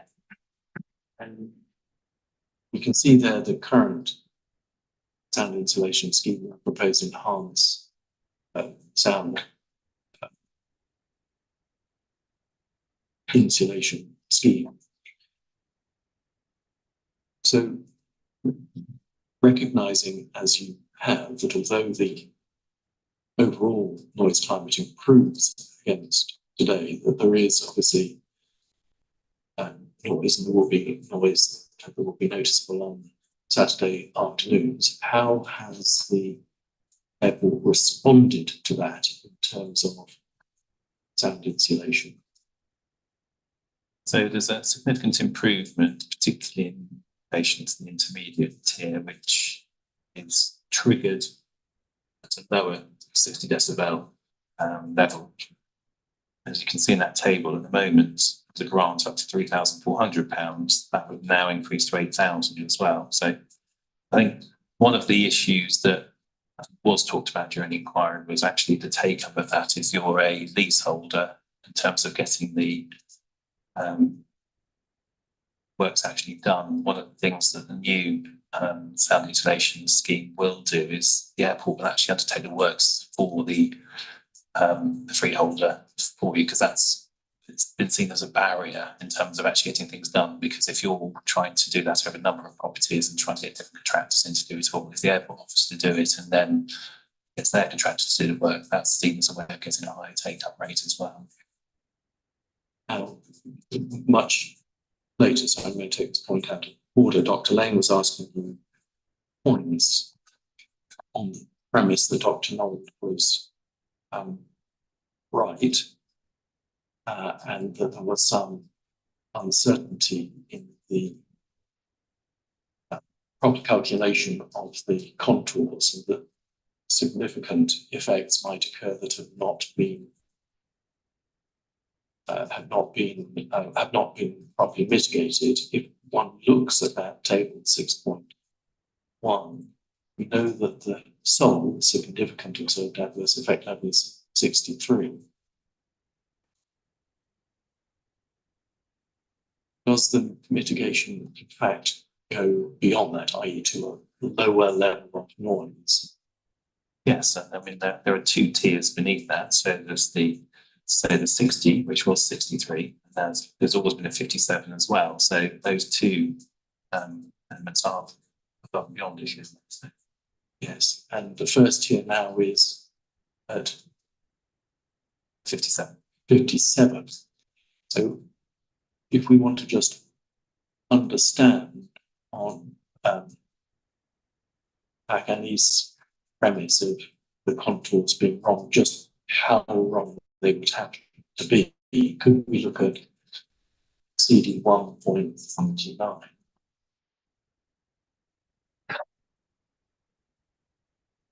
In CD 1.39,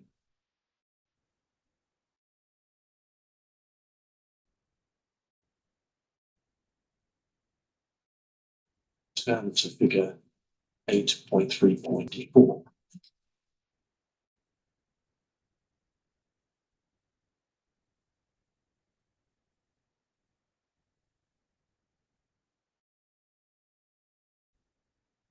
The 63 contour is the orange.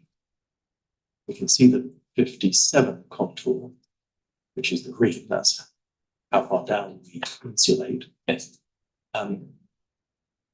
Was there anything, so far as you're aware, in Dr. Nold's evidence, which was obviously using iPhones to record noise in south of the airport, to indicate that the orange contour is so wrong that it in fact would be located beyond the green contour, which is where we, to the extent to which we mitigate.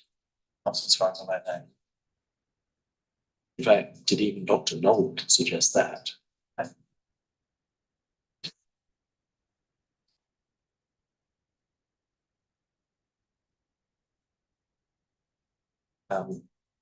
And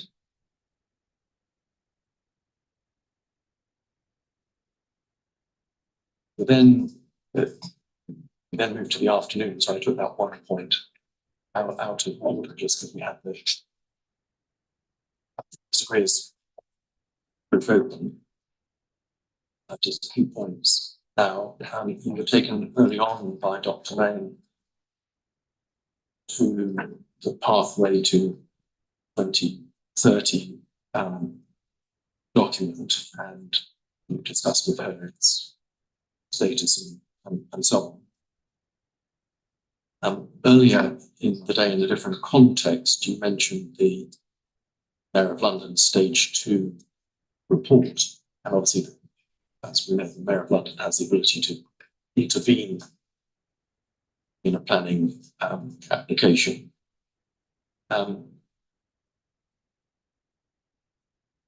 Is there anything that you're aware of in the Mayor of London Stage 2 report where he indicates that the London Borough of Newham should refuse on climate change grounds because the proposal is contrary to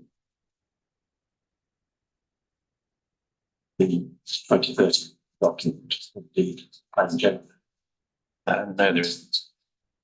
Just one point on the stage two. I'm matching over stage one. One thing that's quite interesting about stage two. So stage two is effectively when you submit an application, you get a first initial response from Mayor of London on stage one. Then that's the borough determine it, and then they effectively want, if they've been to committee, that's stage two. But stage one, what's quite interesting in that is it's written like a committee report. It sets out the planning policy, but it doesn't relevant policies in the London plan, anything else. What it doesn't say is that 2030 document is a material consideration. So even when the Mayor of London was considering these proposals, officers of the GLA didn't even refer to that 2030 document. So it's not even something they're thinking that's a material consideration either. Thank you. And then move very briefly, I think, to much visited policy T8. So that's CD 3.3.1. I'm getting quite doggy now. That's the worst thing about having a paper copy. Which is PDF page 3453. Page 438. And you're taken to the last sentence and you're asked about the words no suitable alternative. Learning, you've been asked about overriding public interest. But between those two expressions, there is the word or. Yes. Does even policy TAB require you, whatever, if required means, even if required was engaged at this point, does that mean one has to show no suitable alternative solution? No, not in the actual specific wording. No.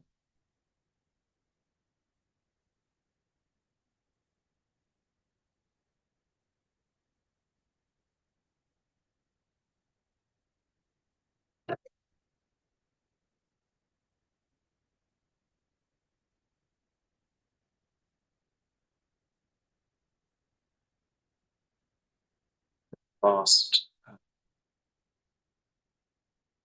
Oh yes, the point about economic benefits and accounting and having looked at those things, whenever you discount the economic benefits because of monetized effects. In terms of economic benefits, let's just think of jobs for a moment. For the person that gets a job,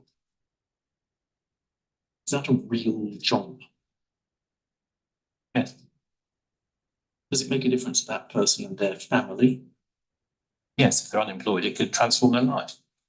And if that person, as a result of that, is able to spend money on a few things in local shops, or even occasionally, go out for dinner with family, is that real money that is being spent? Correct, yes. Is that real job in some way reduced or lessened because of a monetized noise effect?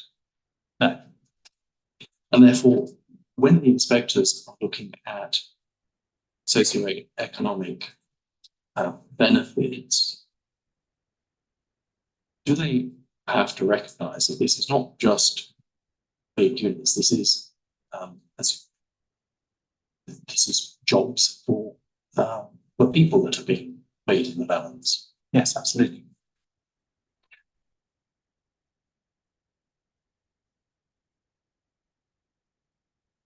And you made your point about, to the extent that you discount that because of monetization. In your view, is that an appropriate thing to do in a family environment?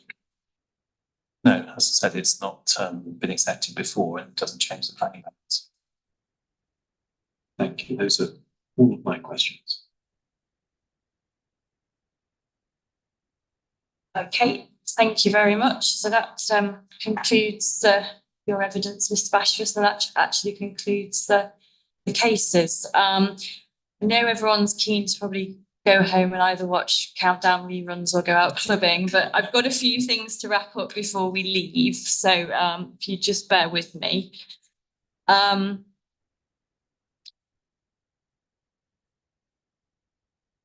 As we've said, we still need to do a site visit. So if I can have the eager weather watchers just correspond with the programme officer, and we'll endeavour to do that on an easterly wind and sort that out. But as I said the other day, we've got time to do that, so that it's not particularly a problem if it's a couple of weeks after closing or anything like that. Section 106 agreement, it was mentioned it's been signed and approved at committee now. Obviously, we need to see the signed copies and have that as recorded somewhere. Yes, we assume so. It's been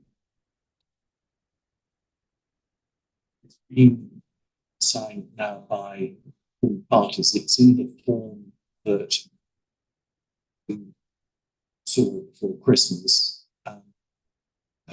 We assume, therefore, that there are no further comments, and we will then date it and therefore complete the document, and that you're happy for us to do so.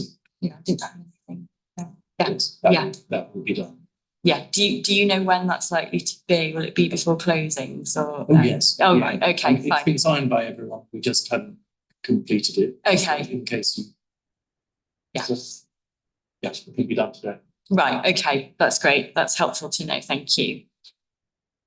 There's this outstanding conditions matter on condition 1, which I think will just take a written submission, whether that be a joint one or a separate one from parties. If I could say Wednesday next week as a deadline for that, I think that's the 27th, 20th. Is it the 3rd? Oh, yeah, it's January. Is it maybe the 31st? I'm completely behind the times, clearly. Well, anyway. Say Thursday. Yeah. Okay, yeah, Thursday.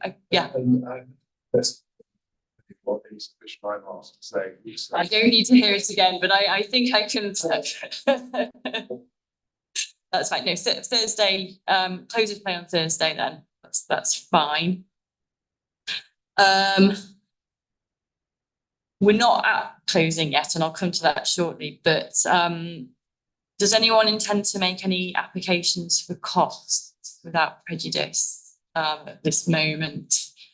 Madam, you will know, because I made it clear before Christmas that we felt that the adjournment of the second week of the first week was unreasonable. It would be led to believe we were going to be there in the second week. We turned up, consultants, whichever rooms we worked at and everything, and then we were told that by Mr. Strachey had only had 12 hours to look at things. So do think the conduct is unreasonable, and we certainly did incur wasted expense. However, the airport does value its relationship with the borough, and it's conscious that the rewarded costs would be made out of public funds. Therefore, we do not intend to make an application for costs. Okay, thank you very much. Anyone else? No, tumbleweed. Okay, thank you.